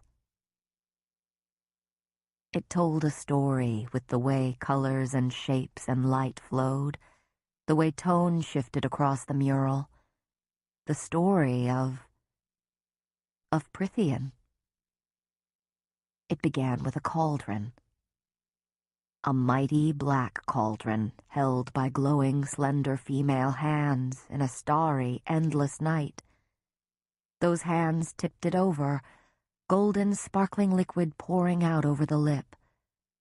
No, not sparkling, but effervescent, with small symbols, perhaps of some ancient fairy language. Whatever was written there, whatever it was, the contents of the cauldron were dumped into the void below, pooling on the earth to form our world. The map spanned the entirety of our world, not just the land on which we stood, but also the seas and the larger continents beyond.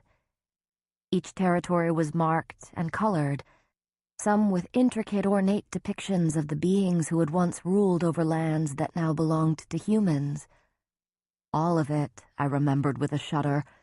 All of the world had once been theirs, as far as they believed, crafted for them by the bearer of the cauldron.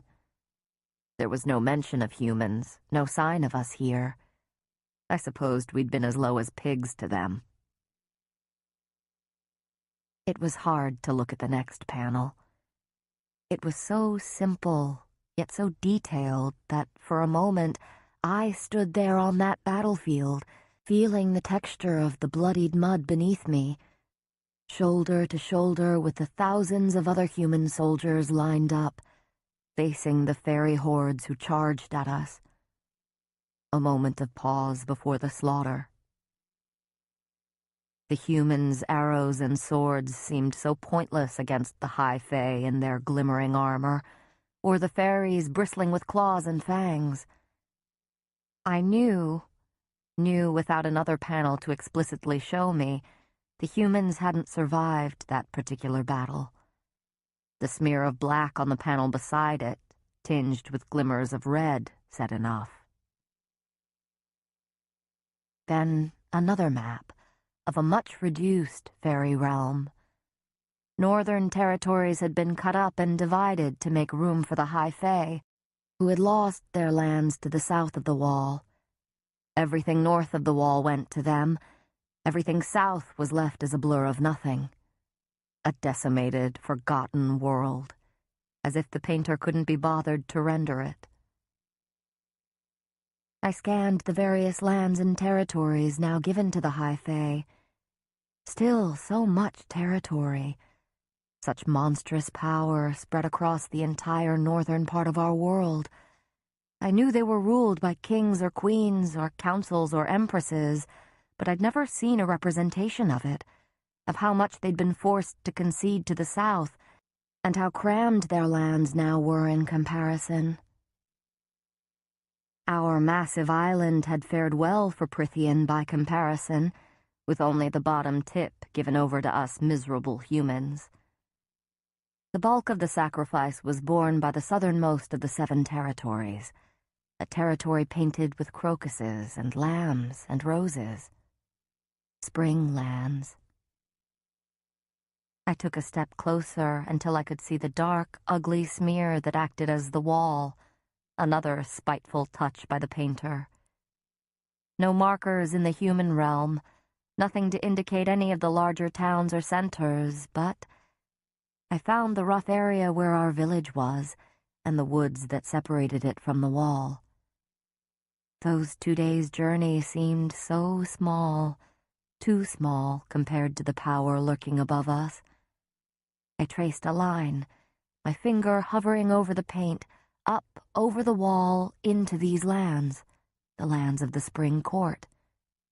Again, no markers, but it was filled with touches of spring. Trees in bloom, fickle storms, young animals. At least I was to live out my days in one of the more moderate courts, weather-wise. A small consolation. I looked northward and stepped back again. The 6 other courts of Prythian occupied a patchwork of territories. Autumn, summer, and winter were easy enough to pick out. Then above them, 2 glowing courts. The southernmost one a softer, redder palette, the Dawn Court. Above, in bright gold and yellow and blue, the Day Court. And above that, perched in a frozen, mountainous spread of darkness and stars, the sprawling, massive territory of the Night Court.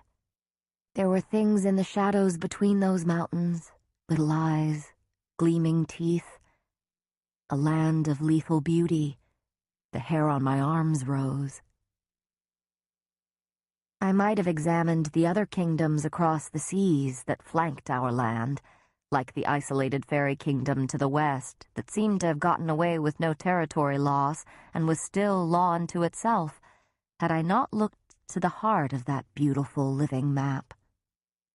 In the center of the land, as if it were the core around which everything else had spread, or perhaps the place where the cauldron's liquid had first touched, was a small, snowy mountain range. From it arose a mammoth solitary peak, bald of snow, bald of life, as if the elements refused to touch it. There were no more clues about what it might be, nothing to indicate its importance, and I supposed that the viewers were already supposed to know. This was not a mural for human eyes. With that thought, I went back to my little table. At least I'd learned the layout of their lands, and I knew to never, ever go north. I eased into my seat and found my place in the book, my face warming as I glanced at the illustrations scattered throughout. A children's book, and yet I could scarcely make it through its 20 or so pages. Why did Tamlin have children's books in his library? Were they from his own childhood, or in anticipation of children to come? It didn't matter. I couldn't even read them. I hated the smell of these books, the decaying rot of the pages, the mocking whisper of the paper, the rough skin of the binding. I looked at the piece of paper, at all those words I didn't know. I bunched my list in my hand, crumpling the paper into a ball, and chucked it into the rubbish bin. I could help you to write to them, if that's why you're in here. I jerked back in my seat, almost knocking over the chair, and whirled to find Tamlin behind me, a stack of books in his arms. I pushed back against the heat rising in my cheeks and ears, the panic at the information he might be guessing I'd been trying to send. Help? You mean a fairy is passing up the opportunity to mock an ignorant mortal? He set the books down on the table, his jaw tight. I couldn't read the titles glinting on the leather spines. Why should I mock you for a shortcoming that isn't your fault? Let me help you. I owe you for the hand. Shortcoming. It was a shortcoming. Yet it was one thing to bandage his hand, to talk to him as if he wasn't a predator built to kill and destroy, but to reveal how little I truly knew, to let him see that part of me that was still a child, unfinished and raw. His face was unreadable. Though there had been no pity in his voice, I straightened. I'm fine. You think I've got nothing better to do with my time than come up with elaborate ways to humiliate you? I thought of that smear of nothing that the painter had used to render the human lands, and didn't have an answer. At least, not one that was polite. I'd given enough already to them. To him. Tamlin shook his head. So you'll let Lucian take you on hunts, and— Lucian, I interrupted quietly, but not softly, doesn't pretend to be anything but what he is. What's that supposed to mean? He growled, but his claws stayed retracted even as he clenched his hands into fists at his sides. I was definitely walking a dangerous line, but I didn't care. Even if he'd offered me sanctuary, I didn't have to fall at his feet. It means, I said with that same cold quiet, that I don't know you. I don't know who you are or what you really are or what you want. It means you don't trust me. How can I trust a fairy? Don't you delight in killing and tricking us? His snarl set the flames of the candles guttering. You aren't what I had in mind for a human, believe me. I could almost feel the wound deep in my chest as it ripped open and all those awful silent words came pouring out. Illiterate, ignorant, unremarkable, proud, cold. All spoken from Nesta's mouth, all echoing in my head with her sneering voice. I pinched my lips together. He winced and lifted a hand slightly, as if about to reach for me. Feyre, he began, softly enough that I just shook my head and left the room. He didn't stop me. But that afternoon, when I went to retrieve my crumpled list from the wastebasket, it was gone. And my pile of books had been disturbed, the titles out of order. It had probably been a servant, I assured myself, calming the tightness in my chest. Just Alice or some other bird-masked fairy cleaning up. I hadn't written anything incriminating. There was no way he knew I'd been trying to warn my family. I doubted he would punish me for it, but our conversation earlier had been bad enough. Still, my hands were unsteady as I took my seat at the little desk and found my place in the book I'd used that morning. I knew it was shameful to mark the books with ink, but if Tamlin could afford gold plates, he could replace a book or two. I stared at the book without seeing the jumble of letters. Maybe I was a fool for not accepting his help, for not swallowing my pride and having him write the letter in a few moments. Not even a letter of warning, but just to let them know I was safe. If he had better things to do with his time than come up with ways to embarrass me, then surely he had better things to do than help me write letters to my family. And yet, he'd offered. A nearby clock chimed the hour. Shortcoming. Another one of my shortcomings. I rubbed my brows with my thumb and forefinger. I'd been equally foolish for feeling a shred of pity for him, for the lone, brooding fairy, for someone I had so stupidly thought would really care if he met someone who perhaps felt the same, perhaps understood, in my ignorant, insignificant human way, what it was like to bear the weight of caring for others. I should have let his hand bleed that night, should have known better than to think that maybe there would be someone, human or fairy or whatever, who could understand what my life, what I had become these past few years. A minute passed, then another. Fairies might not be able to lie, but they could certainly withhold information. Tamlin, Lucian, and Alice had done their best not to answer my specific questions. Knowing more about the blight that threatened them, knowing anything about it, where it had come from, what else it could do, and especially what it could do to a human, was worth my time to learn. And if there was a chance that they might possess some knowledge about a forgotten loophole of that damned treaty, if they knew some way to pay the debt I owed and return me to my family so I might warn them about the blight myself, I had to risk it. 20 minutes later, I had tracked down Lucian in his bedroom. I'd marked on my little map where it was, in a separate wing on the second level, far from mine, and after searching his usual haunts, it was the last place to look. I knocked on the white-painted double doors. "Come in, human." He could probably detect me by my breathing patterns alone, or maybe that eye of his could see through the door. I eased open the door. The room was similar to mine in shape, but was bedecked in hues of orange and red and gold, with faint traces of green and brown, like being in an autumn wood. But while my room was all softness and grace, his was marked with ruggedness. In lieu of a pretty breakfast table by the window, a worn work table dominated the space, covered in various weapons. It was there he sat, wearing only a white shirt and trousers, his red hair unbound and gleaming like liquid fire. Tamlin's court-trained emissary, but a warrior in his own right. "I haven't seen you around," I said, shutting the door and leaning against it.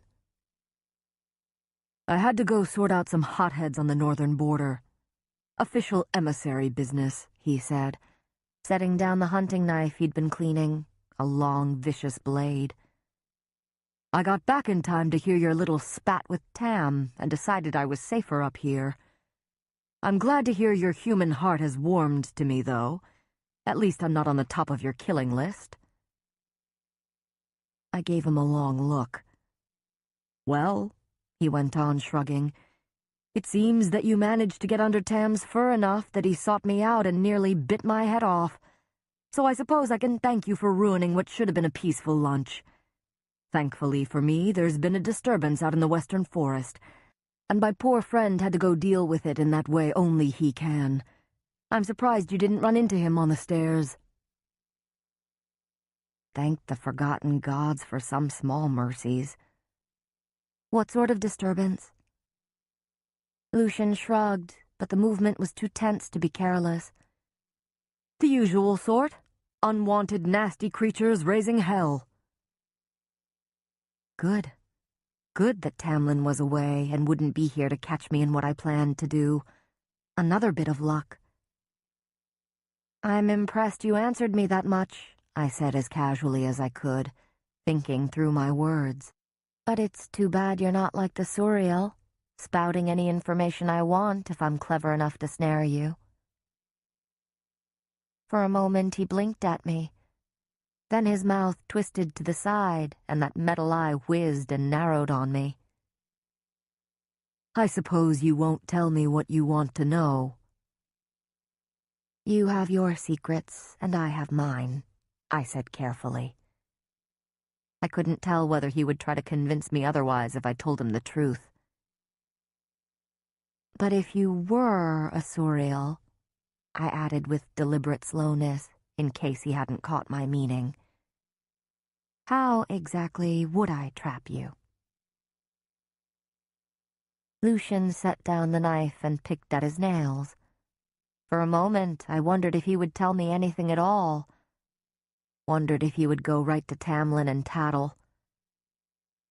But then he said, "I'd probably have a weakness for groves of young birch trees in the western woods, and freshly slaughtered chickens, and would probably be so greedy that I wouldn't notice the double-loop snare rigged around the grove to pin my legs in place." I didn't dare ask why he had decided to be accommodating. There was still a good chance he wouldn't mind seeing me dead, but I would risk it. "I somehow prefer you as High Fae." He smirked, but the amusement was short-lived. "If I were insane and stupid enough to go after a Suriel, I'd also take a bow and quiver, and maybe a knife, just like this one." He sheathed the knife he'd cleaned and set it down at the edge of the table.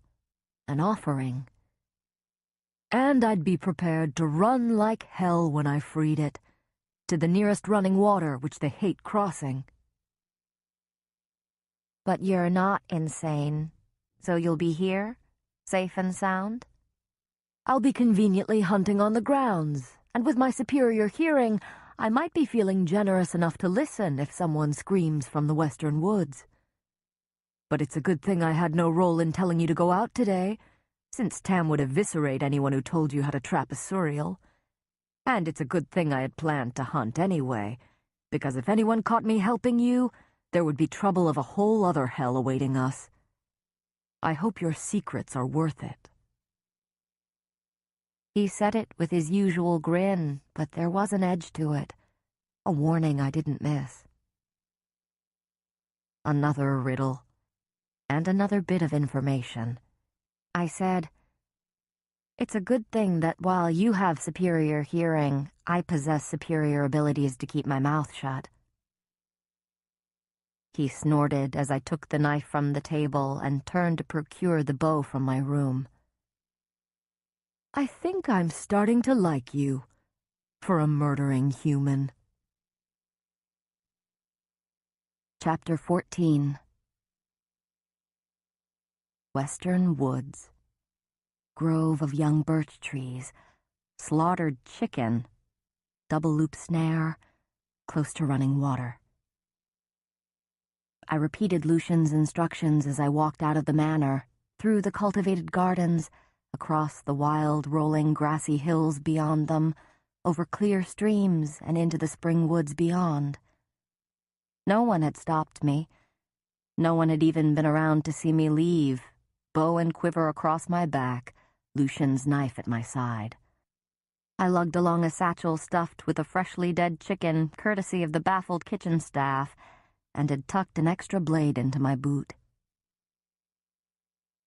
The lands were as empty as the manor itself, though I occasionally glimpsed something shining in the corner of my eye.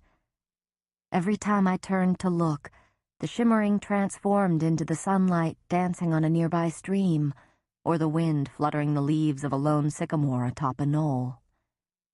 As I passed a large pond nestled at the foot of a towering hill, I could have sworn I saw 4 shining female heads poking up from the bright water, watching me. I hurried my steps. Only birds and the chittering and rustle of small animals sounded as I entered the still green western forest. I'd never ridden through these woods on my hunts with Lucian. There was no path here, nothing tame about it. Oaks, elms, and beeches intertwined in a thick weave, almost strangling the trickle of sunlight that crept in through the dense canopy. The moss-covered earth swallowed any sound I made. Old. This forest was ancient and alive in a way that I couldn't describe but could only feel deep in the marrow of my bones. Perhaps I was the first human in 500 years to walk beneath those heavy, dark branches, to inhale the freshness of spring leaves masking the damp, thick rot. Birch trees. Running water. I made my way through the woods, breath tight in my throat. Night was the dangerous time, I reminded myself. I had only a few hours until sunset. Even if the bog had stalked us in the daylight. The bog was dead, and whatever horror Tamlin was now dealing with dwelled in another part of these lands, the Spring Court. I wondered in what ways Tamlin had to answer to its High Lord, or if it was his High Lord who had carved out Lucian's eye. Maybe it was the High Lord's consort, the she whom Lucian had mentioned, that instilled such fear in them. I pushed away the thought. I kept my steps light, my eyes and ears open, and my heartbeat steady. Shortcomings or no, I could still hunt, and the answers I needed were worth it. I found a glen of young, skinny birch trees, then stalked in ever-widening circles until I encountered the nearest stream. Not deep, but so wide that I'd have to take a running leap to cross it. Lucian had said to find running water, and this was close enough to make escape possible. If I needed to escape. Hopefully I wouldn't. I traced and then retraced several different routes to the stream, and a few alternate routes, should my access to it somehow be blocked. and when I was sure of every root and rock and hollow in the surrounding area, I returned to the small clearing encircled by those white trees and laid my snare. From my spot up in a nearby tree, a sturdy dense oak whose vibrant leaves hid me entirely from anyone below, I waited. And waited. The afternoon sun crept overhead, hot enough even through the canopy that I had to shrug off my cloak and roll up the sleeves of my tunic. My stomach grumbled, and I pulled a hunk of cheese out of my rucksack. Eating it would be quieter than the apple I'd also swiped from the kitchen on my way out. When I finished it off, I swigged water from the canteen I'd brought, parched from the heat. Did Tamlin or Lucian ever grow tired of day after day of eternal spring, or ever venture into the other territories, if only to experience a different season? I wouldn't have minded endless, mild spring while looking after my family. Winter brought us dangerously close to death every year. But if I were immortal, I might want a little variation to pass the time. I'd probably want to do more than lurk about a manor house, too, though I still hadn't worked up the nerve to make the request that had crept into the back of my mind when I saw the mural. I moved about as much as I dared on the branch, only to keep the blood flowing to my limbs. I'd just settled in again when a ripple of silence came toward me, as if the wood thrushes and squirrels and moths held their breath while something passed by.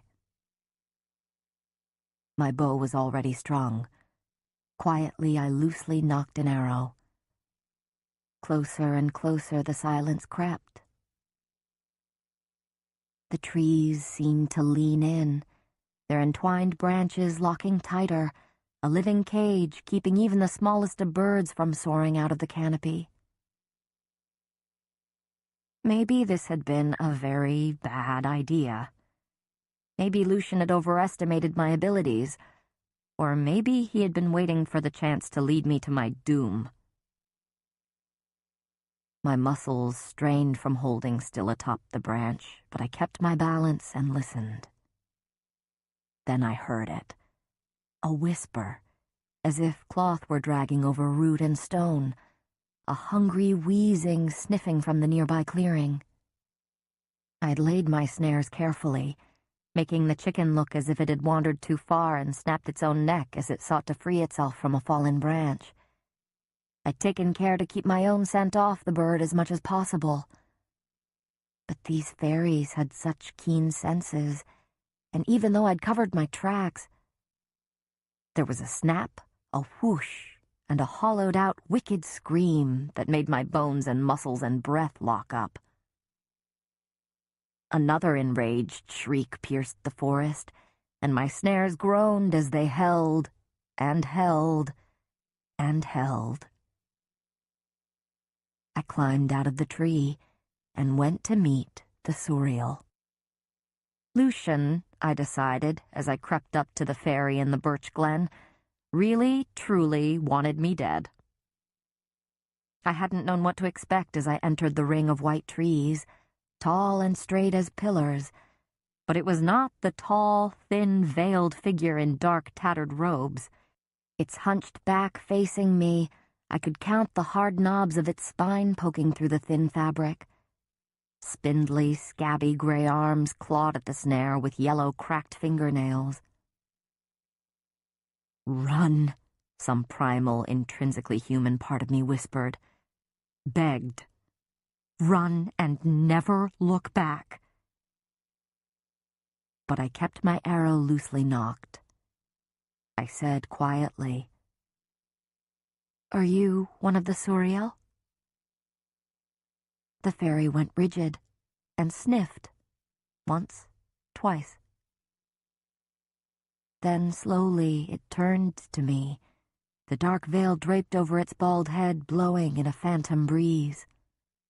A face that looked like it had been crafted from dried, weather-worn bone, its skin either forgotten or discarded, a lipless mouth, and 2 long teeth held by blackened gums, slitted holes for nostrils, and eyes that were nothing more than swirling pits of milky white. The white of death, the white of sickness, the white of clean-picked corpses.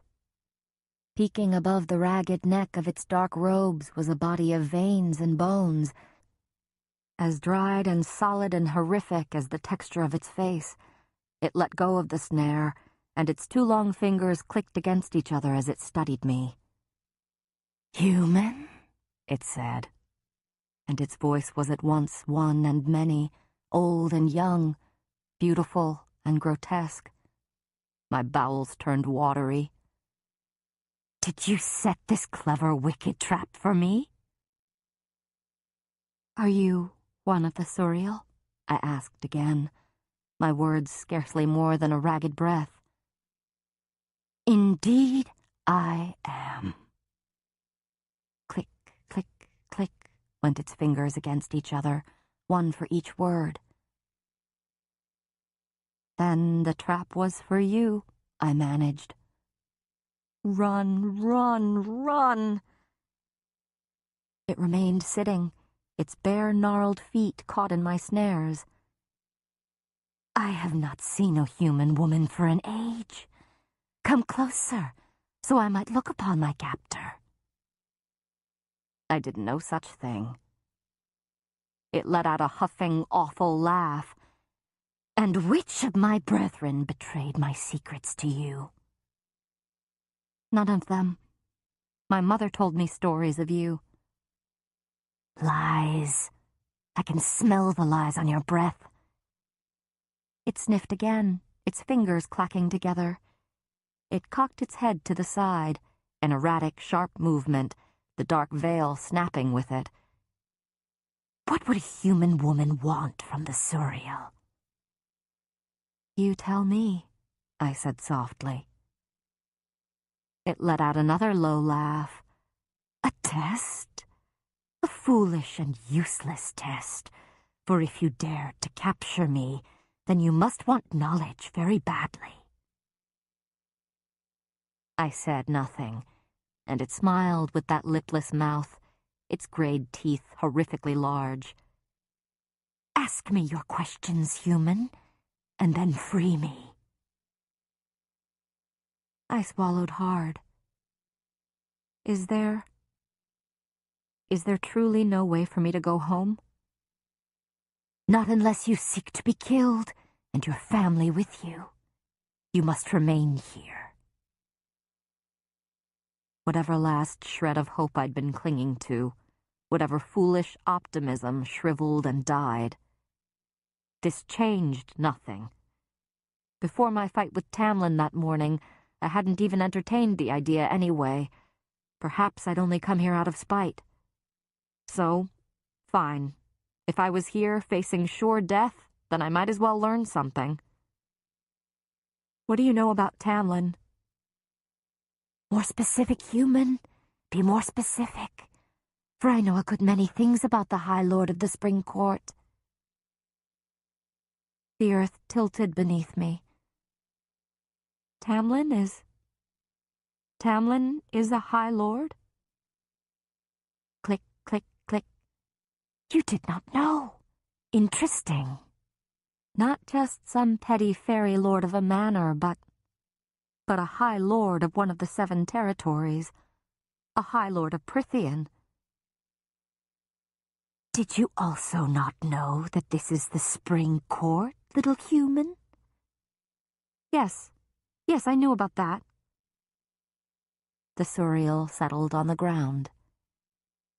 "Spring, summer, autumn, winter, dawn, day, and night," it mused, as if I hadn't even answered. "The 7 courts of Prythian, each ruled by a High Lord, all of them deadly in their own way. They are not merely powerful, they are power." That was why Tamlin had been able to face the bog and live. High Lord. I tucked away my fear. "Everyone at the Spring Court is stuck wearing a mask, and yet you aren't," I said cautiously. Are you not a member of the court? I am a member of no court. I am older than the High Lords, older than Prythian, older than the bones of this world. Lucian had definitely overestimated my abilities. And what can be done about this blight that has spread in Prythian, stealing and altering the magic? Where did it come from? Stay with the High Lord, human, the Suriel said. That's all you can do. You will be safe. Do not interfere. Do not go looking for answers after today, or you will be devoured by the shadow over Prythian. He will shield you from it, so stay close to him, and all will be righted. That wasn't exactly an answer. I repeated. Where did the blight come from? Those milky eyes narrowed. The High Lord does not know that you came here today, does he? Does not know that his human woman came to trap a Suriel because he cannot give her the answers she seeks. But it is too late, human, for the High Lord, for you, perhaps for your realm as well. Despite all that it had said, despite its order to stop asking questions and stay with Tamlin, it was his human woman that echoed in my head, that made me clench my teeth. But the Suriel went on. Across the violent western sea, there is another fairy kingdom called Hybern, ruled by a wicked, powerful king. Yes, a king, he said when I raised a brow. Not a High Lord. There his territory is not divided into courts.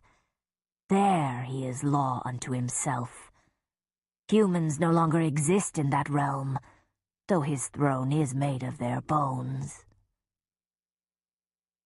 That large island I'd seen on the map, the one that hadn't yielded any lands to humans after the treaty, and a throne of bones.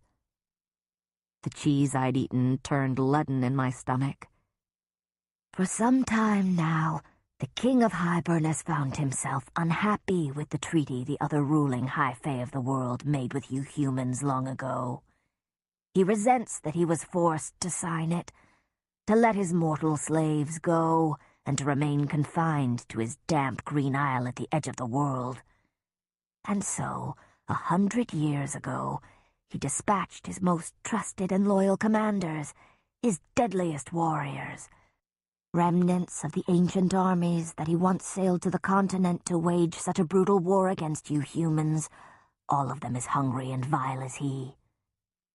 As spies and courtiers and lovers, they infiltrated the various High Fae courts and kingdoms and empires around the world for 50 years, and when they had gathered enough information, he made his plan. But nearly 5 decades ago, one of his commanders disobeyed him. The Deceiver. And the Suriel straightened. We are not alone.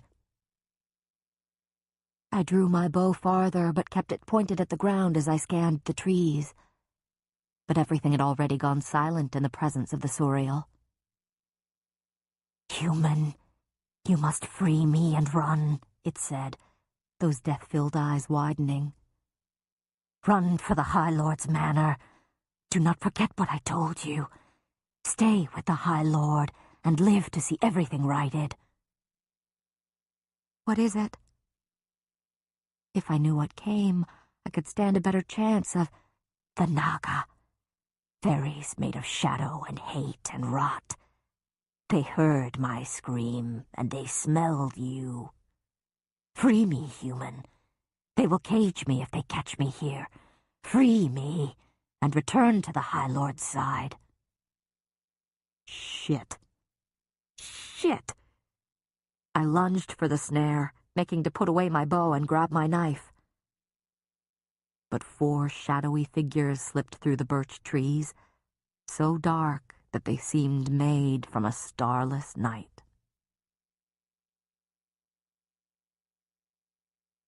Chapter 15. The Naga were sprung from a nightmare. Covered in dark scales and nothing more, they were a horrendous combination of serpentine features and male humanoid bodies, whose powerful arms ended in polished black, flesh-shredding talons. Here were the creatures of the blood-filled legends, the ones that slipped through the wall to torment and slaughter mortals. The ones I would have been glad to kill that day in the snowy woods. Their huge, almond-shaped eyes greedily took in the Suriel and me. The four of them paused across the clearing, the Suriel between us, and I trained my arrow toward the one in the center. The creature smiled, a row of razor-sharp teeth greeting me as a silvery forked tongue darted out. "The Dark Mother has sent us a gift today, brothers," he said, gazing at the Suriel, who was clawing at the snare now. The Naga's amber eyes shifted toward me again. "And a meal." "Not much to eat," another one said, flexing its claws. I began backing away, toward the stream, toward the manor below, keeping my arrow pointed at them. One scream from me would notify Lucian, but my breath was thin. And he might not come at all if he'd sent me here. I kept every sense fixed on my retreating steps. "Human," the Suriel begged. I had 10 arrows, 9 once I fired the one nocked in my bow. None of them ash, but maybe they'd keep the Naga down long enough for me to flee. I backed away another step. The 4 Naga crept closer, as if savoring the slowness of the hunt, as if they already knew how I tasted. I had 3 heartbeats to make up my mind, 3 heartbeats to execute my plan. I drew my bowstring back farther, my arm trembling. And then I screamed, sharp and loud, and with every bit of air in my too tight lungs. With the Naga now focused entirely on me, I fired at the tether holding the Suriel in place. The snare shattered. Like a shadow on the wind, the Suriel was off, a blast of dark that set the 4 Naga staggering back.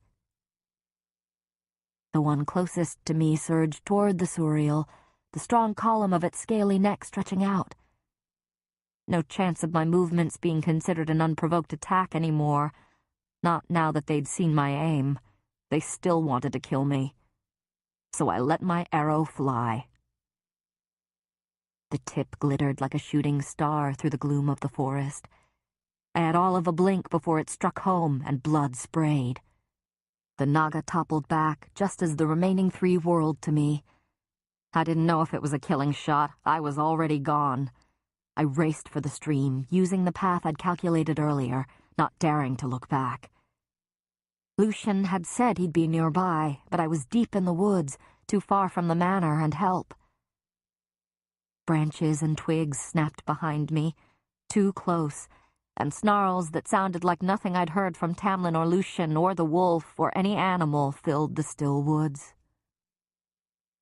My only hope of getting away alive lay in outrunning them long enough to reach Lucian, and then only if he was there as he'd promised to be. I didn't let myself think of all the hills I would have to climb once I cleared the forest itself, or what I would do if Lucian had changed his mind. The crashing through the brush became louder, closer, and I veered to the right, leaping over the stream. Running water might have stopped the Suriel, but a hiss and a thud close behind me told me it did nothing to hold the Naga at bay. I careened through a thicket, and thorns ripped at my cheeks.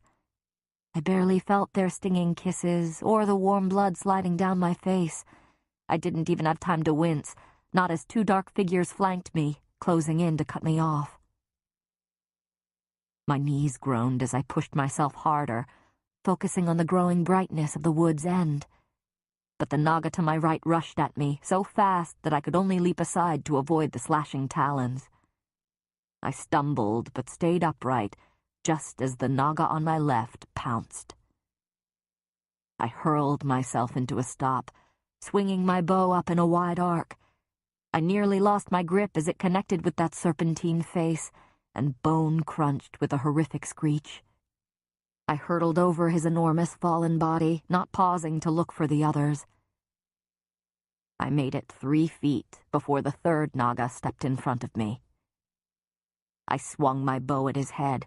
He dodged it. The other 2 hissed as they came up behind me, and I gripped the bow harder. Surrounded. I turned in a slow circle, bow ready to strike. One of them sniffed at me, those slitted nostrils flaring. "Scrawny human thing," he spat to the others, whose smiles grew sharper. "Do you know what you've cost us?" I wouldn't go down without a fight, without taking some of them with me. "Go to hell," I said, but it came out in a gasp. They laughed, stepping nearer.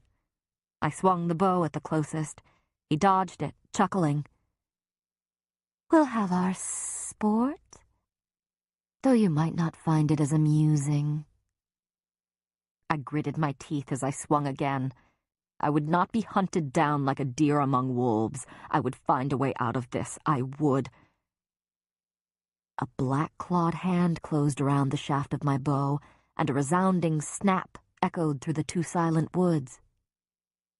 The air left my chest in a whoosh, and I only had time to half-turn before one of them grabbed me by the throat and hurled me to the ground. He pounded my arm so hard against the earth that my bones groaned and my fingers splayed, dropping the remnants of my bow. "When we're done ripping off your skin, you'll wish you hadn't crossed into Prythian," he breathed into my face, the reek of carrion shoving down my throat. I gagged. "We'll cut you up so fine there won't be much for the crows to pick at." A white-hot flame went through me. Rage or terror or wild instinct, I didn't know. I didn't think. I grabbed the knife in my boot and slammed it into his leathery neck. Blood rained down onto my face, into my mouth as I bellowed my fury, my terror. The Naga slumped back. I scrambled up before the remaining 2 could pin me, but something rock-hard hit my face. I tasted blood and soil and grass as I hit the earth.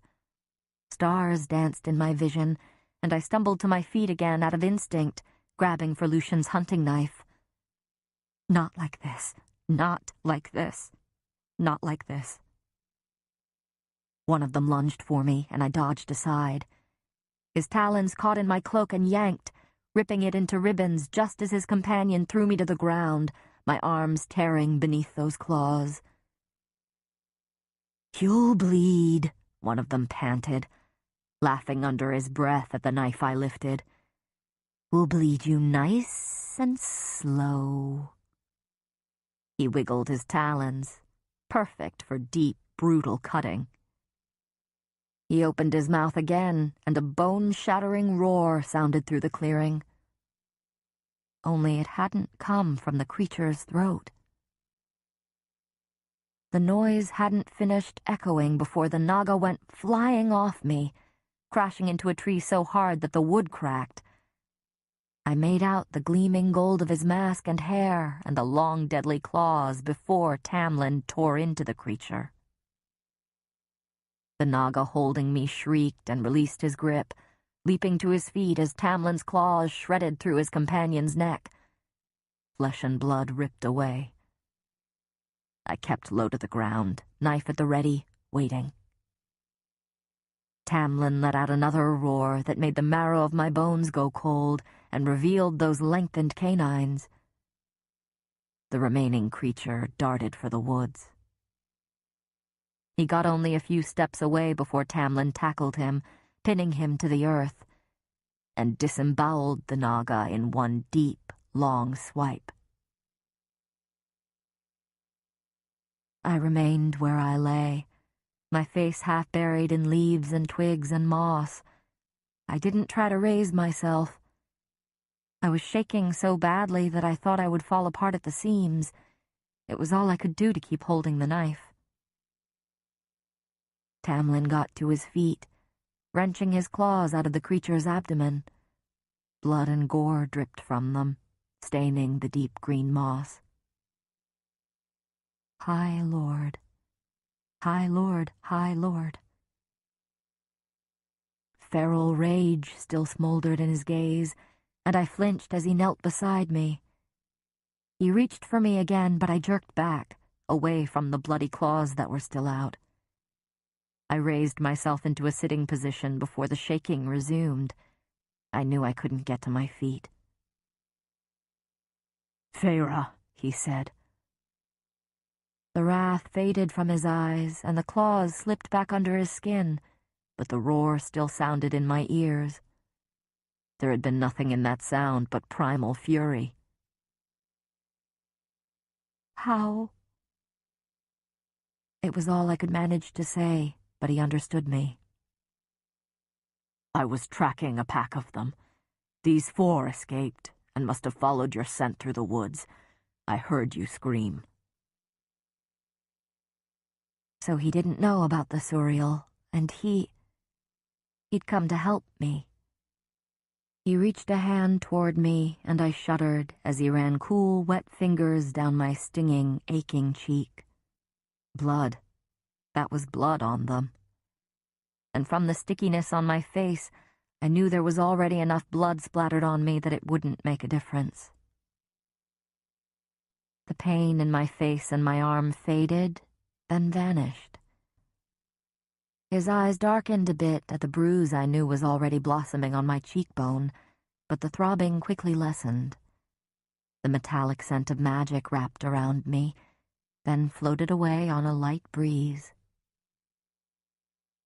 "I found one dead 1/2 mile away," he went on, his hands leaving my face as he unbuckled his baldric, then shucked off his tunic and handed it to me.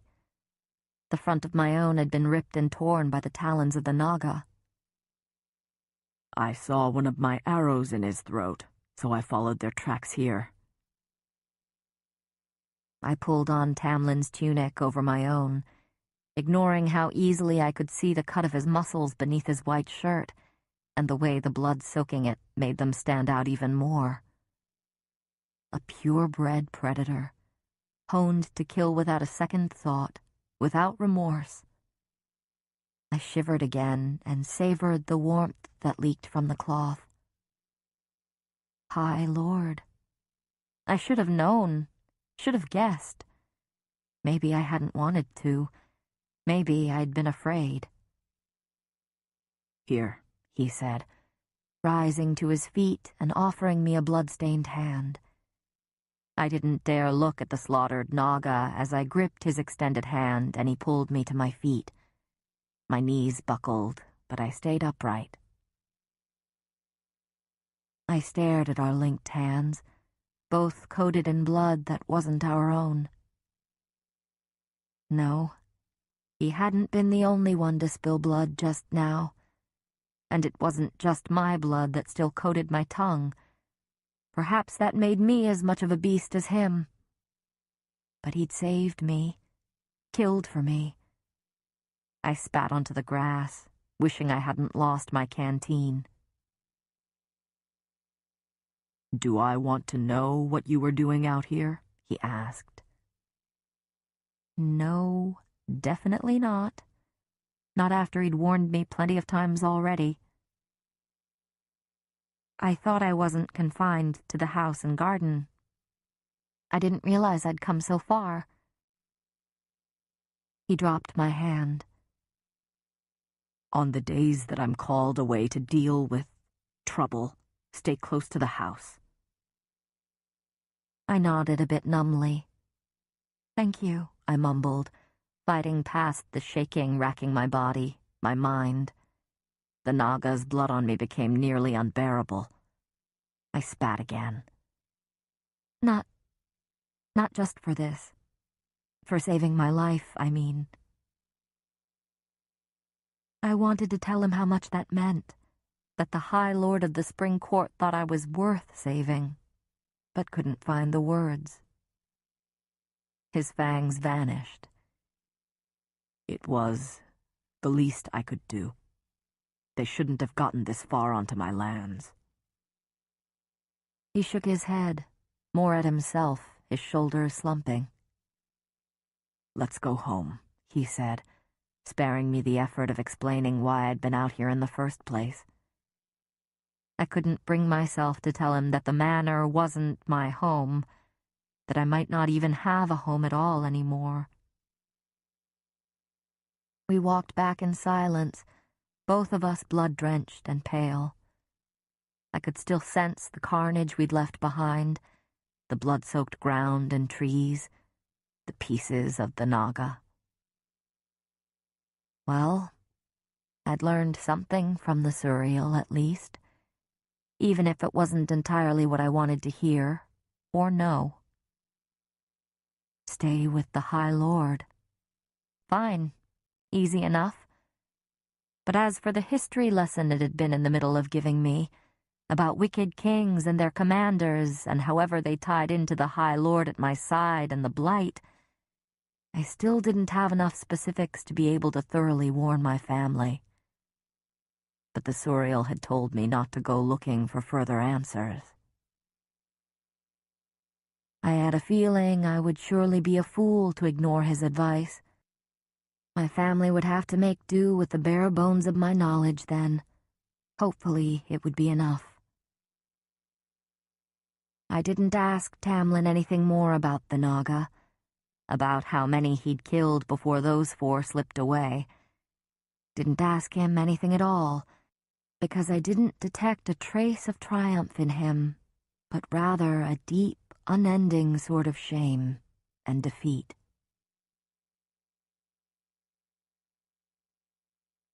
Chapter 16.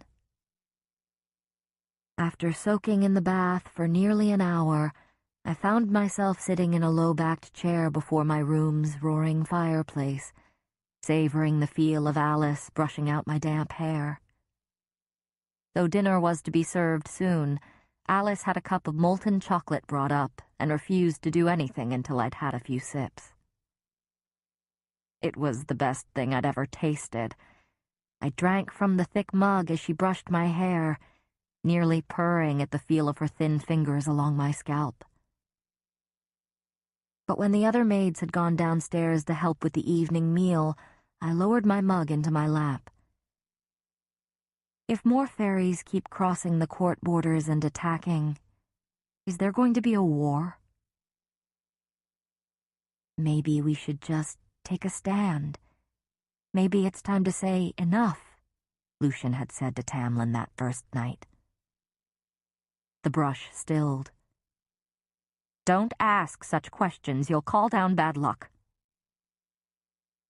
I twisted in my seat, glaring up into her masked face. Why aren't the other High Lords keeping their subjects in line? Why are these awful creatures allowed to roam wherever they want? Someone began telling me a story about a king in Highburn. Alice grabbed my shoulder and pivoted me around. It's none of your concern. Oh, I think it is. I turned around again, gripping the back of the wooden chair. If this spills into the human world, if there's war or this blight poisons our lands... I pushed back against the crushing panic. I had to warn my family, had to write to them, soon. The less you know, the better. Let Lord Tamlin deal with it. He's the only one who can. The Suriel had said as much. Alice's brown eyes were hard, unforgiving. You think no one would tell me what you asked the kitchen to give you today, or realize what you went to trap? Foolish, stupid girl. Had the Suriel not been in a benevolent mood, you would have deserved the death it gave you. I don't know what's worse. This or your idiocy with the puka. Would you have done anything else? If you had a family, I do have a family. I looked her up and down. There was no ring on her finger. Alice noticed my stare and said, My sister and her mate were murdered nigh on 50 years ago, leaving 2 younglings behind. Everything I do, everything I work for is for those boys. So you don't get the right to give me that look and ask me if I would do anything different, girl. Where are they? Do they live here? Perhaps that was why there were children's books in the study.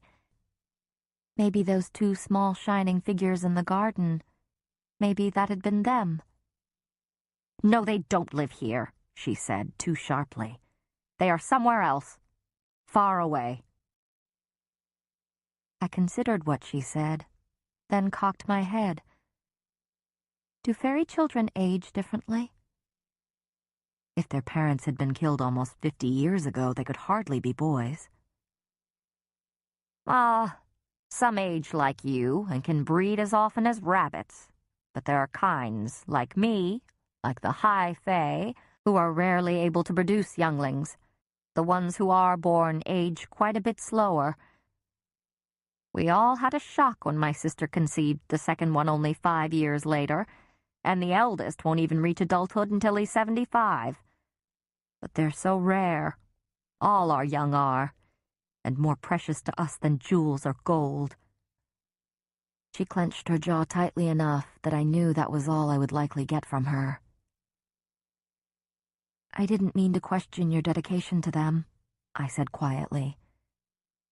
When she didn't reply, I added, I understand what you mean about doing everything for them. Alice's lips thinned, but she said, The next time that fool Lucian gives you advice on how to trap the Suriel, you come to me. Dead chicken's my sagging ass. All you needed to do was offer it a new robe, and it would have groveled at your feet. By the time I entered the dining room, I'd stopped shaking, and some semblance of warmth had returned to my veins. High Lord of Prythian or no, I wouldn't cower, not after what I'd been through today.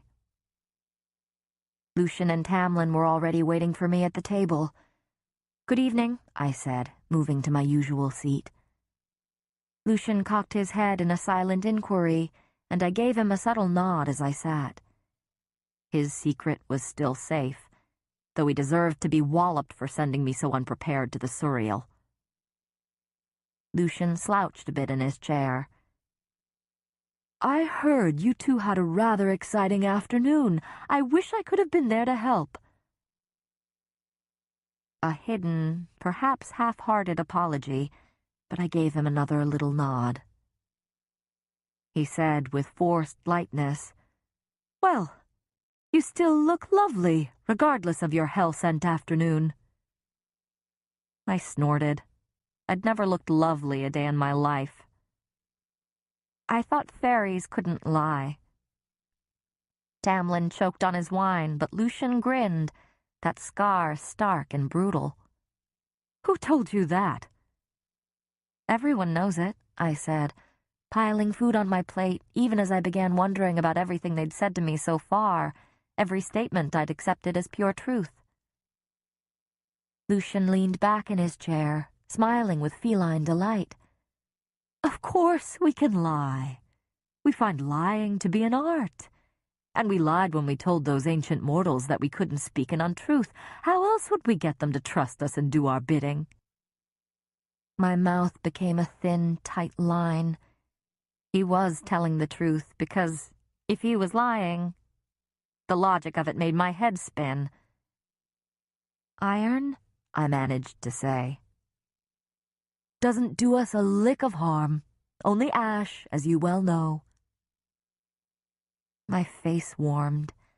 I'd taken everything they said as truth. Perhaps the Suriel had been lying today, too, with that long-winded explanation about the politics of the fairy realms, about staying with the High Lord and everything being fixed in the end. I looked to Tamlin. High Lord, that wasn't a lie. I could feel its truth in my bones. Even though he didn't act like the High Lords of legend who had sacrificed virgins and slaughtered humans at will. No, Tamlin was exactly as those fanatic, calf-eyed children of the Blessed had depicted the bounties and comforts of Prythian.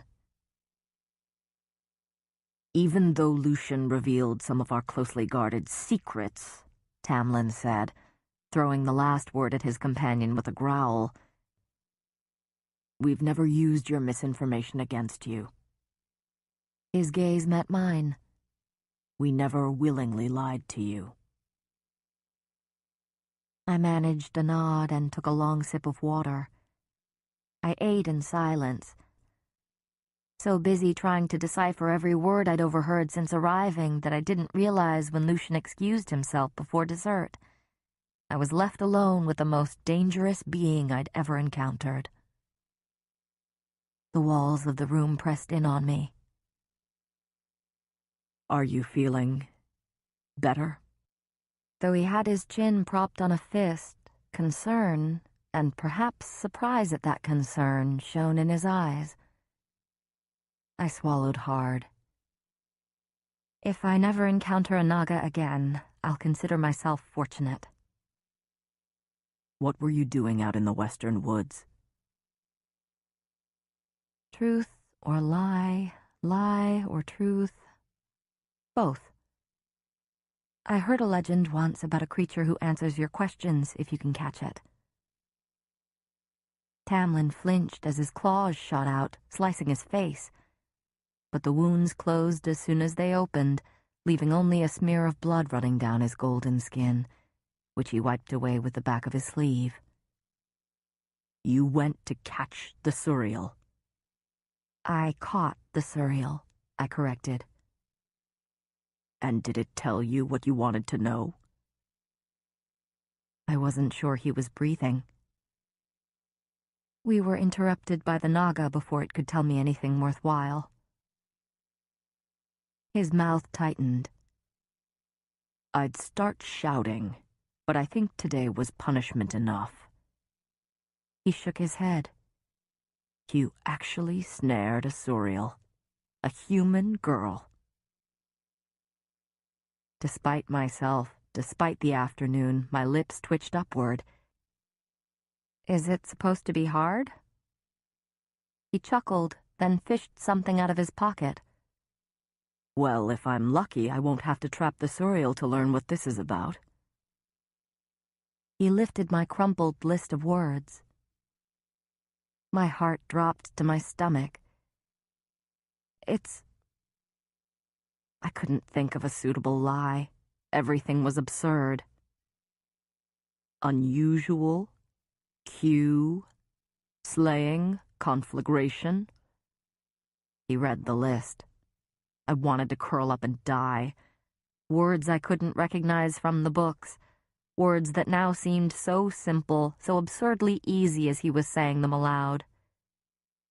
Is this a poem about murdering me and then burning my body? My throat closed up and I had to clench my hands into fists to keep from hiding my face behind them. Good night, I said, barely more than a whisper, and stood on shaking knees. I was nearly to the door when he spoke again. You love them very much, don't you? I half turned to him. His green eyes met mine as he rose from his chair to walk to me. He stopped a respectable distance away. The list of malformed words was still clutched in his hand.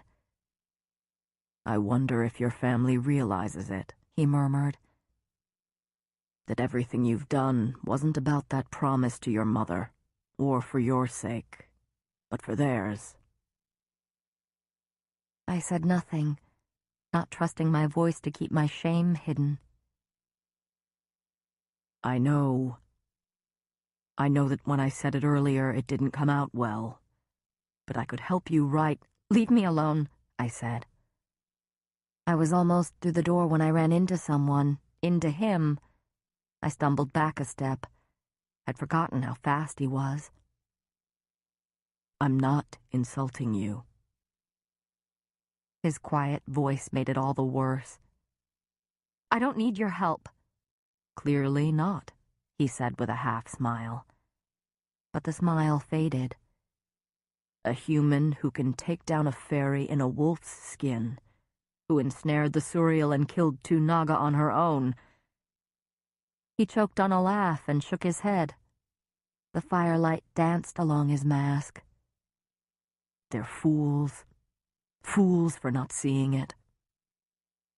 He winced, but his eyes held no mischief. Here, he said, extending the list of words. I shoved it into my pocket. I turned, but he gently grabbed my arm. You gave up so much for them. He lifted his other hand as if to brush my cheek.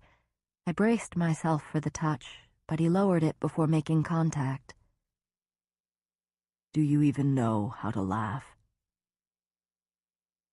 I shook off his arm, unable to stop the angry words. High Lord be damned. I don't want your pity. His jade eyes were so bright I couldn't look away. What about a friend?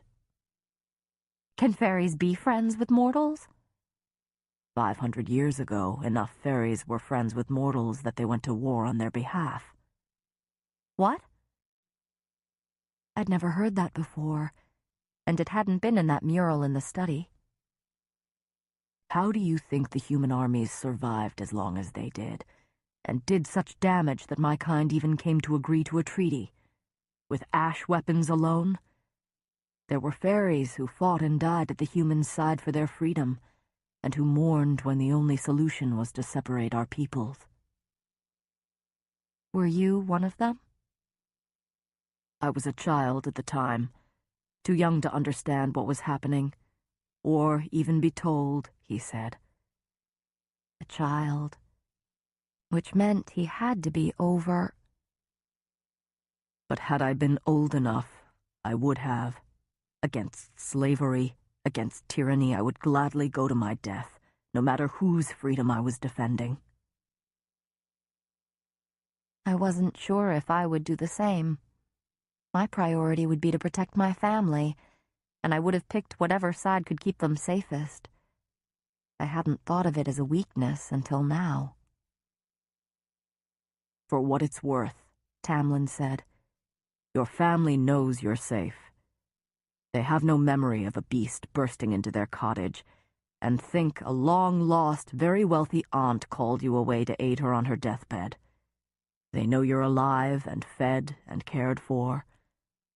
But they also know that there have been rumors of a threat in Prythian, and are prepared to run should any of the warning signs about the wall faltering occur.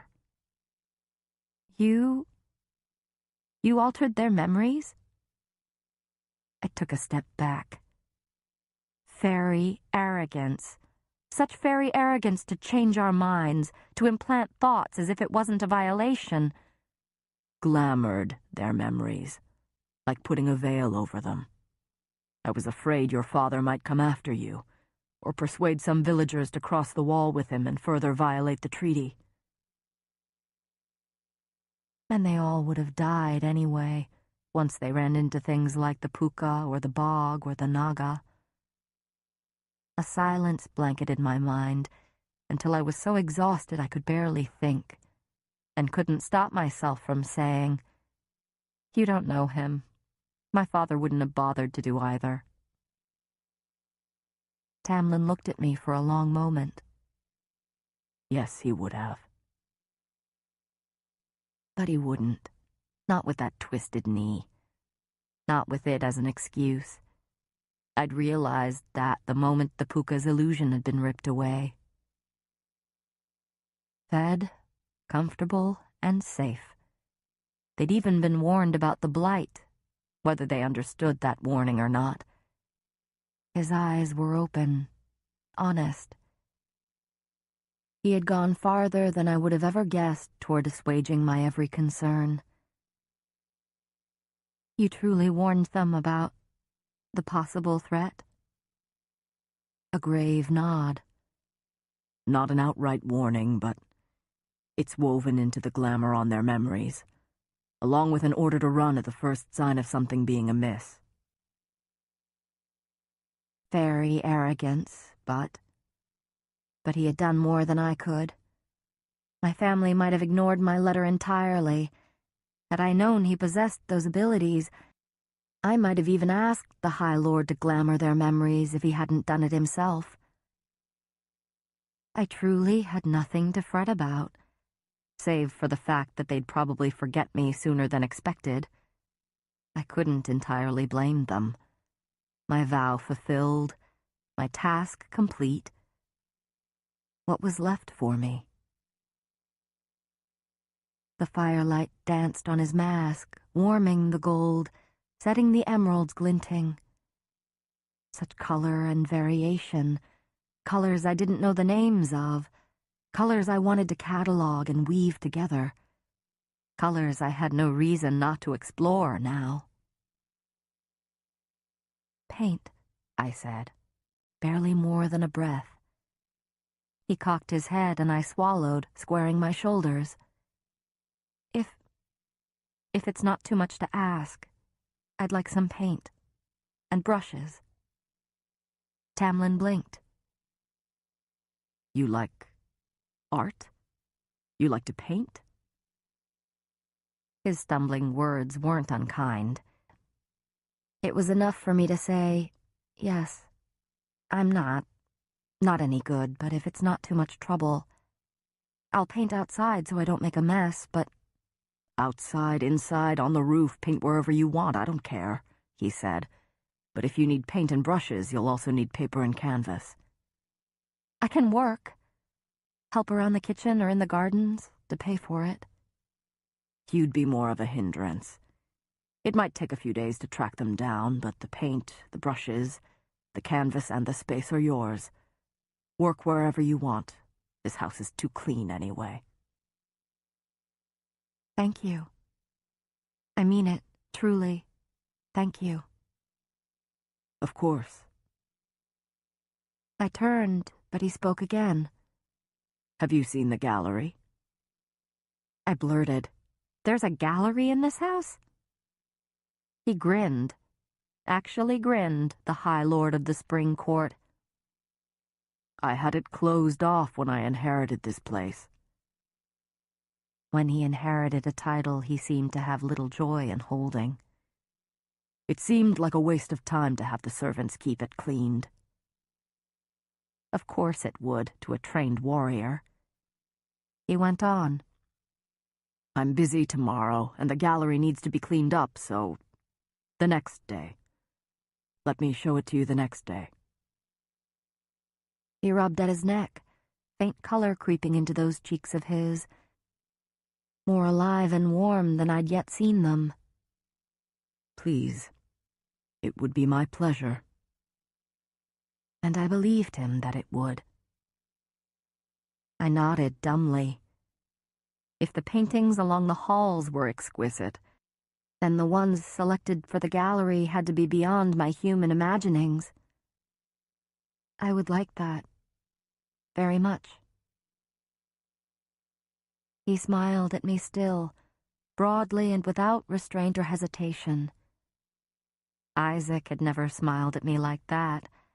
Isaac had never made my breath catch, just a little bit. The feeling was startling enough that I walked out, grasping the crumpled paper in my pocket, as if doing so could somehow keep that answering smile from tugging on my lips. Chapter 17. I jerked awake in the middle of the night, panting. My dreams had been filled with the clicking of the Suriel's bone fingers, the grinning Naga, and the pale, faceless woman dragging her blood-red nails across my throat, splitting me open bit by bit. She kept asking for my name, but every time I tried to speak, my blood bubbled out of the shallow wounds on my neck, choking me. I ran my hands through my sweat-damp hair. As my panting eased, a different sound filled the air, creeping in from the front hall through the crack beneath the door. Shouts, and someone's screams. I was out of my bed in a heartbeat. The shouts weren't aggressive, but rather commanding, organizing. But the screaming... Every hair on my body stood upright as I flung open the door. I might have stayed and cowered, but I'd heard screams like that before, in the forest at home, when I didn't make a clean kill, and the animals suffered. I couldn't stand it. and I had to know.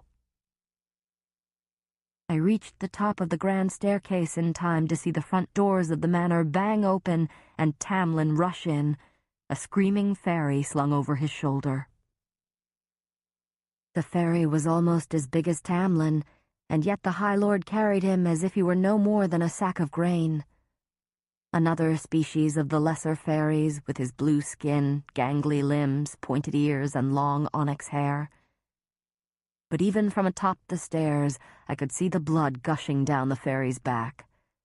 Blood from the black stumps protruding from his shoulder blades. Blood that now soaked into Tamlin's green tunic in deep, shining splotches. One of the knives from his baldric was missing.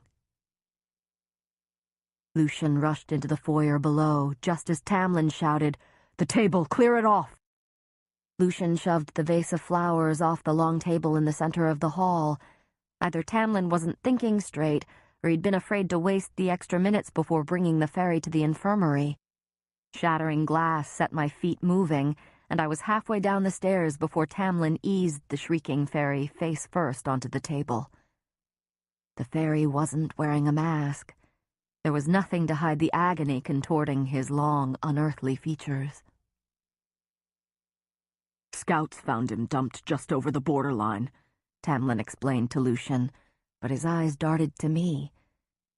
They flashed with warning, but I took another step down.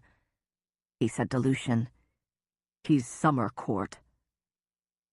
"By the cauldron," Lucien said, surveying the damage. "My wings!"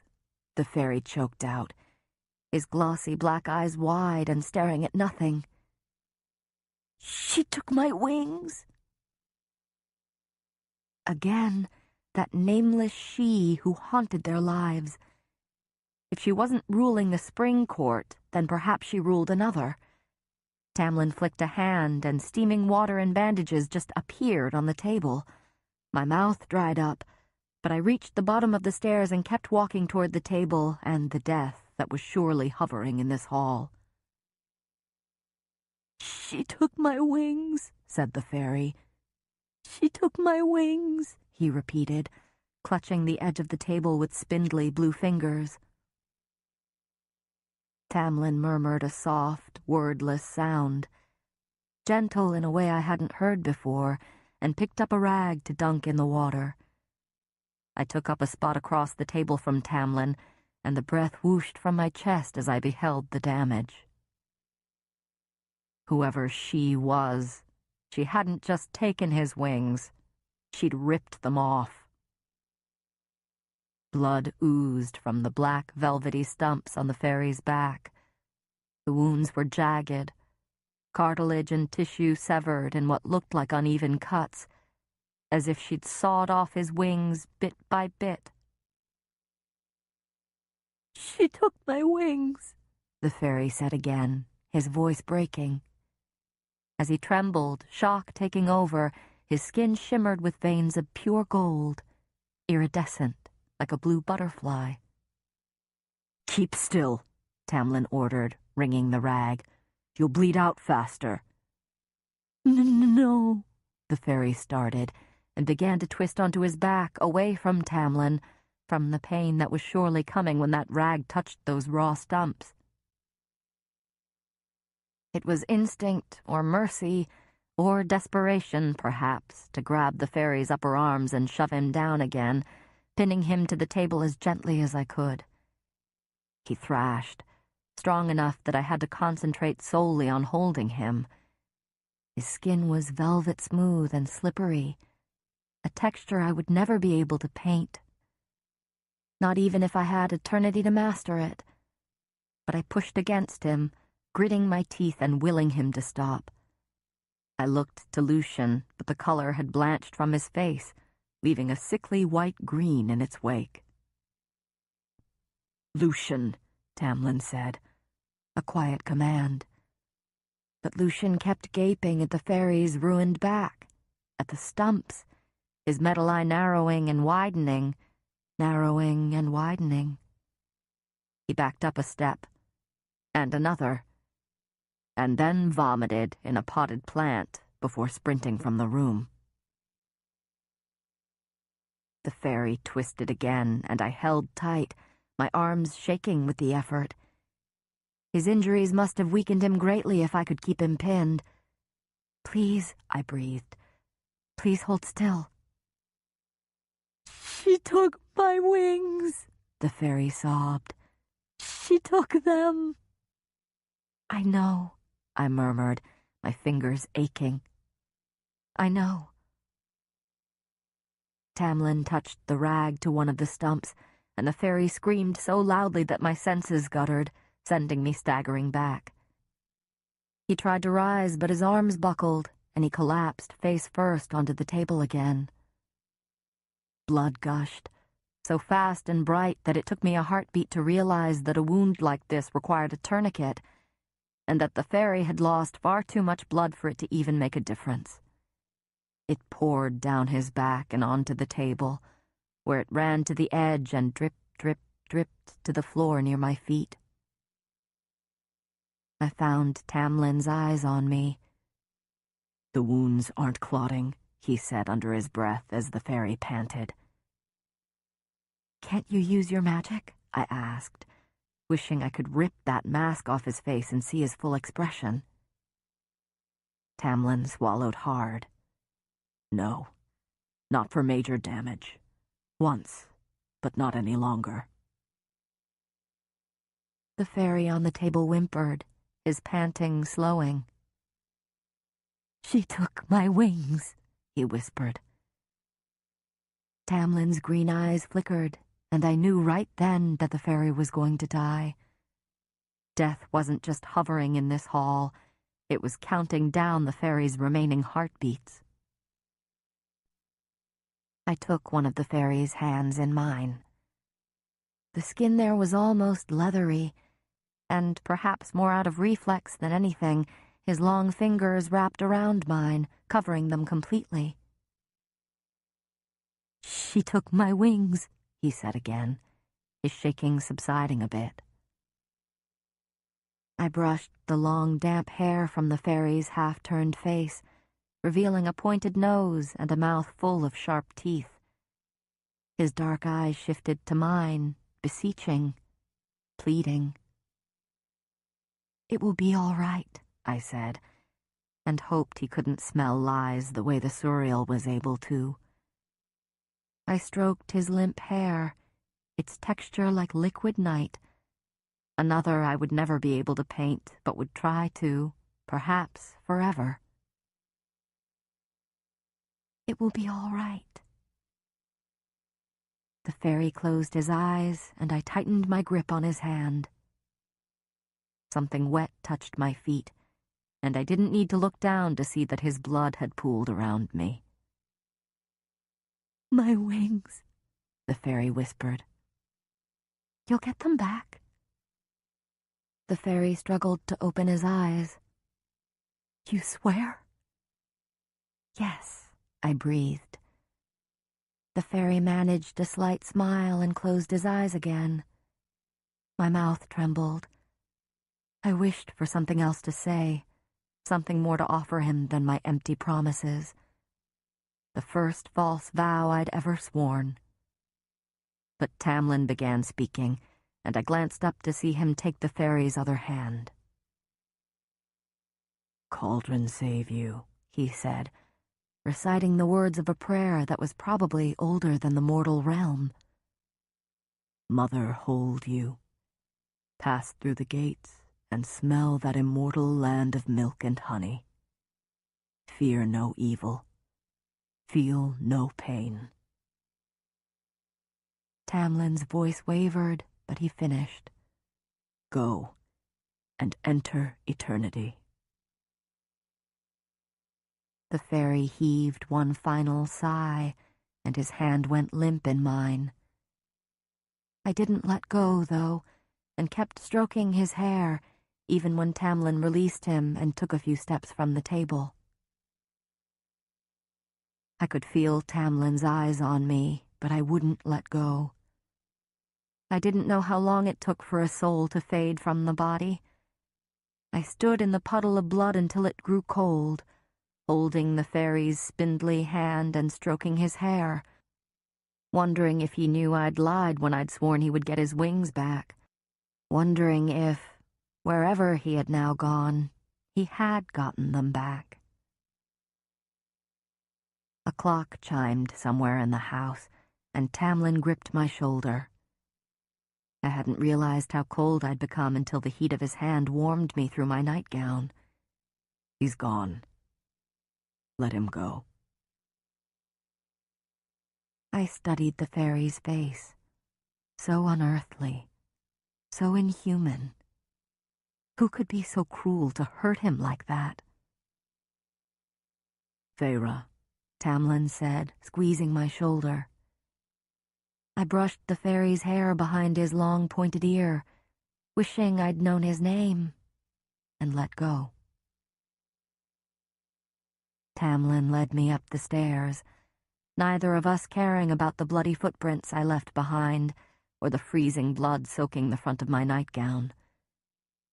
I paused at the top of the steps, though, twisting out of his grip, and gazed at the table in the foyer below. "We can't leave him there," I said, making to step down. Tamlin caught my elbow. "I know," he said, the words so drained and weary. "I was going to walk you upstairs first." Before he buried him. "I want to go with you." "It's too deadly at night for you to—" "I can hold my—" "No," he said, his green eyes flashing. I straightened, but he sighed, his shoulders curving inward. "I must do this. Alone." His head was bowed. No claws, no fangs. There was nothing to be done against this enemy, this fate. No one for him to fight. So I nodded, because I would have wanted to do it alone too, and turned toward my bedroom. Tamlin remained at the top of the stairs. "Feyre," he said, softly enough that I faced him again. "Why?" He tilted his head to the side. "You dislike our kind on a good day. And after Andras—" Even in the darkened hallway, his usually bright eyes were shadowed. "So why?" I took a step closer to him, my blood-covered feet sticking to the rug.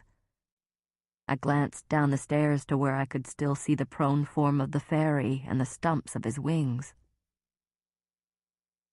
"Because I wouldn't want to die alone," I said, and my voice wobbled as I looked at Tamlin again, forcing myself to meet his stare.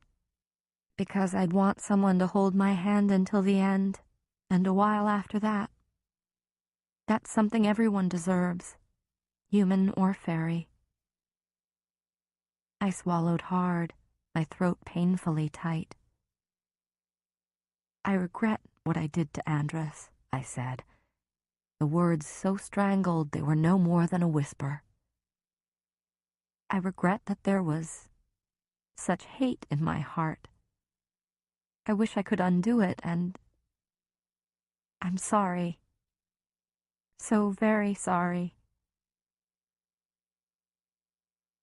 I couldn't remember the last time, if ever, I'd spoken to anyone like that. But he just nodded and turned away, and I wondered if I should say more, if I should kneel and beg for his forgiveness. If he felt such grief, such guilt over a stranger, then Andras. By the time I opened my mouth, he was already down the steps. I watched him, watched every movement he made, the muscles of his body visible through that blood-soaked tunic, watched that invisible weight bearing down on his shoulders. He didn't look at me as he scooped up the broken body and carried it to the garden doors beyond my line of sight. I went to the window at the top of the stairs, watching as Tamlin carried the fairy through the moonlit garden and into the rolling fields beyond. He never once glanced back. Chapter 18. The next day, the blood of the fairy had been cleaned up by the time I ate, washed, and dressed. I'd taken my time in the morning, and it was nearly noon as I stood atop the staircase, peering down at the entry hall below, just to make sure it was gone. I'd been set on finding Tamlin and explaining, truly explaining how sorry I was about Andres. If I was supposed to stay here, stay with him, then I could at least attempt to repair what I'd ruined. I glanced to the large window behind me, the view so sweeping that I could see all the way to the reflecting pool beyond the garden. The water was still enough that the vibrant sky and fat, puffy clouds above were flawlessly reflected. Asking about them seemed vulgar after last night, but maybe once those paints and brushes did arrive, I could venture to the pool to capture it. I might have remained staring out toward that smear of color and light and texture had Tamlin and Lucien not emerged from another wing of the manor, discussing some border patrol or another. They fell silent as I came down the stairs, and Lucien strode right out the front door without so much as a good morning, just a casual wave. Not a vicious gesture, but he clearly had no intention of joining the conversation that Tamlin and I were about to have. I glanced around, hoping for any sign of those paints, but Tam pointed to the open front doors through which Lucien had exited. Beyond them, I could see both of our horses, already saddled and waiting. Lucien was already climbing into the saddle of a third horse. I turned to Tamlin. Stay with him. He will keep me safe and things will get better. Fine. I could do that. Where are we going? My words were half mumbled. Your supplies won't arrive until tomorrow, and the gallery's being cleaned, and my meeting was postponed. Was he rambling? I thought we'd go for a ride. No killing involved, or Naga to worry about. Even as he finished with a half smile, sorrow flickered in his eyes. Indeed, I'd had enough death in the past 2 days. Enough of killing fairies, killing anything. No weapons were sheathed at his side or on his baldric, but a knife hilt glinted at his boot. Where had he buried that fairy? A high lord digging a grave for a stranger. I might not have believed it if I'd been told. Might not have believed it if he hadn't offered me sanctuary rather than death. Where to? I asked. He only smiled. I couldn't come up with any words when we arrived, and knew that even if I had been able to paint it, nothing would have done it justice. It wasn't simply that it was the most beautiful place I'd ever been to, or that it filled me with both longing and mirth, but it just seemed right. As if the colors and lights and patterns of the world had come together to form one perfect place, one true bit of beauty. After last night, it was exactly where I needed to be. We sat atop a grassy knoll, overlooking a glade of oaks so wide and high they could have been the pillars and spires of an ancient castle. Shimmering tufts of dandelion fluff drifted by, and the floor of the clearing was carpeted with swaying crocuses and snowdrops and bluebells. It was an hour or two past noon by the time we arrived, but the light was thick and golden. Though the three of us were alone, I could have sworn I heard singing. I hugged my knees and drank in the glen. We brought a blanket, Tamlin said, and I looked over my shoulder to see him jerk his chin to the purple blanket they'd laid out a few feet away. Lucien plopped down onto it and stretched his legs. Tamlin remained standing, waiting for my response. I shook my head and faced forward, tracing my hand through the feather-soft grass, cataloging its color and texture. I'd never felt grass like it, and I certainly wasn't going to ruin the experience by sitting on a blanket. Rushed whispers were exchanged behind me, and before I could turn around to investigate, Tamlin took a seat at my side. His jaw was clenched tight enough that I stared ahead. "What is this place?" I said, still running my fingers through the grass. Out of the corner of my eye, Tamlin was no more than a glittering golden figure. "Just a glen." Behind us, Lucian snorted. "Do you like it?" Tamlin asked quickly. The green of his eyes matched the grass between my fingers, and the amber flecks were like the shafts of sunlight that streamed through the trees. Even his mask, odd and foreign, seemed to fit into the glen, as if this place had been fashioned for him alone. I could picture him here in his beast form, curled up in the grass, dozing. "What?" I said. I'd forgotten his question. "Do you like it?" he repeated, and his lips tugged into a smile. I took an uneven breath and stared at the glen again. "Yes." He chuckled. "That's it? Yes? Would you like me to grovel with gratitude for bringing me here, High Lord?" "Ah, the Suriel told you nothing important, did it?" That smile of his sparked something bold in my chest. "He also said that you like being brushed, and if I'm a clever girl, I might train you with treats." Tamlin tipped his head to the sky and roared with laughter. Despite myself, I let out a soft laugh. "I might die of surprise," Lucian said behind me. "You made a joke, Feyre."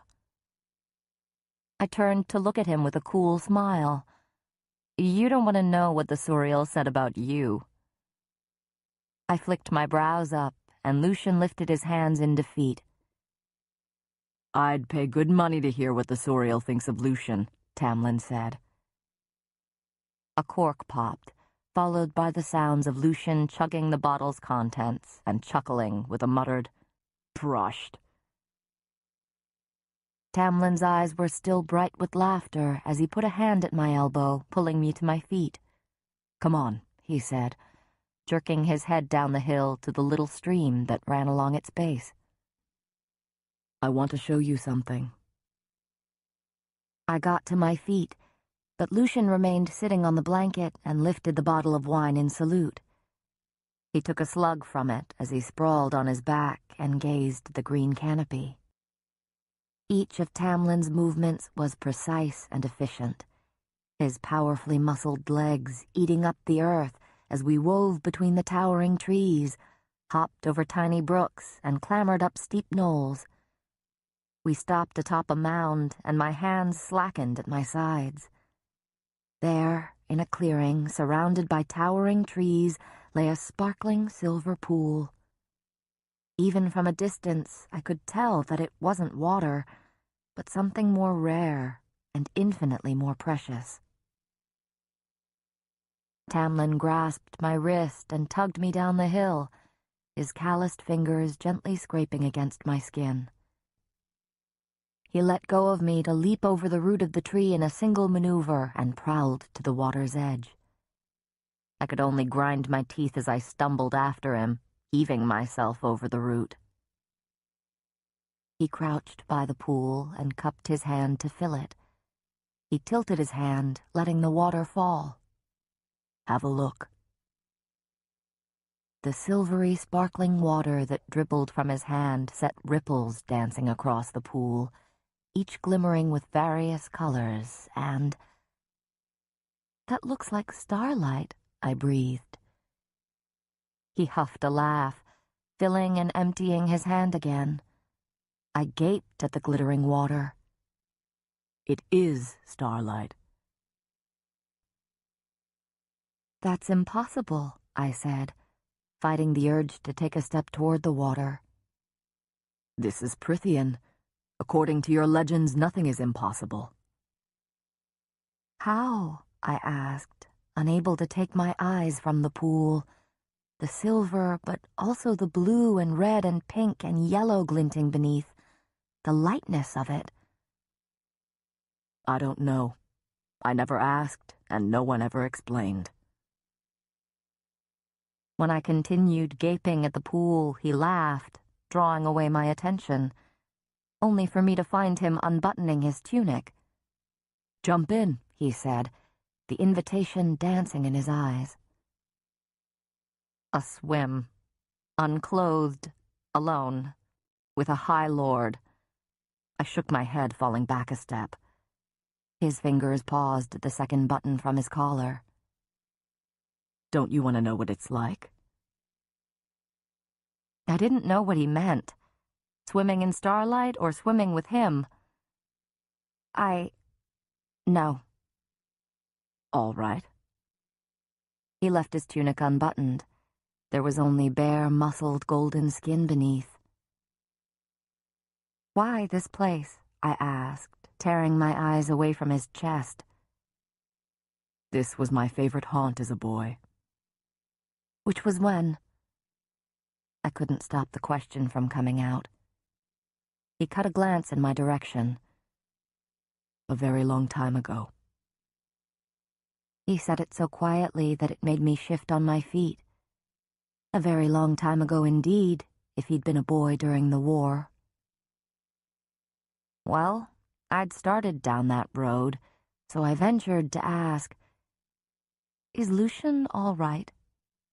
After last night, I mean." He seemed back to his usual snide, irreverent self, but he'd vomited at the sight of that dying fairy. He didn't react well. Tamlin shrugged, but his words were soft as he said, Lucian has endured things that make times like last night difficult. Not just the scar in the eye, though I bet last night brought back memories of that too." Tamlin rubbed at his neck, then met my stare. Such an ancient heaviness in his eyes, in the set of his jaw. "Lucian is the youngest son of the High Lord of the Autumn Court." I straightened. "The youngest of 7 brothers. The Autumn Court is cutthroat. Beautiful, but his brothers see each other only as competition, since the strongest of them will inherit the title, not the eldest. It is the same throughout Prythian, at every court. Lucian never cared about it, never expected to be crowned High Lord, so he spent his youth doing everything a High Lord's son probably shouldn't. Wandering the courts, making friends with the sons of other High Lords." A faint gleam in Tamlin's eyes at that. "And being with females who were a far cry from the nobility of the Autumn Court." Tamlin paused for a moment, and I could almost feel the sorrow before he said, "Lucian fell in love with a fairy whom his father considered to be grossly inappropriate for someone of his bloodline. Lucian said he didn't care that she wasn't one of the High Fae, that he was certain the mating bond would snap into place soon, and that he was going to marry her and leave his father's court to his scheming brothers." A tight sigh. "His father had her put down, executed, in front of Lucian, as his 2 eldest brothers held him and made him watch." My stomach turned, and I pushed a hand against my chest. I couldn't imagine, couldn't comprehend that sort of loss. "Lucian left. He cursed his father, abandoned his title and the Autumn Court, and walked out. And without his title protecting him, his brothers thought to eliminate one more contender to the High Lord's crown. 3 of them went out to kill him. 1 came back." "Lucian killed them?" "He killed 1, Tamlin said. I killed the other, as they had crossed into my territory, and I was now High Lord and could do what I wanted with trespassers threatening the peace of my lands." A cold, brutal statement. I claimed Lucian as my own, named him emissary, since he'd already made many friends across the courts, and had always been good at talking to people, while I can find it difficult. He's been here ever since. As emissary, I began, has he ever had dealings with his father? Or his brothers? Yes. His father has never apologized, and his brothers are too frightened of me to risk harming him. No arrogance in those words, just icy truth. But he has never forgotten what they did to her, or what his brothers tried to do to him, even if he pretends that he has. It didn't quite excuse everything Lucian had said and done to me, but I understood now. I could understand the walls and barriers he had no doubt constructed around himself. My chest was too tight, too small to fit the ache building in it. I looked at the pool of glittering starlight and let out a heavy breath. I needed to change the subject. What would happen if I were to drink the water? Tamlin straightened a bit, then relaxed, as if glad to release that old sadness. Legend claims you'd be happy until your last breath. He added, Perhaps we both need a glass. I don't think that entire pool would be enough for me, I said, and he laughed. 2 jokes in one day. A miracle sent from the cauldron, he said. I cracked a smile. He came a step closer, as if forcibly leaving behind the dark, sad stain of what had happened to Lucian, and the starlight danced in his eyes as he said, What would be enough to make you happy? I blushed from my neck to the top of my head. I don't know. It was true. I'd never given that sort of thing any thought beyond getting my sisters safely married off and having enough food for me and my father, and time to learn to paint. He said, not stepping away. What about the ringing of bluebells? Or a ribbon of sunshine? Or a garland of moonlight? He grinned wickedly. High Lord of Prythian, indeed. High Lord of Foolery was more like it. And he knew I'd say no, that I'd squirm a bit from merely being alone with him. No, I wouldn't let him have the satisfaction of embarrassing me. I'd had enough of that lately. Enough of that girl encased in ice and bitterness. So I gave him a sweet smile, doing my best to pretend that my stomach wasn't flipping over itself. A swim sounds delightful.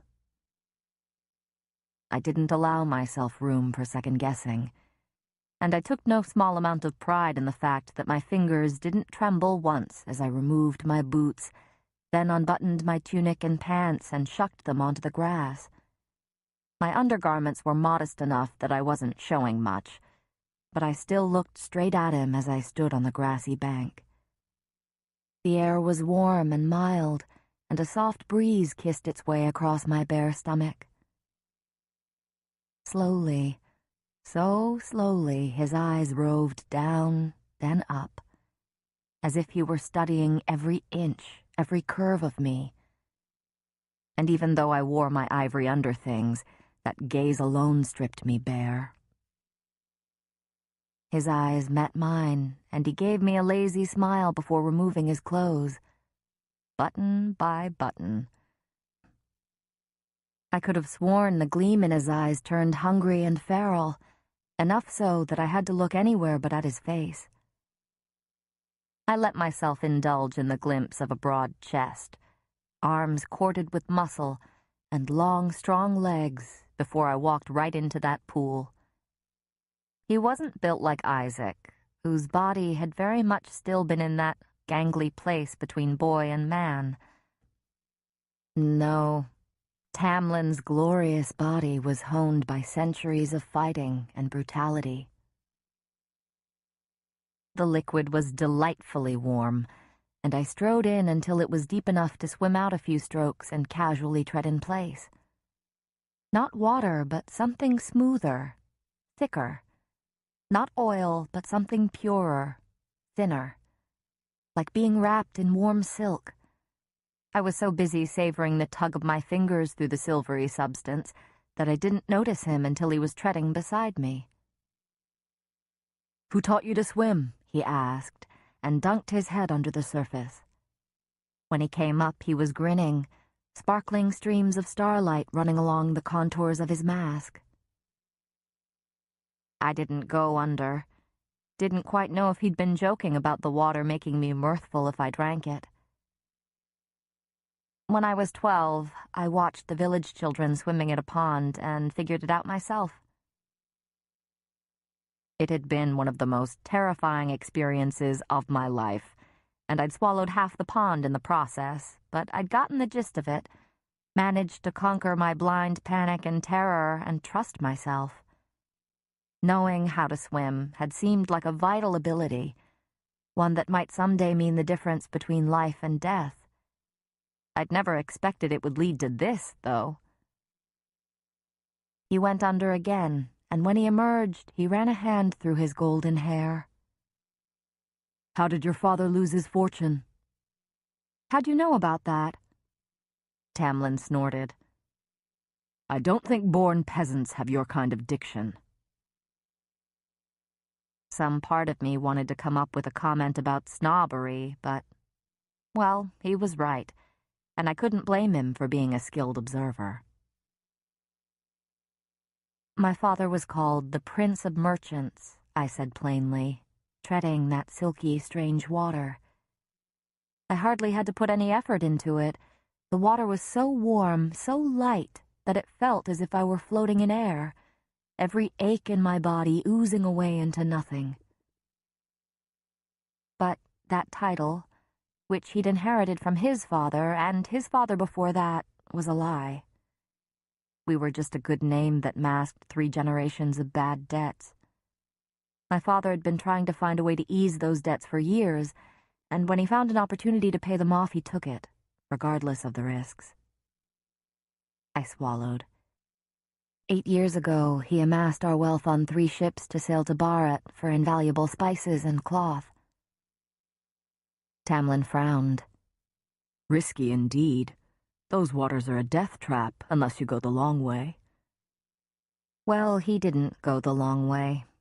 It would have taken too much time, and our creditors were breathing down his neck. So he risked sending the ships directly to Bharat. They never reached Bharat's shores. I tipped my hair back in the water, clearing the memory of my father's face the day that news arrived of the sinking. When the ships sank, the creditors circled him like wolves. They ripped him apart until there was nothing left of him but a broken name and a few gold pieces to purchase that cottage. I was 11. My father, he just stopped trying after that. I couldn't bring myself to mention that final ugly moment when that other creditor had come with his cronies to wreck my father's leg. "That's when you started hunting?" No. Even though we moved to the cottage, it took almost 3 years for the money to entirely run out, I said. I started hunting when I was 14. His eyes twinkled, no trace of the warrior forced to accept a high lord's burden. "And here you are. What else did you figure out for yourself?" Maybe it was the enchanted pool. Or maybe it was the genuine interest behind the question, but I smiled and told him about those years in the woods. Tired, but surprisingly content from a few hours of swimming and eating and lounging in the glen, I eyed Lucian as we rode back to the manor that afternoon.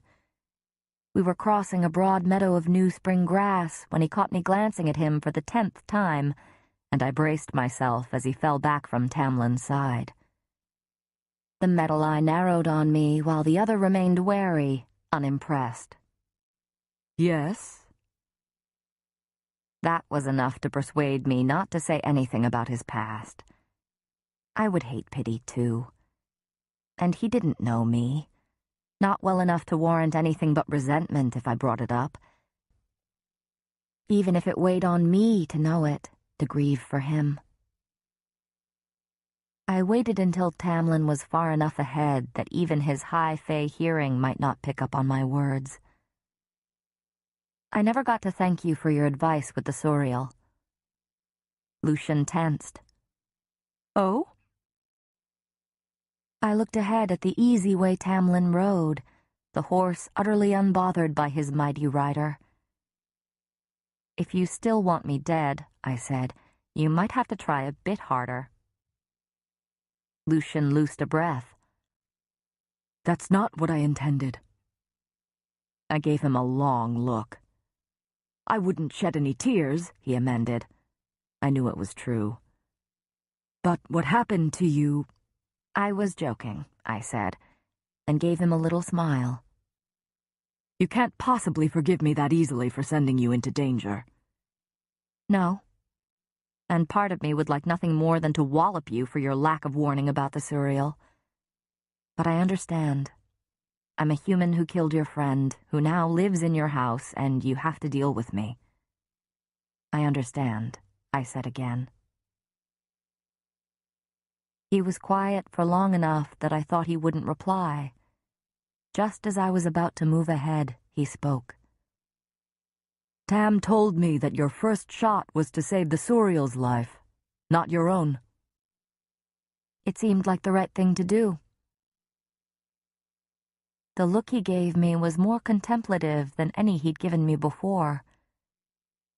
I know far too many high fae and lesser fairies who wouldn't have seen it that way, or bothered. He reached for something at his side and tossed it to me. I had to fight to stay in the saddle as I fumbled for it. A jeweled hunting knife. I heard you scream, he said, as I examined the blade in my hands. I'd never held one so finely crafted, so perfectly balanced. And I hesitated. Not long, but I hesitated before I came running. Even though Tam got there in time, I still broke my word in those seconds I waited.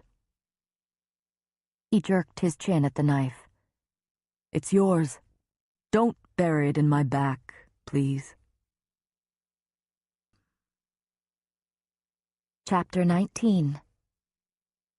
The next morning, my paint and supplies arrived from wherever Tamlin or the servants had dug them up. But before Tamlin let me see them, he brought me down hall after hall until we were in a wing of the house I'd never been to, even in my nocturnal exploring. I knew where we were going without his having to say. The marble floors shone so brightly that they had to have been freshly mopped, and that rose-scented breeze floated in through the opened windows. All this, he'd done this for me. As if I would have cared about cobwebs or dust. When he paused before a set of wooden doors, the slight smile he gave me was enough to make me blurt, "Why do anything this kind?" The smile faltered. It's been a long time since there was anyone here who appreciated these things. I like seeing them used again. Especially when there was such blood and death in every other part of his life. He opened the gallery doors, and the breath was knocked from me. The pale wooden floors gleamed in the clean, bright light pouring in from the windows. The room was empty, save for a few large chairs and benches for viewing the... I barely registered moving into the long gallery, one hand absent-mindedly wrapping around my throat as I looked up at the paintings. So many, so different, yet all arranged to flow together seamlessly. Such different views and snippets and angles of the world, pastorals, portraits, still lifes, each a story and an experience. Each a voice shouting or whispering or singing about what that moment, that feeling had been like. Each a cry into the void of time that they had been here, had existed. Some had been painted through eyes like mine, artists who saw in colors and shapes I understood. Some showcased colors I had not considered. These had a bend to the world that told me a different set of eyes had painted them. A portal into the mind of a creature so unlike me, and yet I looked at its work and understood and felt and cared.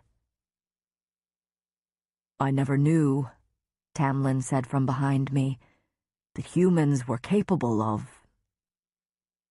He trailed off as I turned, the hand I'd put on my throat sliding down to my chest, where my heart roared with a fierce sort of joy and grief and overwhelming humility. Humility before that magnificent art. He stood by the doors, head cocked in that animalistic way, the words still lost on his tongue. I wiped at my damp cheeks. "It's perfect, wonderful, beyond my wildest imaginings didn't cover it." I kept my hand over my heart. "Thank you," I said. It was all I could find to show him what these paintings, to be allowed into this room, meant. "Come here whenever you want." I smiled at him, hardly able to contain the brightness in my heart. His returning smile was tentative but shining, and then he left me to admire the gallery at my own leisure. I stayed for hours, stayed until I was drunk on the art, until I was dizzy with hunger and wandered out to find food. After lunch, Alice showed me to an empty room on the first floor with a table full of canvases of various sizes, brushes whose wooden handles gleamed in the perfect clear light, and paints. So many paints, beyond the 4 basic ones I'd hoped for, that the breath was knocked from me again. And when Alice was gone and the room was quiet and waiting and utterly mine, then I began to paint. Weeks passed, the days melting together. I painted and painted, most of it awful and useless. I never let anyone see it, no matter how much Tamlin prodded and Lucian smirked at my paint-splattered clothes. I never felt satisfied that my work matched the images burning in my mind. Often I painted from dawn until dusk, sometimes in that room, sometimes out in the garden. Occasionally I'd take a break to explore the spring lands with Tamlin as my guide, coming back with fresh ideas that had me leaping out of bed the next morning to sketch or scribble down the scenes or colors as I'd glimpsed them. But there were the days when Tamlin was called away to face the latest threat to his borders, and even painting couldn't distract me until he returned, covered in blood that wasn't his own, sometimes in his beast form, sometimes as the High Lord. He never gave me details, and I didn't presume to ask about them. His safe return was enough. Around the manor itself, there was no sign of creatures like the Naga or the bog, but I stayed well away from the western woods, even though I painted them often enough from memory. And though my dreams continued to be plagued by the deaths I'd witnessed, the deaths I'd caused, and that horrible pale woman ripping me to shreds, all watched over by a shadow I could never quite glimpse, I slowly stopped being so afraid. Stay with the High Lord, you will be safe. So I did. The spring court was a land of rolling green hills and lush forests and clear, bottomless lakes. Magic didn't just abound in the bumps and the hollows. It grew there. Try as I might to paint it, I could never capture it, the feel of it. So sometimes I dared to paint the High Lord, who rode at my side when we wandered his grounds on lazy days. The High Lord, whom I was happy to talk to or spend hours in comfortable silence with. It was probably the lulling of magic that clouded my thoughts, and I didn't think of my family until I passed the outer hedge wall one morning, scouting for a new spot to paint.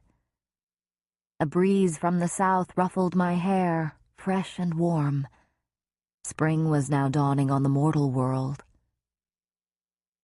My family, glamored, cared for, safe, still had no idea where I was.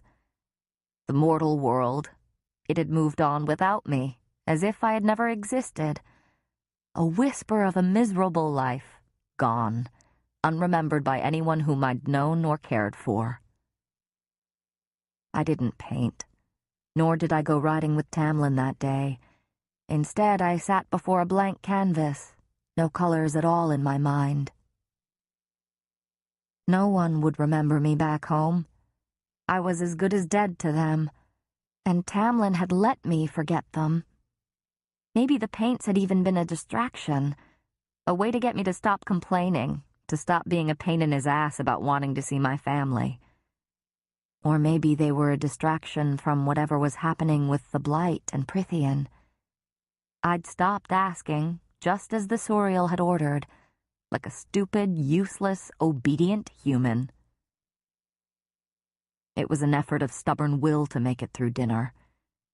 Tamlin and Lucien noticed my mood and kept conversation between themselves.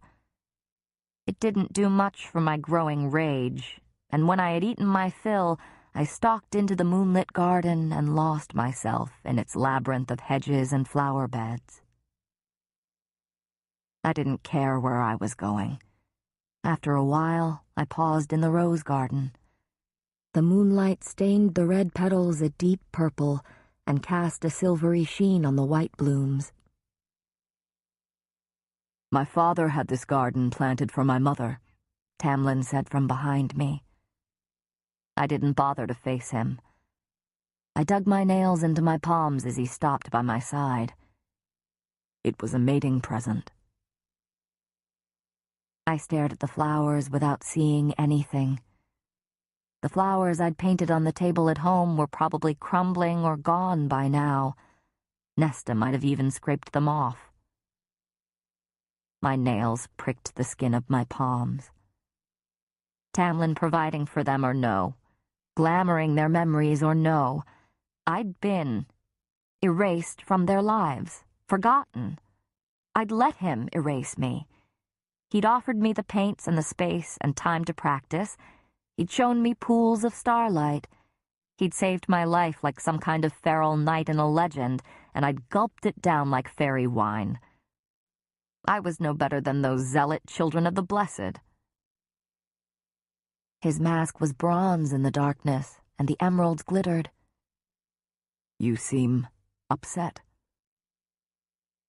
I stalked to the nearest rose bush and ripped off a rose, my fingers tearing on the thorns.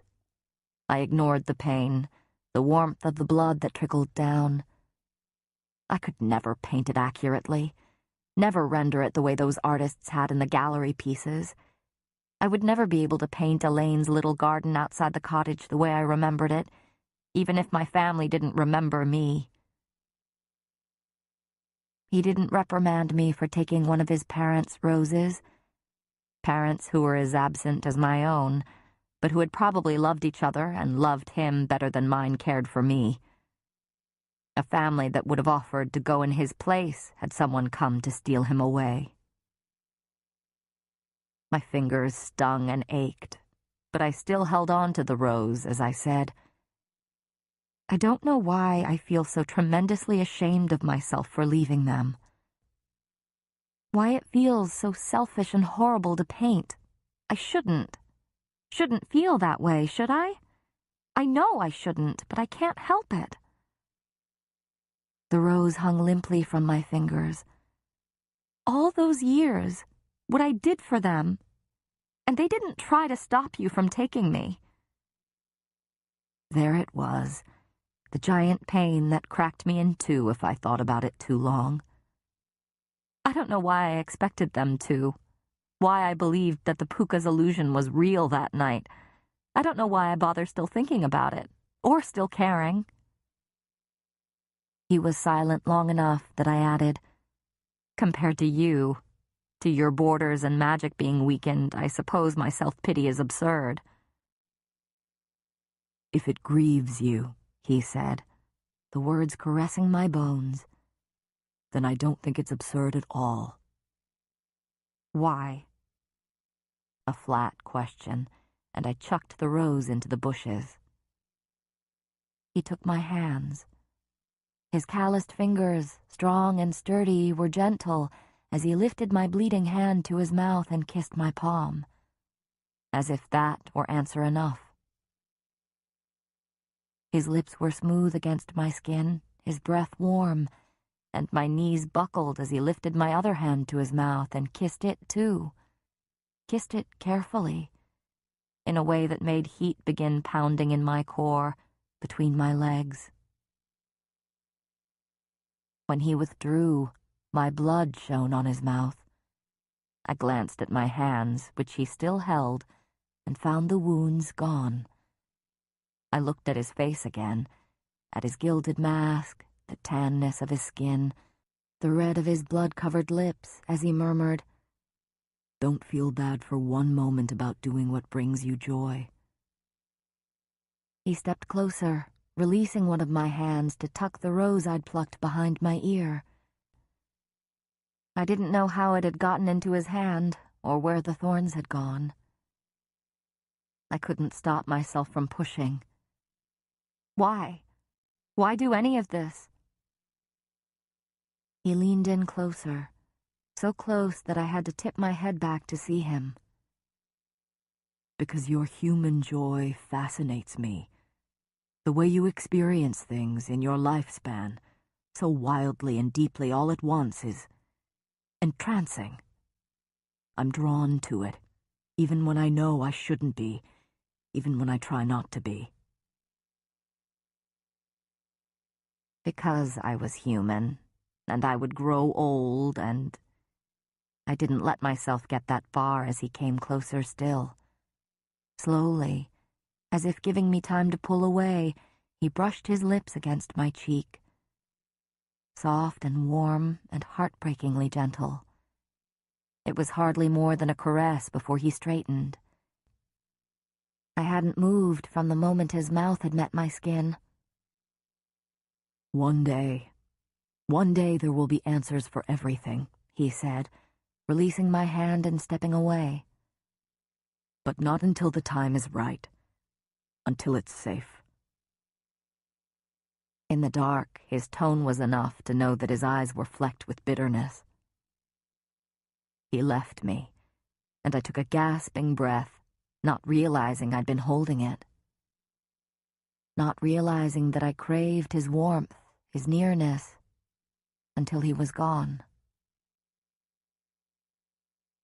Lingering mortification over what I'd admitted, what had changed between us, had me skulking out of the manor after breakfast, fleeing for the sanctuary of the woods for some fresh air, and to study the light and colors. I brought my bow and arrows, along with the jeweled hunting knife that Lucian had given me. Better to be armed than caught empty-handed. I crept through the trees and brush for no more than an hour before I felt a presence behind me, coming ever closer, sending the animals running for cover. I smiled to myself, and 20 minutes later, I settled in the crook of a towering elm and waited. Brush rustled. Hardly more than a breeze's passing, but I knew what to expect, knew the signs. A snap and roar of fury echoed across the lands, scattering the birds. When I climbed out of the tree and walked into the little clearing, I merely crossed my arms and looked up at the High Lord, dangling by his legs from the snare I'd laid. Even upside down, he smiled lazily at me as I approached. Cruel human. That's what you get for stalking someone. He chuckled, and I came close enough to dare stroke a finger along the silken golden hair dangling just above my face, admiring the many colors within it, the hues of yellow and brown and wheat. My heart thundered, and I knew he could probably hear it. But he leaned his head toward me, a silent invitation, and I ran my fingers through his hair, gently, carefully. He purred, the sound rumbling through my fingers, arms, legs, and core. I wondered how that sound would feel if you were fully pressed up against me, skin to skin. I stepped back. He curled upward in a smooth, powerful motion and swiped with a single claw at the creeping vine I'd used for rope. I took a breath to shout, but he flipped as he fell, landing smoothly on his feet. It would be impossible for me to ever forget what he was and what he was capable of. He took a step closer to me, the laughter still dancing on his face. "Feeling better today?" I mumbled some non-committal response. "Good," he said, either ignoring or hiding his amusement. "But just in case, I wanted to give you this," he added, pulling some papers from his tunic and extending them to me. I bit the inside of my cheek as I stared down at the 3 pieces of paper. It was a series of 5-lined poems. There were 5 of them altogether, and I began sweating at words I didn't recognize. It would take me an entire day just to figure out what these words meant. "Before you bolt or start yelling," he said, coming around to peer over my shoulder. If I'd dared, I could have leaned back into his chest. His breath warmed my neck, the shell of my ear. He cleared his throat and read the first poem. "There once was a lady most beautiful, spirited, if a little unusual. Her friends were few, but how the men did queue, but to all she gave a refusal." My brows rose so high I thought they'd touch my hairline, and I turned, blinking at him, our breath mingling as he finished the poem with a smile. Without waiting for my response, Tamlin took the papers and stepped a pace away to read the second poem, which wasn't nearly as polite as the first. By the time he read the third poem, my face was burning. Tamlin paused before he read the fourth, then handed me back the papers. "Final word in the 2nd and 4th line of each poem," he said, jerking his chin toward the papers in my hands. Unusual. Q. I looked at the second poem. Slaying. Conflagration. "These are—" I started. "Your list of words was too interesting to pass up, and not good for love poems at all."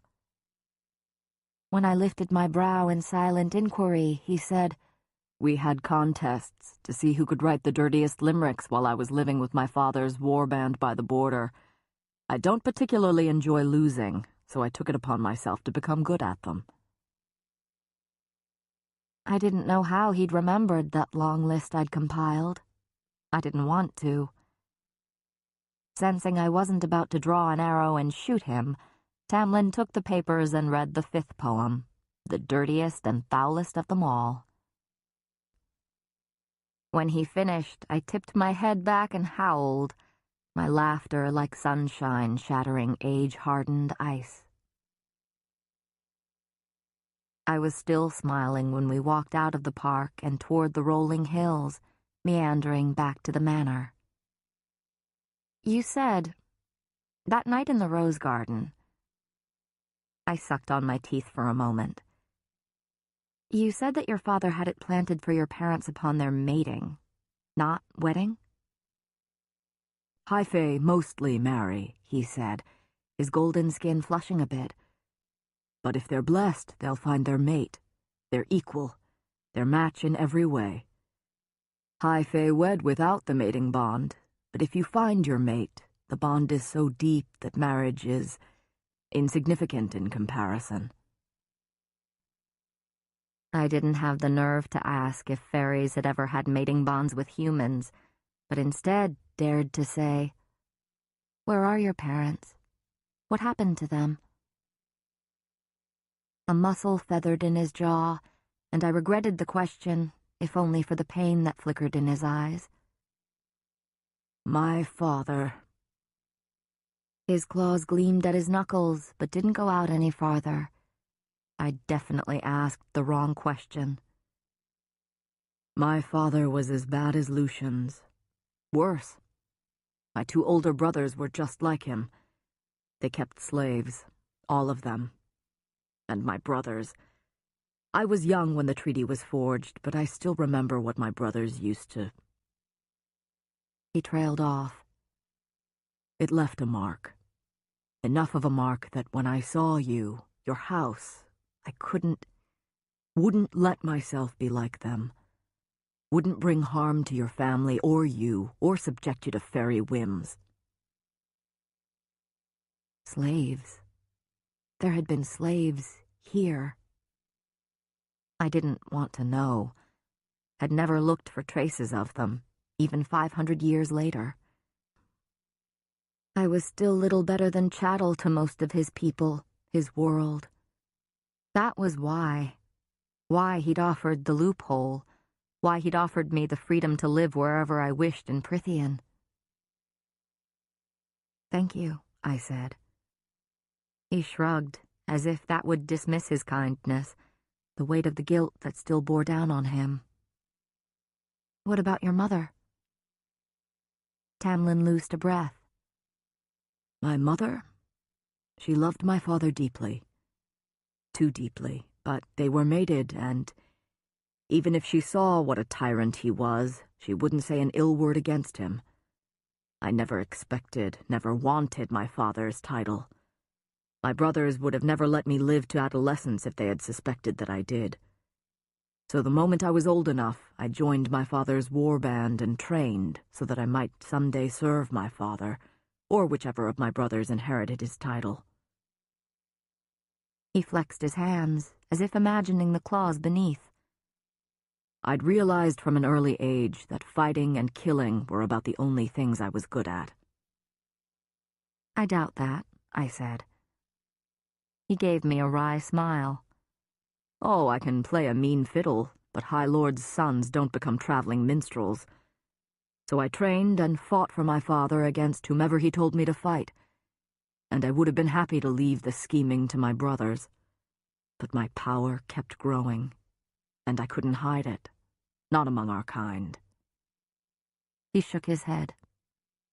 Fortunately, or unfortunately, they were all killed by the High Lord of an enemy court. I was spared for whatever reason or cauldron granted luck. My mother I mourned. The others? A too tight shrug. My brothers would not have tried to save me from a fate like yours. I looked up at him. Such a brutal, harsh world, with families killing each other for power, for revenge, for spite and control. Perhaps his generosity, his kindness, was a reaction to that. Perhaps he'd seen me and found it to be like gazing into a mirror of sorts. "I'm sorry about your mother," I said, and it was all I could offer. All he'd once been able to offer me. He gave me a small smile. "So that's how you became High Lord?" Most High Lords are trained from birth in manners and laws and court warfare. When the title fell to me, it was a rough transition.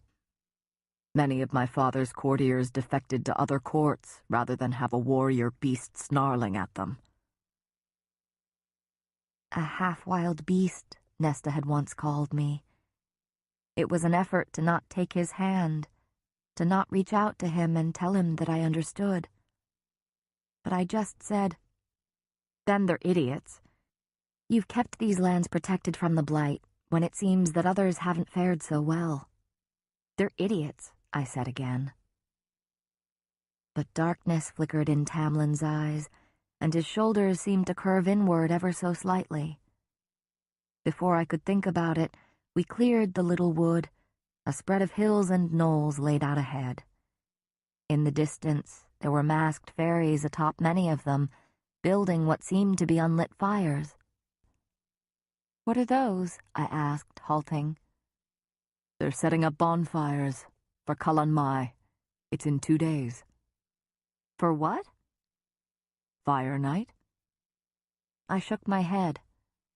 We don't celebrate holidays in the human realm. Not after your people left. In some places it's forbidden. We don't even remember the names of your gods. What does Kala Fire Night celebrate? He rubbed his neck. It's just a spring ceremony. We light bonfires, and the magic that we create helps regenerate the land for the year ahead. How do you create the magic? There's a ritual, but it's very fairy. He clenched his jaw and continued walking, away from the unlit fires. You might see more fairies around than usual. Fairies from this court and from other territories who are free to wander across the borders that night. I thought the blight had scared many of them away.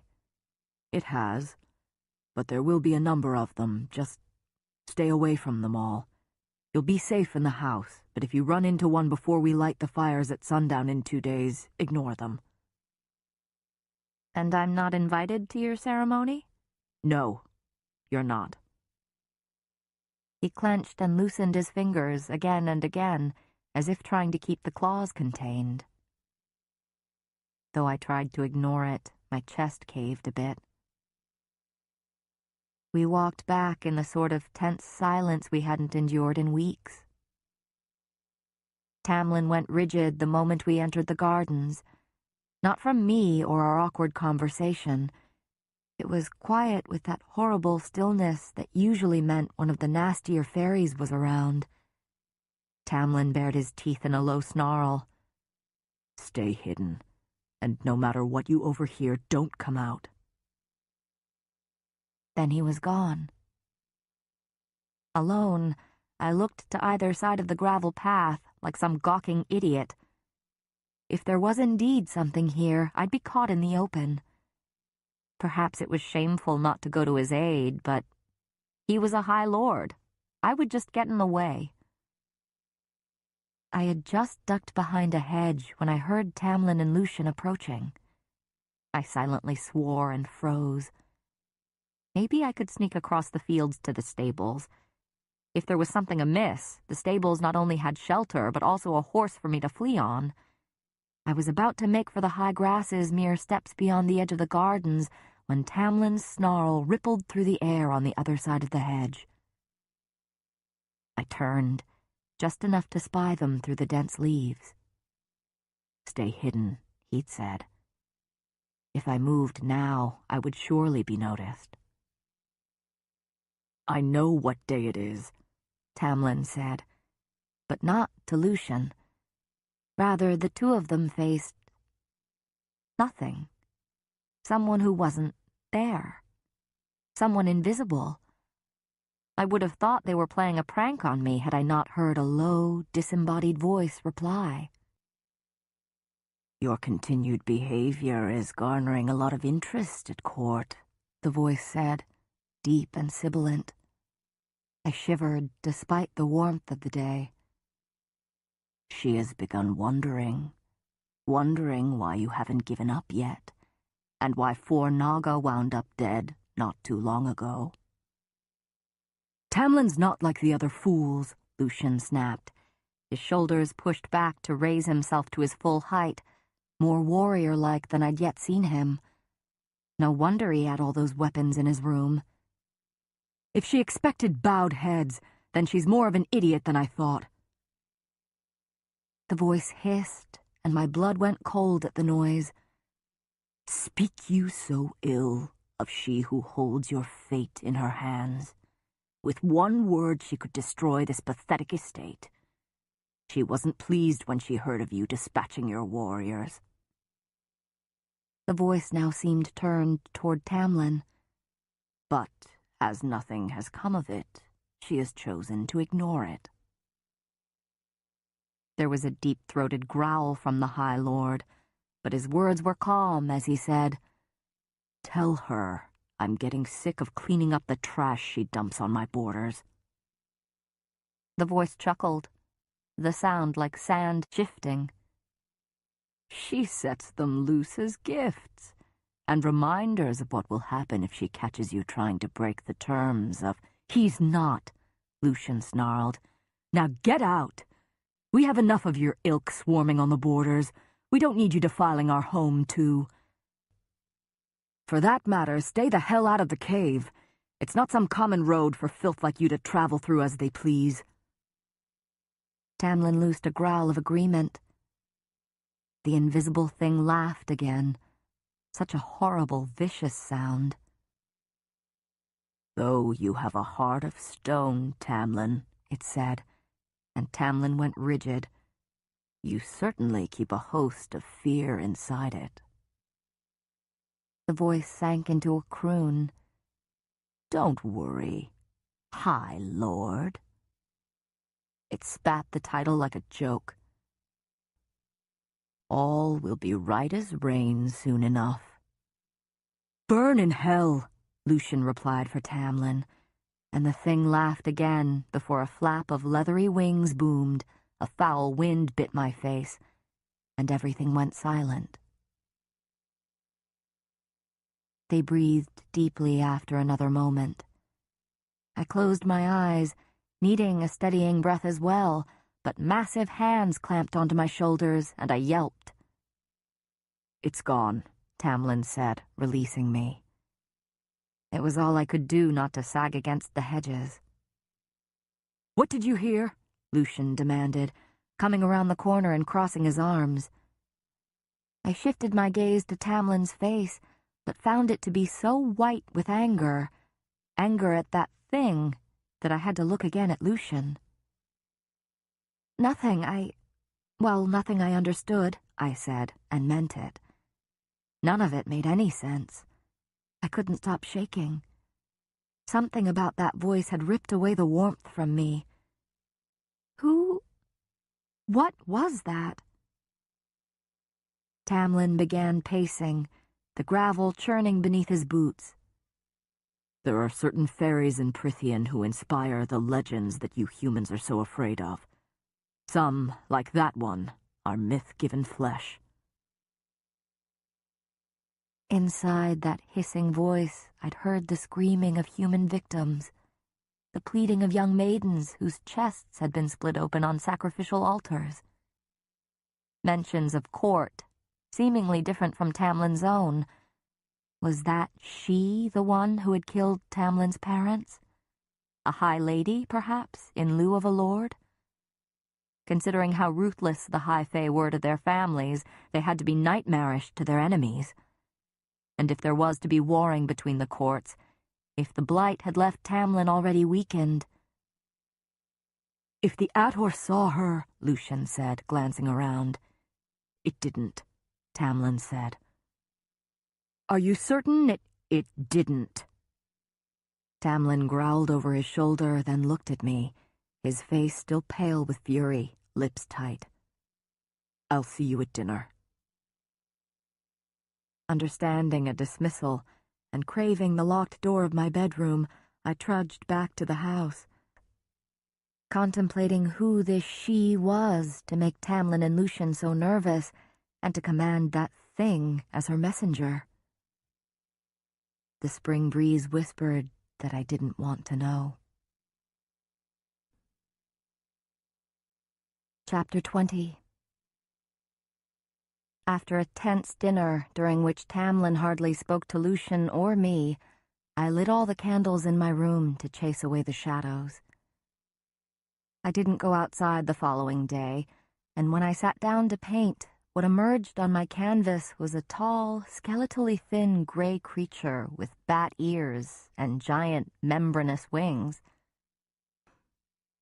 Its snout was open in a roar, revealing row after row of fangs as it leaped into flight. As I painted it, I could have sworn that I could smell breath that reeked of carrion, that the air beneath its wings whispered promises of death. The finished product was chilling enough that I had to set aside the painting in the back of the room and go try to persuade Alice to let me help with the fire night food preparations in the kitchen. Anything to avoid going into the garden, where the Ator might appear.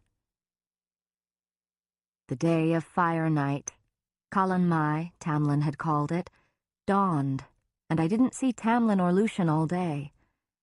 As the afternoon shifted into dusk, I found myself again at the main crossroads of the house. None of the bird-faced servants were to be found. The kitchen was empty of staff and the food they'd been preparing for 2 days. The sound of drums issued. The drum beats came from far away, beyond the garden, past the game park, into the forest that lay beyond. They were deep, probing.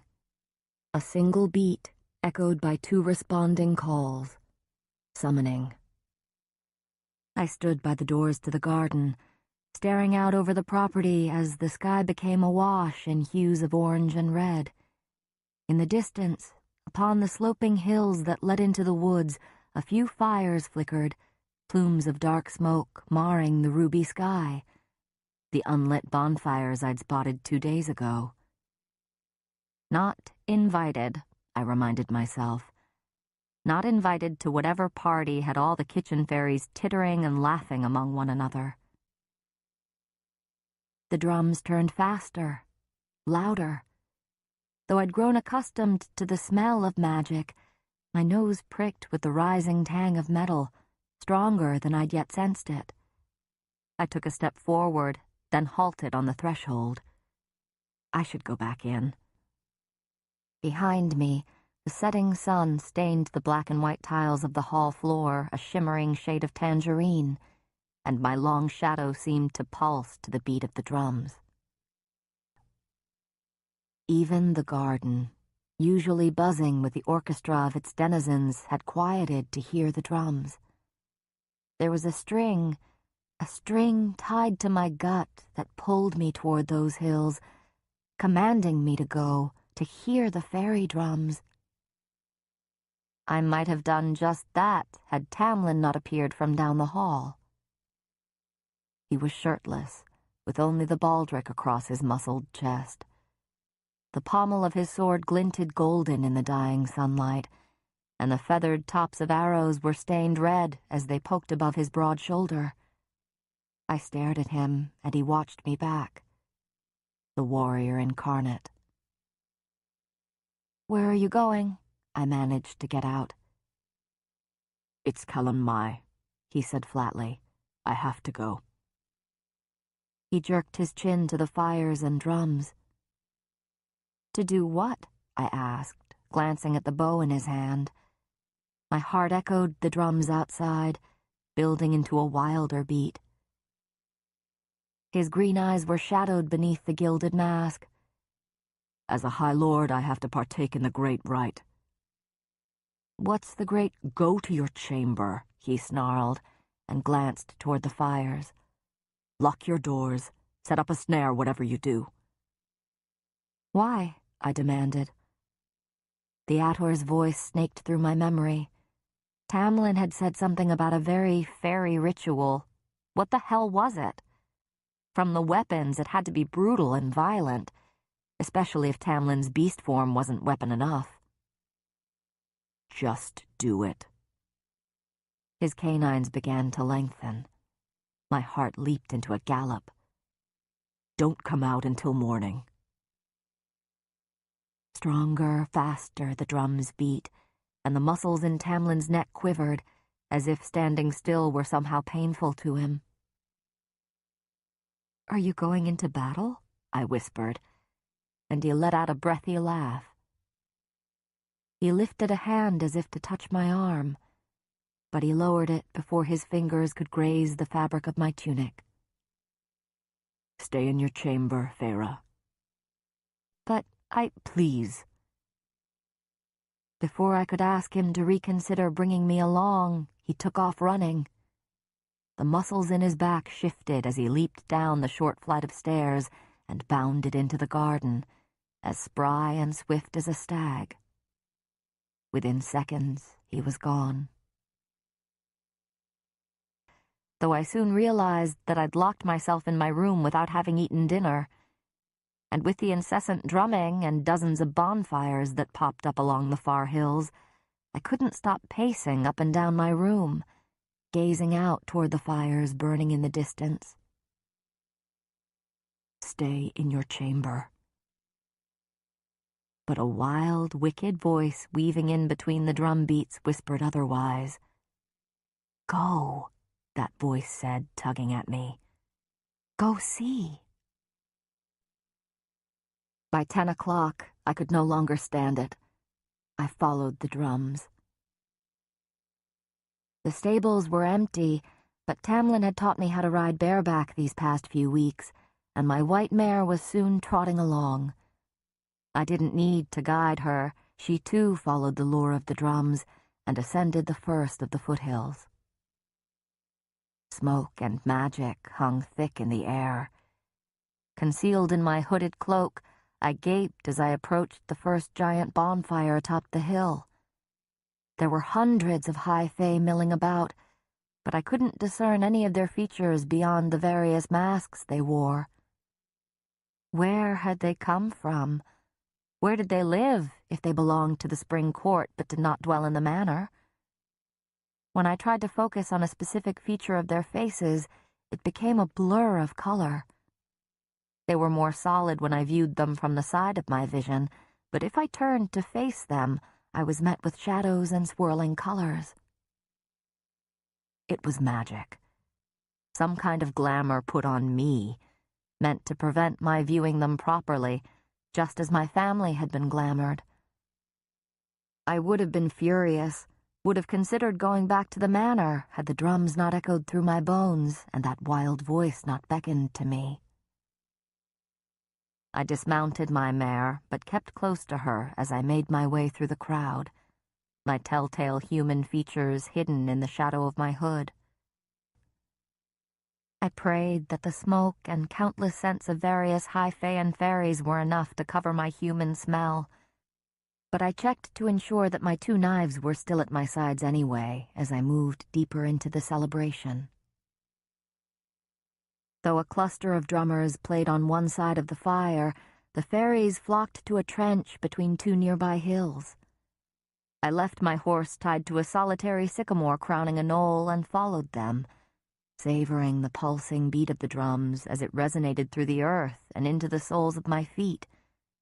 No one looked twice in my direction. I almost slid down the steep bank as I entered the hollow. At one end, a cave mouth opened into a soft hillside. Its exterior had been adorned with flowers and branches and leaves, and I could make out the beginnings of a pelt-covered floor just past the cave mouth.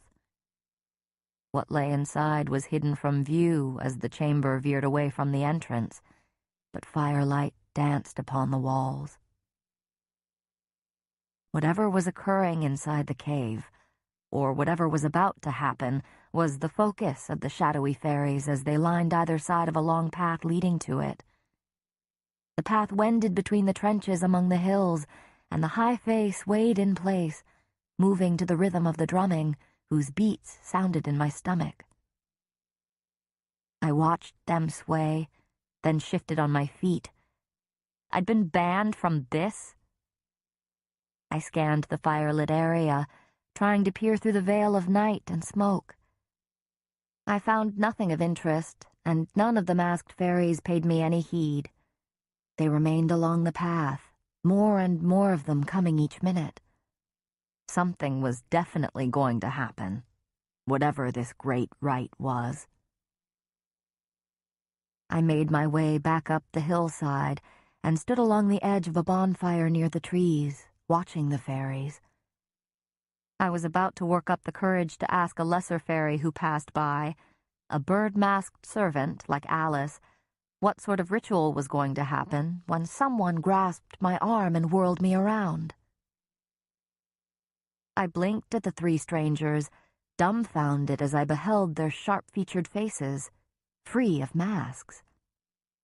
They looked like high fae, but there was something slightly different about them, something taller and leaner than Tamlin or Lucian, something crueler in their pitch-black, depthless eyes.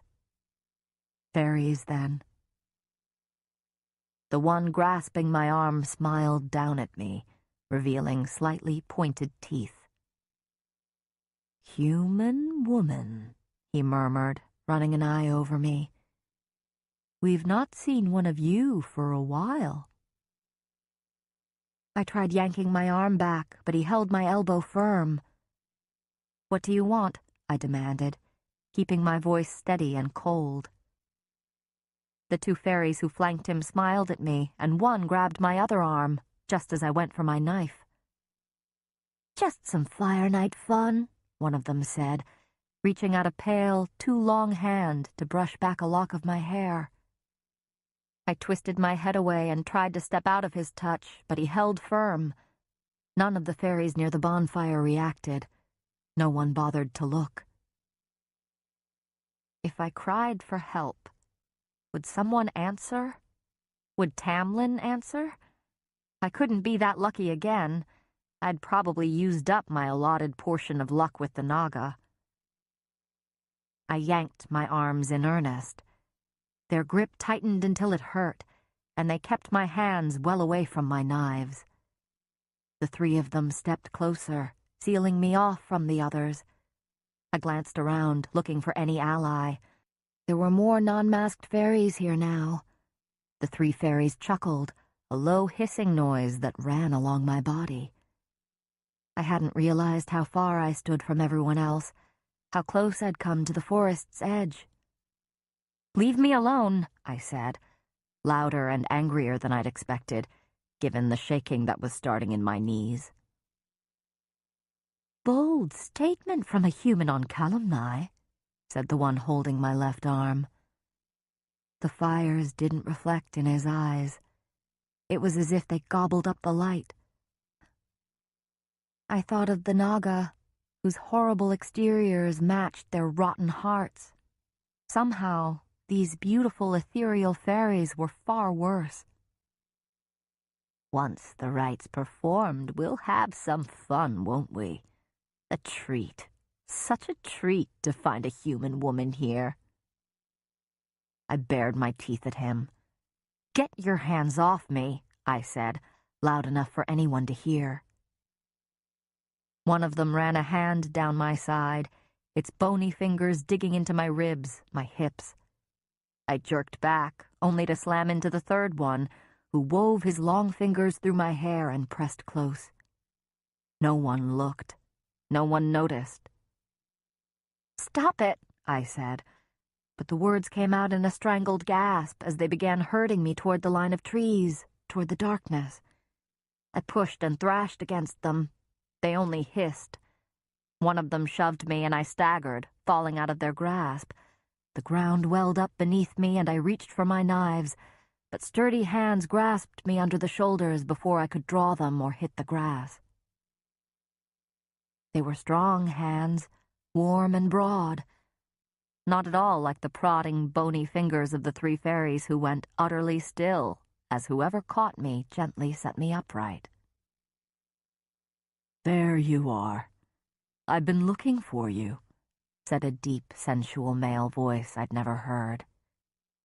But I kept my eyes on the three fairies, bracing myself for flight as the male behind me stepped to my side and slipped a casual arm around my shoulder. The three lesser fairies paled, their dark eyes wide. "Thank you for finding her for me," my savior said to them, smooth and polished. "Enjoy the rite." There was enough of a bite beneath his last words that the fairies stiffened. Without further comment, they scuttled back to the bonfires. I stepped out of the shelter of my savior's arm and turned to thank him. Standing before me was the most beautiful man I'd ever seen. Chapter 21. Everything about the stranger radiated sensual grace and ease. High fae, no doubt. His short black hair gleamed like a raven's feathers, offsetting his pale skin and blue eyes so deep they were violet, even in the firelight. They twinkled with amusement as he beheld me. For a moment, we said nothing. thank you didn't seem to cover what he'd done for me, but something about the way he stood with absolute stillness, the night seeming to press in closer around him, made me hesitant to speak. Made me want to run in the other direction. He too wasn't wearing a mask. From another court, then. A half-smile played on his lips. What's a mortal woman doing here on Fire Night? His voice was a lover's purr that sent shivers through me, caressing every muscle and bone and nerve. I took a step back. My friends brought me. The drumming was increasing in tempo, building to a climax I didn't understand. It had been so long since I'd seen a bare face that looked even vaguely human. His clothes, all black, all finely made, were cut close enough to his body that I could see how magnificent he was, as if he'd been molded from the night itself. And who are your friends? He was still smiling at me, a predator sizing up prey. 2 ladies? I lied again. Their names? He prowled closer, slipping his hands into his pockets. I retreated a little more and kept my mouth shut. Had I just traded 3 monsters for something far worse? When it became apparent I wouldn't answer, he chuckled. You're welcome, he said, for saving you. I bristled at his arrogance, but retreated another step. I was close enough to the bonfire, to that little hollow where the fairies were all gathering, that I could make it if I sprinted. Maybe someone would take pity on me. Maybe Lucian or Alice were there. Strange for a mortal to be friends with 2 fairies, he mused, and began circling me. I could have sworn tendrils of star-kissed night trailed in his wake. Aren't humans usually terrified of us? And aren't you, for that matter, supposed to keep to your side of the wall? I was terrified of him, but I wasn't about to let him know. I've known them my whole life. I've never had anything to fear from them. He paused his circling. He now stood between me and the bonfire, and my escape route. And yet, they brought you to the Great Rite and abandoned you. They went to get refreshments, I said, and his smile grew. Whatever I'd just said had given me away. I'd spotted the servants hauling off the food, but maybe it wasn't here. He smiled for a heartbeat longer. I had never seen anyone so handsome, and never had so many warning bells pealed in my head because of it. I'm afraid the refreshments are a long way off, he said, coming closer now. It might be a while before they return. May I escort you somewhere in the meantime? He removed a hand from his pocket to offer his arm. He'd been able to scare off those fairies without lifting a finger. No, I said, my tongue thick and heavy. He waved his hand toward the hollow, toward the drums. Enjoy the rite, then. Try to stay out of trouble. His eyes gleamed in a way that suggested staying out of trouble meant staying far, far away from him. Though it might have been the biggest risk I'd ever taken, I blurted, "So you're not a part of the Spring Court?" He returned to me, every movement exquisite and laced with lethal power, but I held my ground as he gave me a lazy smile. Do I look like I'm a part of the Spring Court? The words were tinged with an arrogance that only an immortal could achieve. He laughed under his breath. No, I'm not a part of the noble Spring Court, and glad of it. He gestured to his face, where a mask might go. I should have walked away, should have shut my mouth. Why are you here, then? The man's remarkable eyes seemed to glow, with enough of a deadly edge that I backed up a step. Because all the monsters have been let out of their cages tonight, no matter what court they belong to, so I may roam wherever I wish until the dawn. More riddles and questions to be answered. But I'd had enough, especially as his smile turned cold and cruel. "Enjoy the rite," I repeated as blandly as I could. I hurried back to the hollow, too aware of the fact that I was putting my back to him. I was grateful to lose myself in the crowd milling along the path to the cave, still waiting for some moment to occur. When I stopped shaking, I looked around at the gathered fairies. Most of them still wore masks, but there were some, like that lethal stranger and those 3 horrible fairies, who wore no masks at all, either fairies with no allegiance or members of other courts. I couldn't tell them apart. As I scanned the crowd, my eyes met with those of a masked fairy across the path. One was russet and shone as brightly as his red hair. The other was metal. I blinked at the same moment he did, and then his eyes went wide. He vanished into nothing, and a second later, someone grabbed my elbow and yanked me out of the crowd. "Have you lost your senses?" Lucian shouted above the drums. His face was ghostly pale. "What are you doing here?"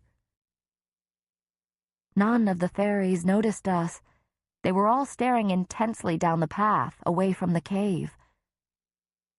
"I wanted to," I started, but Lucian cursed violently. "Idiot!" he yelled at me, then glanced behind him toward where the other fairies stared. "Useless human fool!" Without a further word, he slung me over his shoulder as if I were a sack of potatoes. Despite my wriggling and shouts of protest, despite my demands that he get my horse, he held firm, and when I looked up, I found that he was running. Fast. Faster than anything should be able to move. It made me so nauseated that I shut my eyes. He didn't stop until the air was cooler and calmer, and the drumming was distant. Lucian dropped me on the floor of the manor hallway, and when I steadied myself, I found his face just as pale as before. "You stupid mortal!" he snapped. "Didn't he tell you to stay in your room?" Lucian looked over his shoulder toward the hills, where the drumming became so loud and fast that it was like a rainstorm. "That was hardly anything. That wasn't even the ceremony." It was only then that I saw the sweat on his face and the panicked gleam in his eyes. "By the cauldron, if Tam found you there." "So what?" I said, shouting as well. I hated feeling like a disobedient child. "It's the great rite. Cauldron boil me. Didn't anyone tell you what it is?" My silence was answer enough. I could almost see the drum beats pulsing against his skin, beckoning him to rejoin the crowd. "Fire Night signals the official start of spring, in Prythian as well as in the mortal world," Lucian said. While his words were calm, they trembled slightly. I leaned against the wall of the hallway, forcing myself into a casualness I didn't feel. "Here, our crops depend on the magic we regenerate on Kalanmai, tonight." I stuffed my hands into the pockets of my pants.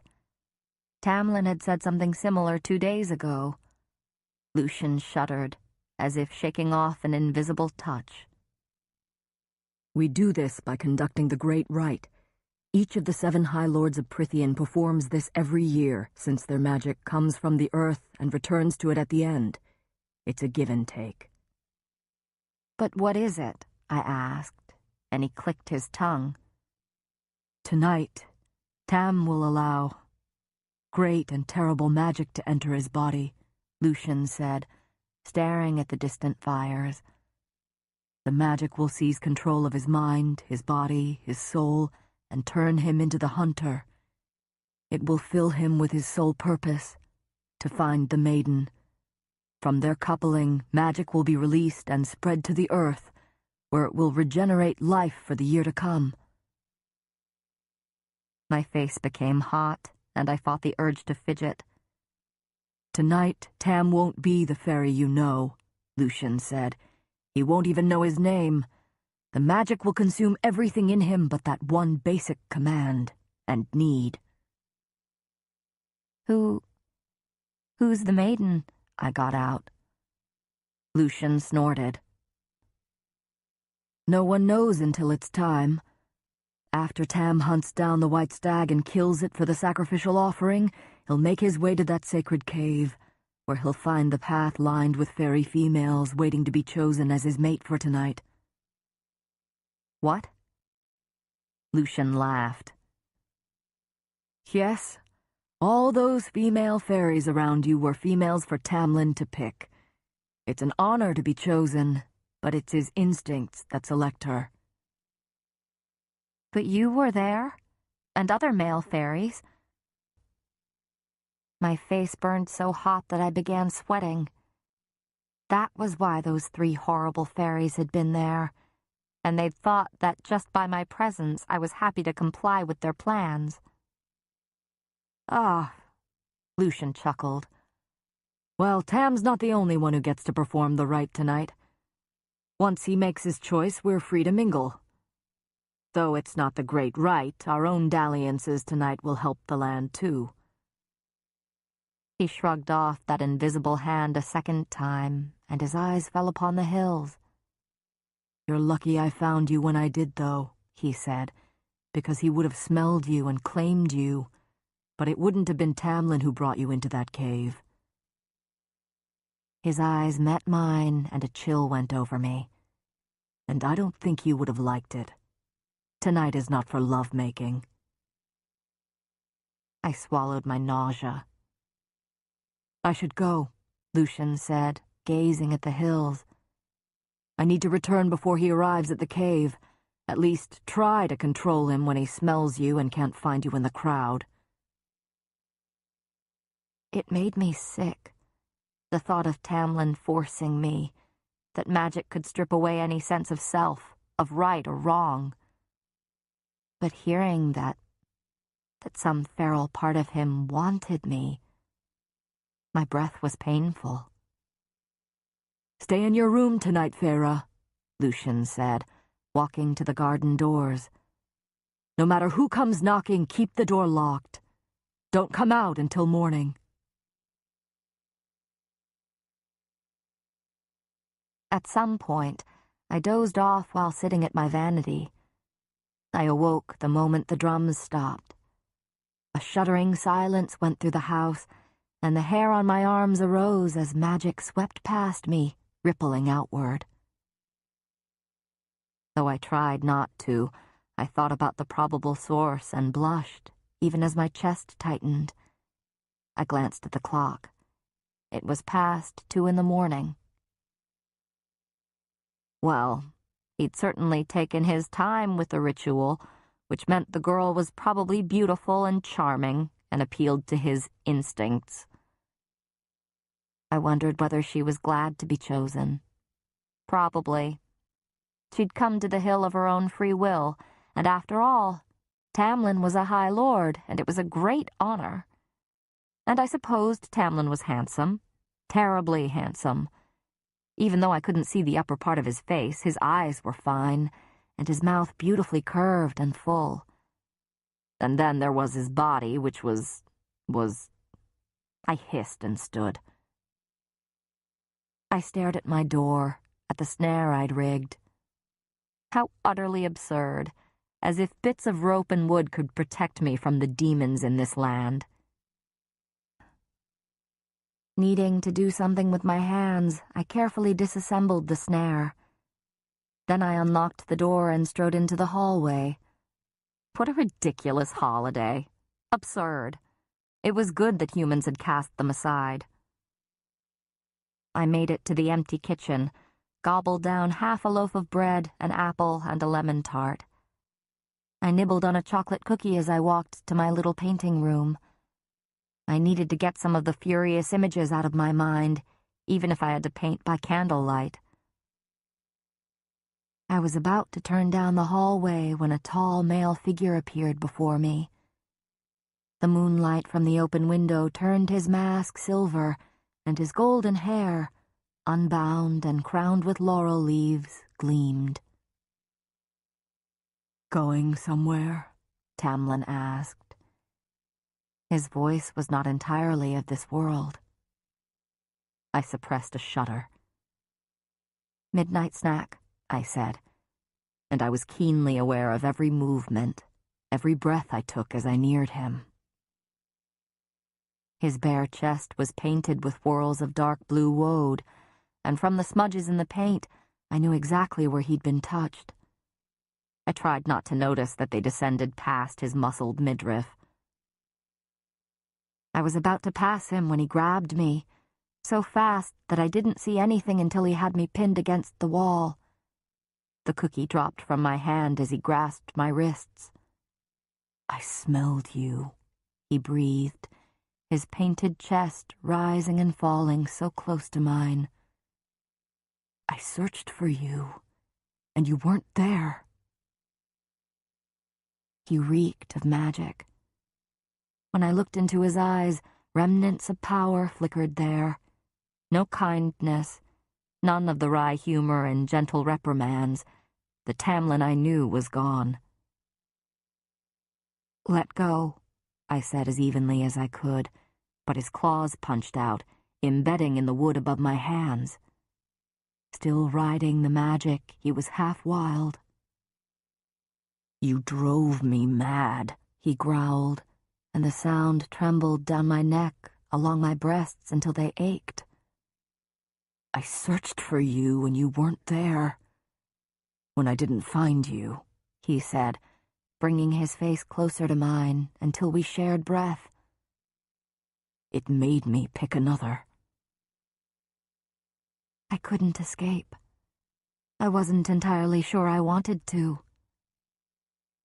"She asked me not to be gentle with her either," he snarled, his teeth bright in the moonlight.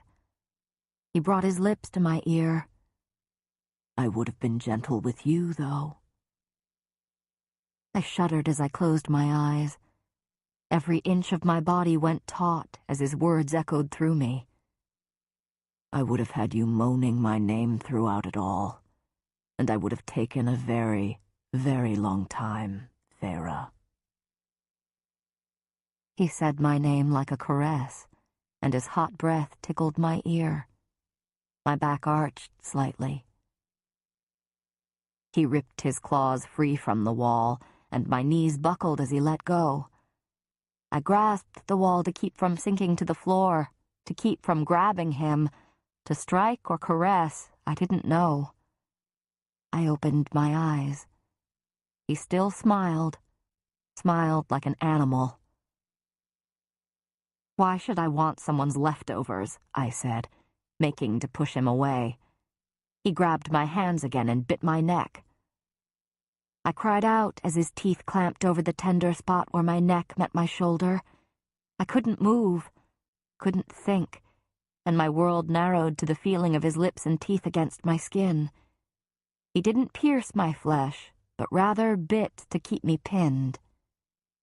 The push of his body against mine, the hard and the soft, made me see red. See lightning, made me grind my hips against his. I should hate him for his stupid ritual, for the female he'd been with tonight. His bite lightened, and his tongue caressed the places his teeth had been.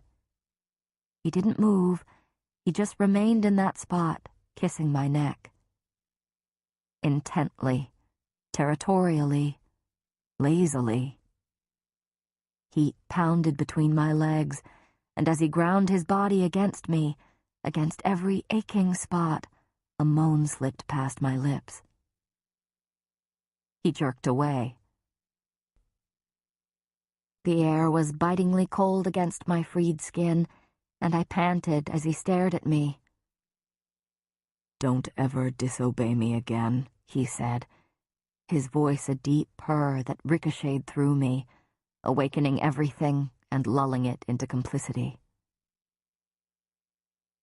Then I reconsidered his words and straightened. He grinned at me in that wild way, and my hand connected with his face. "Don't tell me what to do," I breathed, my palm stinging.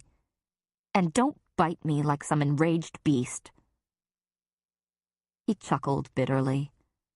The moonlight turned his eyes to the color of leaves in shadow. More. I wanted the hardness of his body crushing against mine. I wanted his mouth and teeth and tongue on my bare skin, on my breasts, between my legs. Everywhere. I wanted him everywhere. I was drowning in that need. His nostrils flared as he scented me, scented every burning, raging thought that was pounding through my body, my senses. The breath rushed from him in a mighty whoosh. He growled once, low and frustrated and vicious, before prowling away. Chapter 22. I awoke when the sun was high, after tossing and turning all night, empty and aching. The servants were sleeping in after their night of celebrating, so I made myself a bath and took a good long soak. Try as I might to forget the feel of Tamlin's lips on my neck, I had an enormous bruise where he'd bitten me. After bathing, I dressed and sat at the vanity to braid my hair. I opened the drawers of the vanity, searching for a scarf or something to cover the bruise peeking over the collar of my blue tunic, but then paused and glared at myself in the mirror. He'd acted like a brute and a savage, and if he'd come to his senses by this morning, then seeing what he'd done would be minimal punishment. Sniffing, I opened the collar of my tunic farther and tucked stray strands of my golden brown hair behind my ears so there would be no concealing it. I was beyond cowering. Humming to myself and swinging my hands, I strode downstairs and followed my nose to the dining room, where I knew lunch was usually served for Tamlin and Lucien. When I flung open the doors, I found them both sprawled in their chairs. I could have sworn that Lucien was sleeping upright, fork in hand. "Good afternoon," I said cheerfully, with an especially saccharine smile for the High Lord. He blinked at me, and both of the ferrymen murmured their greetings as I took a seat across from Lucien, not my usual place facing Tamlin. I drank deeply from my goblet of water before piling food on my plate. I savored the tense silence as I consumed the meal before me. "You look refreshed," Lucien observed with a glance at Tamlin. I shrugged. "Sleep well?" "Like a babe." I smiled at him and took another bite of food and felt Lucien's eyes travel inexorably to my neck. "What is that bruise?" Lucien demanded. I pointed with my fork to Tamlin. "Ask him. He did it." Lucien looked from Tamlin to me and then back again. "Why does Feyre have a bruise on her neck from you?" he asked with no small amount of amusement. "I bit her," Tamlin said, not pausing as he cut his steak. "We ran into each other in the hall after the rite." I straightened in my chair. "She seems to have a death wish," he went on, cutting his meat. The claws stayed retracted, but pushed against the skin above his knuckles. My throat closed up. Oh, he was mad, furious at my foolishness for leaving my room, but somehow managed to keep his anger on a tight, tight leash. "So, if Feyre can't be bothered to listen to orders, then I can't be held accountable for the consequences." "Accountable?" I sputtered, placing my hands flat on the table. "You cornered me in the hall like a wolf with a rabbit." Lucien propped an arm on the table and covered his mouth with his hand, his russet eye bright. "While I might not have been myself, Lucien and I both told you to stay in your room," Tamlin said, so calmly that I wanted to rip out my hair. I couldn't help it. Didn't even try to fight the red-hot temper that raised my senses. "Fairy pig!" I yelled, and Lucien howled, almost tipping back in his chair. At the sight of Tamlin's growing smile, I left. It took me a couple of hours to stop painting little portraits of Tamlin and Lucien with pig's features, but as I finished the last one, two fairy pigs wallowing in their own filth, I would call it, I smiled into the clear, bright light of my private painting room. The Tamlin I knew had returned, and it made me happy. We apologized at dinner. He even brought me a bouquet of white roses from his parents' garden, and while I dismissed them as nothing, I made certain that Alice took good care of them when I returned to my room. She gave me only a wry nod before promising to set them in my painting room. I fell asleep with a smile still on my lips. For the first time in a long, long while, I slept peacefully. "Don't know if I should be pleased or worried," Alice said the next night, as she slid the golden underdress over my upraised arms, then tugged it down. I smiled a bit, marveling at the intricate metallic lace that clung to my arms and torso like a second skin before falling loosely to the rug. "It's just a dress," I said, lifting my arms again as she brought over the gossamer turquoise overgown. It was sheer enough to see the gleaming gold mesh beneath, and light and airy and full of movement, as if it flowed on an invisible current.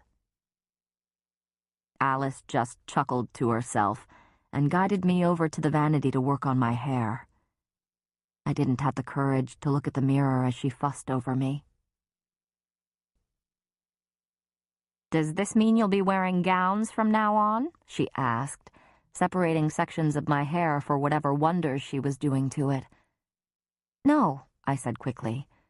"I mean, I'll be wearing my usual clothes during the day, but I thought it might be nice to try it out, at least for tonight." "I see. Good that you aren't losing your common sense entirely, then." I twisted my mouth to the side. "Who taught you to do hair like this?" Her fingers stilled, then continued their work. "My mother taught me and my sister, and her mother taught her before that." "Have you always been at the spring court?"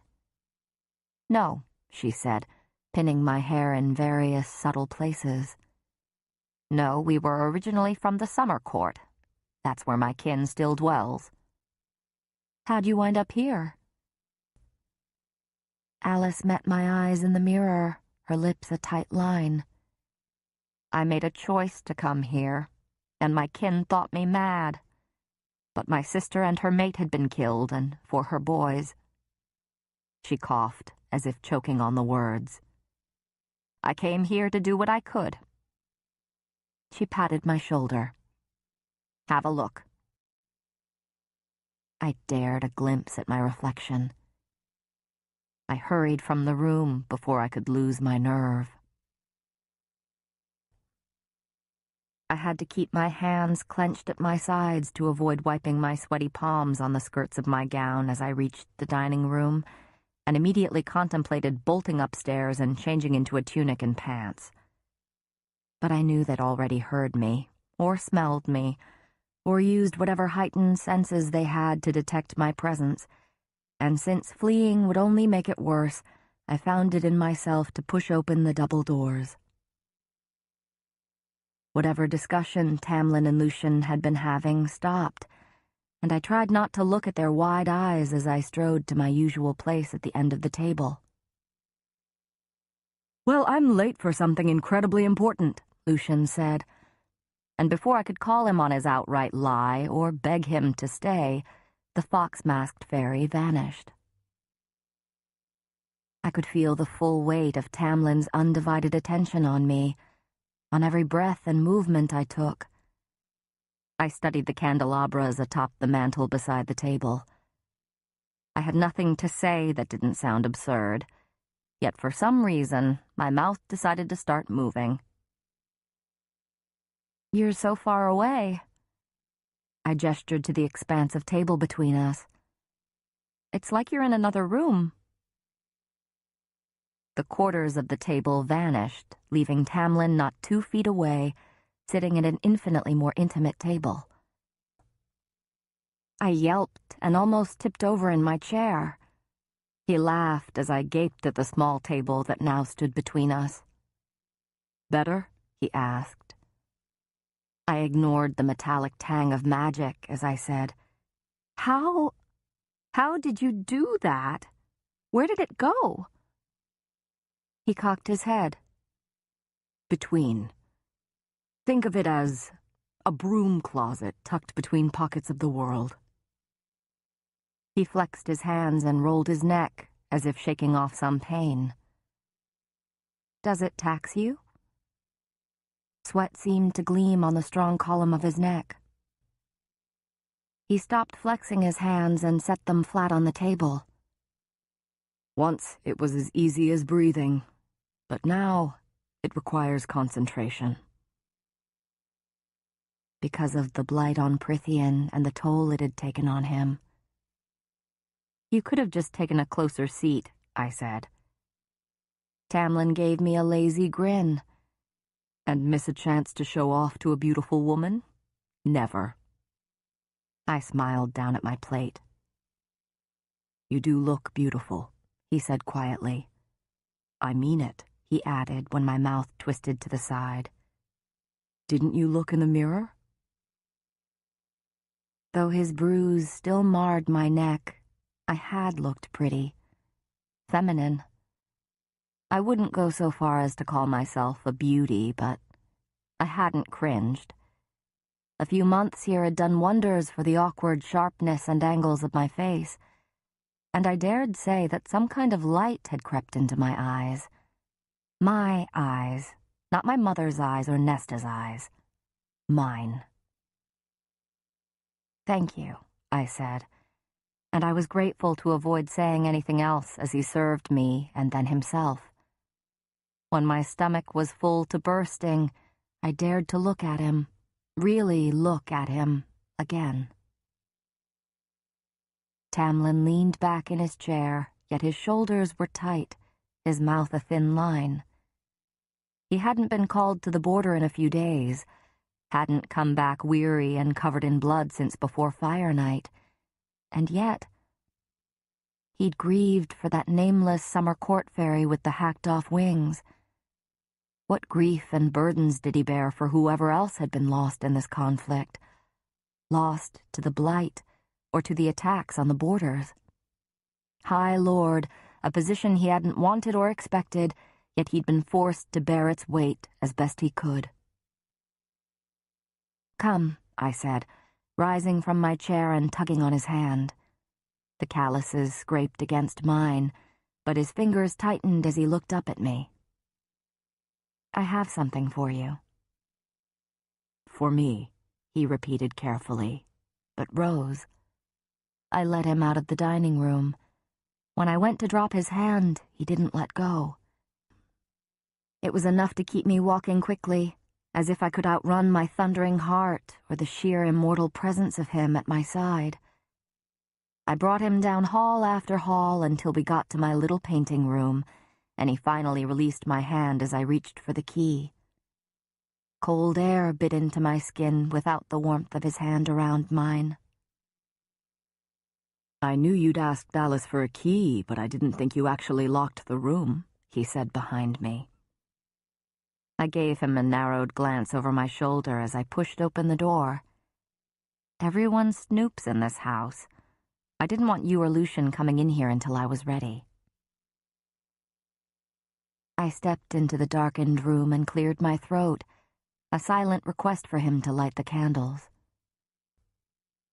It took him longer than I'd seen him need before, and I wondered if shortening the table had somehow drained him more than he'd let on. The Suriel had said the High Lords were power, and yet Yet something had to be truly, thoroughly wrong if this was all he could manage. The room gradually flared with light, and I pushed my worry aside as I stepped farther into the room. I took a deep breath and gestured to the easel and the painting I'd put there.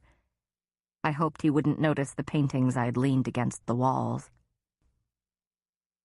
He turned in place, staring around him at the room.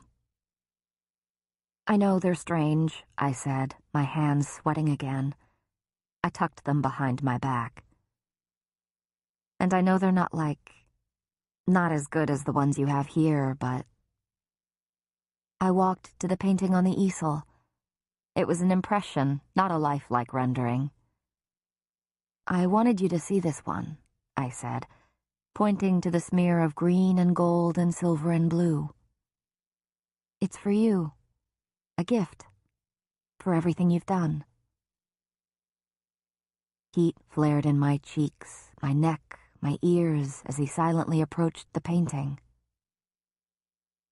"It's the glen with the pool of starlight," I said quickly. "I know what it is," he murmured, studying the painting. I backed away a step, unable to bear watching him look at it, wishing I hadn't brought him in here, blaming it on the wine I'd had at dinner, on the stupid dress. He examined the painting for a miserable eternity, then looked away, to the nearest painting leaning against the wall.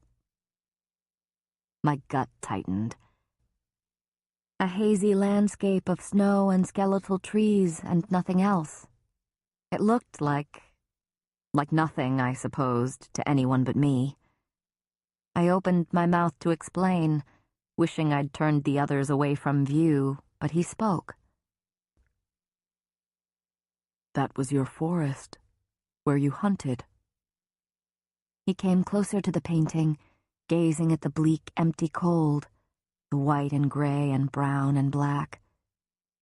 "This was your life," he clarified.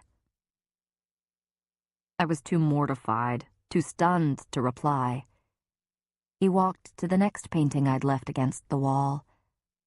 Darkness and dense brown, flickers of ruby red and orange squeezing out between them.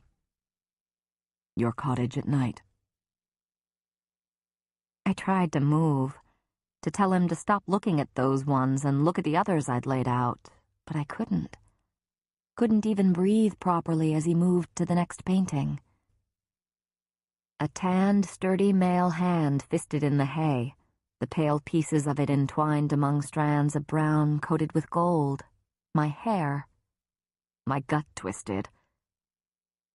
"The man you used to see, in your village." He cocked his head again as he studied the picture, and a low growl slipped out.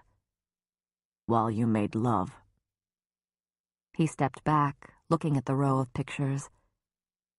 "This is the only one with any brightness."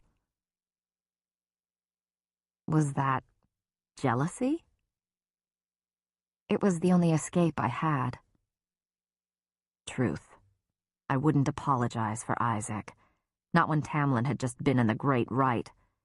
I didn't hold that against him, but if he was going to be jealous of Isaac... Tamlin must have realized it too, for he loosed a long, controlled breath before moving to the next painting. Tall shadows of men, bright red dripping off their fists, off their wooden clubs, hovering and filling the edges of the painting as they towered over the curled figure on the floor, the blood leaking from him, the leg at a wrong angle. Tamlin swore. "You were there when they wrecked your father's leg." Someone had to beg them to stop. Tamlin threw a too knowing glance in my direction and turned to look at the rest of the paintings.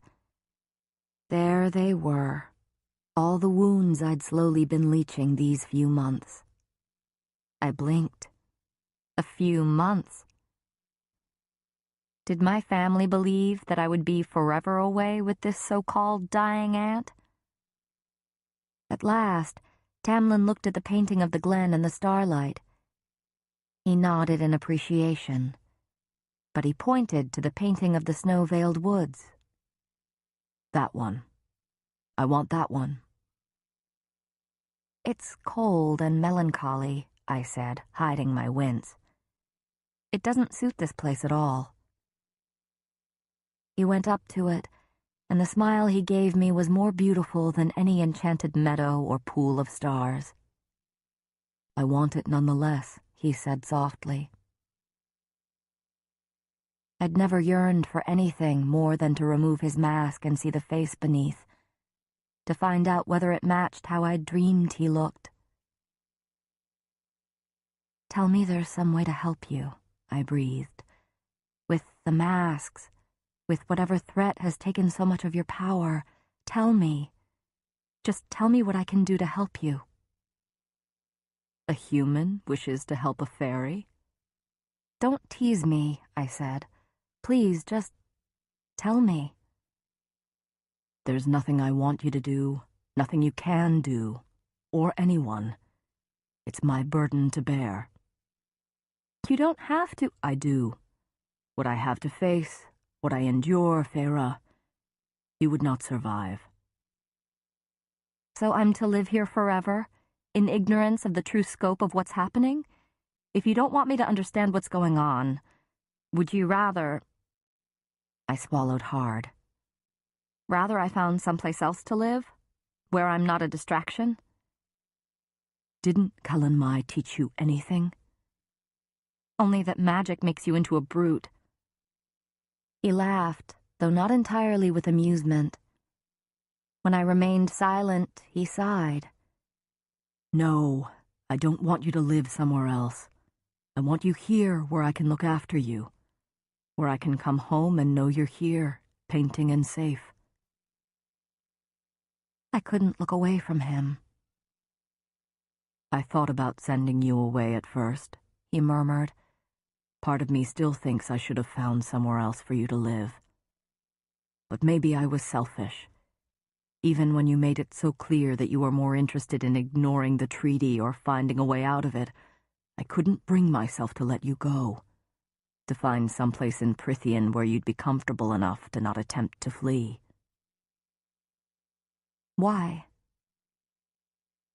He picked up the small painting of the frozen forest and examined it again. I've had many lovers, he admitted. Females of noble birth, warriors, princesses. Rage hit me, low and deep in the gut at the thought of them. Rage at their titles, their undoubtedly good looks, at their closeness to him. But they never understood what it was like, what it is like for me to care for my people, my lands, what scars are still there, what the bad days feel like. That wrathful jealousy faded away like morning dew as he smiled at my painting. This reminds me of it. Of what? I breathed. He lowered the painting, looking right at me, right into me. That I'm not alone. I didn't lock my bedroom door that night. Chapter 23. The next afternoon, I lay on my back in the grass, savoring the warmth of the sunshine filtering through the canopy of leaves, noting how I might incorporate it into my next painting. Lucien, claiming that he had miserable emissary business to attend to, had left Tamlin and me to our own devices, and the High Lord had taken me to yet another beautiful spot in his enchanted forest. But there were no enchantments here, no pools of starlight, no rainbow waterfalls. It was just a grassy glen watched over by a weeping willow, with a clear brook running through it. We lounged in comfortable silence, and I glanced at Tamlin, who dozed beside me. His golden hair and mask glistened bright against the emerald carpet. The delicate arch of his pointed ears made me pause. He opened an eye and smiled lazily at me. That willow's singing always puts me to sleep. The what of what? I said. propping myself on my elbows to stare at the tree above us. Tamlin pointed toward the willow. The branches